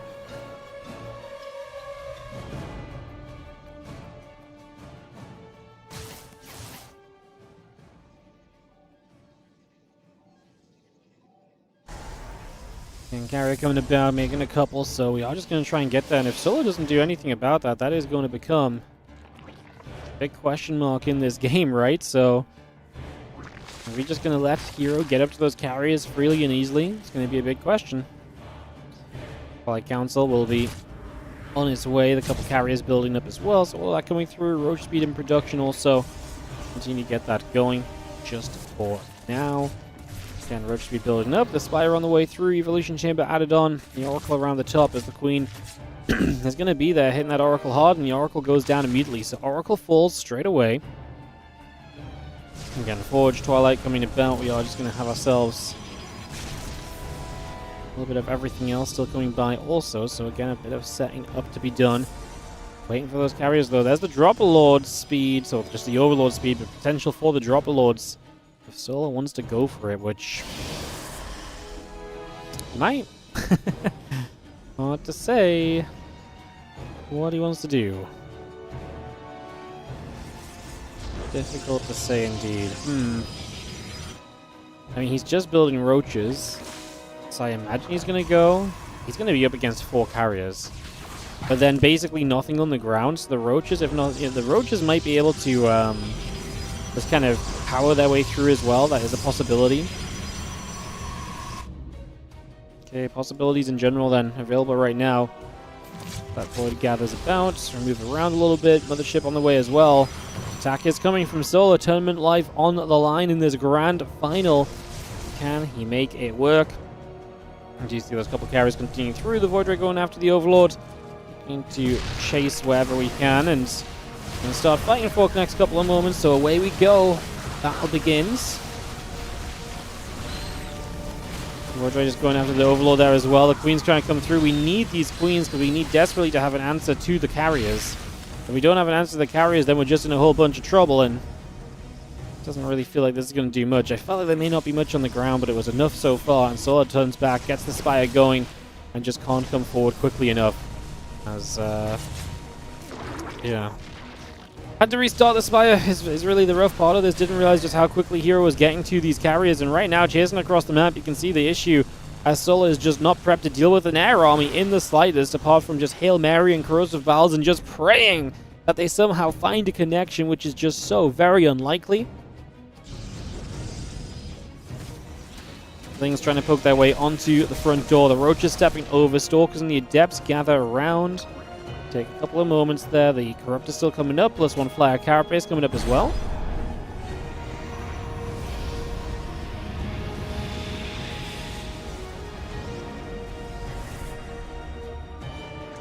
I mean, at least now we're going to start getting the Corruptors coming through. So we will have ourselves the chance to, at the very least, just get those Corruptors out and to make moves.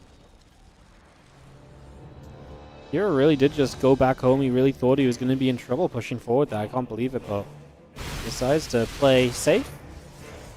I actually think it might have been safer to commit. I mean, now the Corruptors are coming out. I think he thought the Spire was going to be earlier than it was, and so he was just backing away to safety. And the reality was he probably had an extra 20-30 seconds to fight.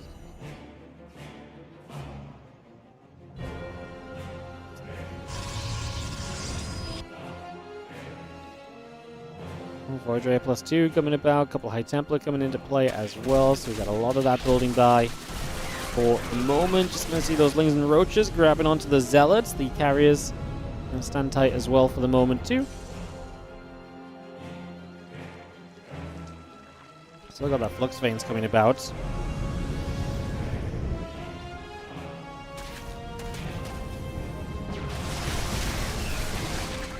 Interceptor's Fire, Lings take damage. Corruptor's going to jump onto the Mothership. Ooh, this could be wild. Corrosive Valves coming down. There goes the Mothership. Carrier's taking some damage. The Archon's trying to step across. Interceptors flying through too. Let's go and make sure we've got enough Corruptors if we commit to the fight, because they are going to be the thing that really wipes this air army. We need to wipe that air army if you take the trade here. He's going to rebuild more Corruptors. No surprise there. Like I say, priority is in the sky, especially when herO's response to Corruptors is Void Rays, because then you really do need to have, you know, enough Corruptors to overwhelm. Otherwise, those Void Rays clean up the Corruptors, the Carriers live, and then your ground army gets wrecked. So yeah, there is absolutely a path to, you know, the pathway to stay on to be smart here, and we are kind of sticking on that for the moment at least, as We have the Archons moving about. Corruptors moving through. It's going to be going back and forth a little bit. I mean, getting chased away. Like I say, more Corruptors in production. Some of them already joining up over here. The rest still coming into being. Get rid of a Void Ray. Those Archons are so far forward. I really feel like those Archons are in trouble, yet they're standing around forever, still alive. Roach Ravage just busy dealing with Zealots, trying to drop some Biles down. Want to try and get the Corruptors onto the carriers, but you can't do that when the Archons are zoning so well. The Archons just do not die. Oh my god. Like, these Archons just refuse to die at all, and because of the Archons, you just can't really get on the carriers. He had, like, the chance, I think, to get on the carriers, but you saw immediately, bam, Archons, and bam, the Corruptor HP fell off a cliff. And so immediately he had to pull back with that, and that's going to be absolutely rough. Those Archons were insane, man. I want whatever these Archons have been on. Untouchable. Jump off a mountain, step up when you get to the bottom, man. Like, they were just not going anywhere. Lings are going to go and run into the mineral line here on the natural. Warpin should start to deal with that. Realistically, that shouldn't be a big problem. It's more of a mild distraction that so far hero's dealing with pretty well. Solar just says he can't fight the army, which means we get a very anticlimactic GG timing to end the tournament. You just rewind a minute. Imagine there's a big fight, blah, blah, blah, blah, blah. Whoa, GG, herO. He does it in incredible fashion. The micro, the carriers, the interceptors, and all insane. Where the Corruptors, they kind of died to the Archons, man. That was kind of the story of the Corruptors. They were dying to the Archons.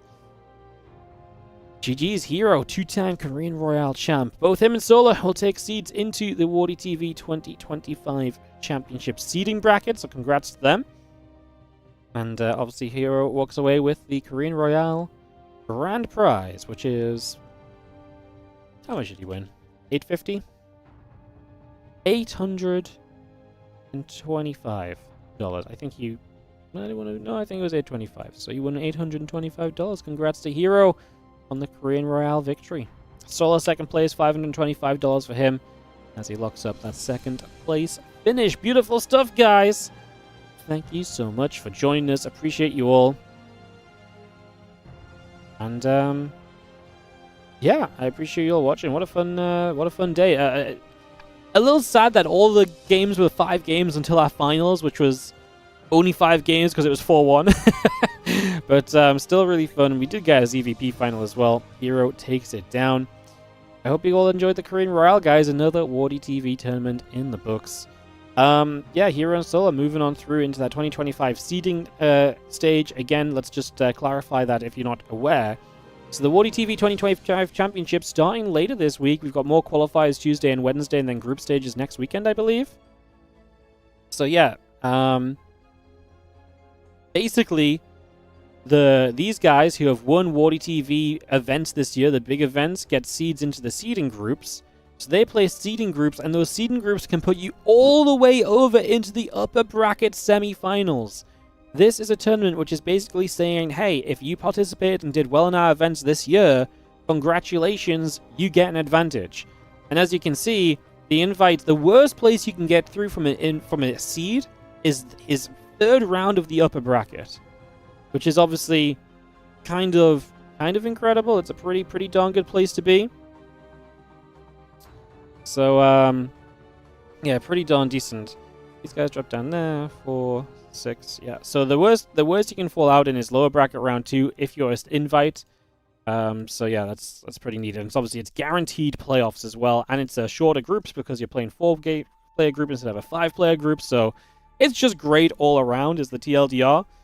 So yeah, it's just really great all around is the way to say that. So yeah,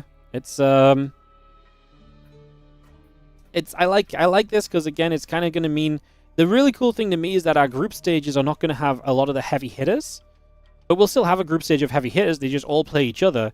But then in the group stages, we'll have a lot more equal matches. We're not going to have like a Clem who we just expect to get first place, right?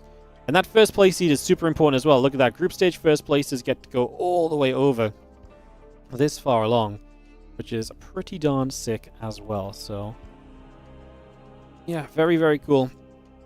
Very, very cool.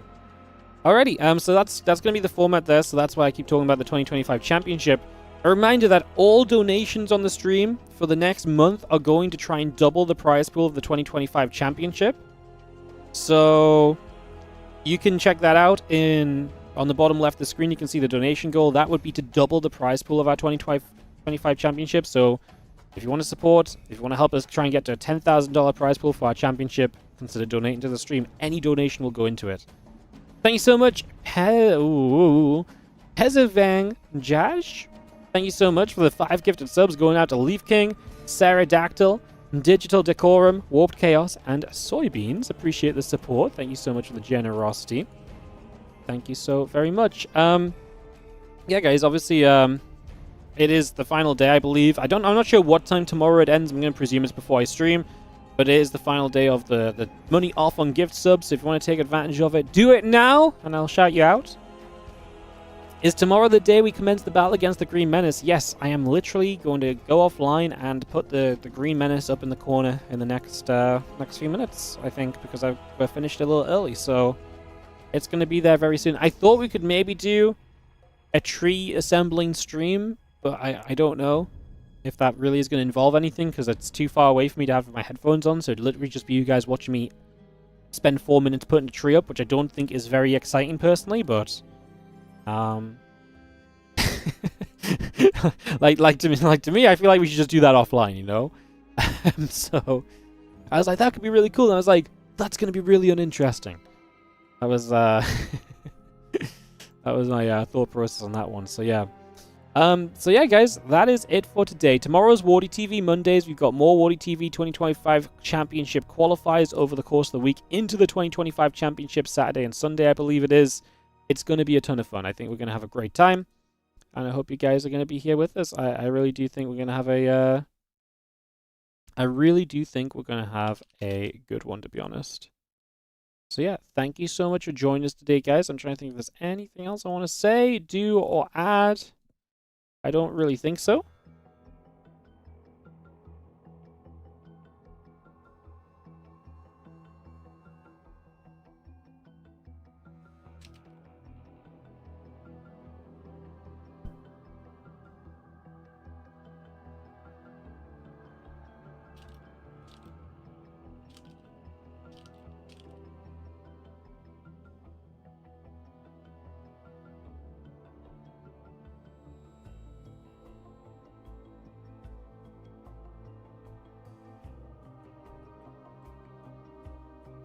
Cool. I'm just trying to think if there's anything else I want to add or say or do.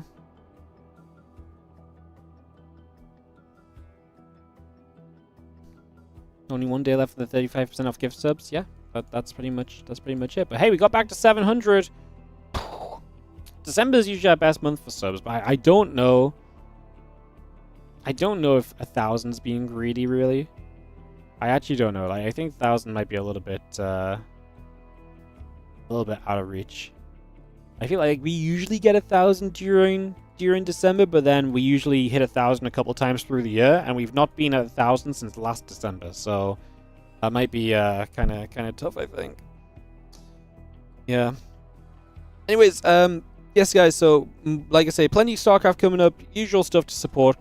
Patreon page, patreon.com/WardiTV. Consider donating and stuff. I mean, you guys know the drill. Like I say, I don't like selling out all the time. I feel like I've said it so many times today, so I'll just love you and leave you all. Thank you so much for watching. I'll be back tomorrow for more StarCraft. So I hope you guys have a great rest of your day. Take care of yourselves. And I'll see you guys tomorrow, okay? More StarCraft 2 in the form of WardiTV Mondays. And there'll be a tree for you guys to get your names on.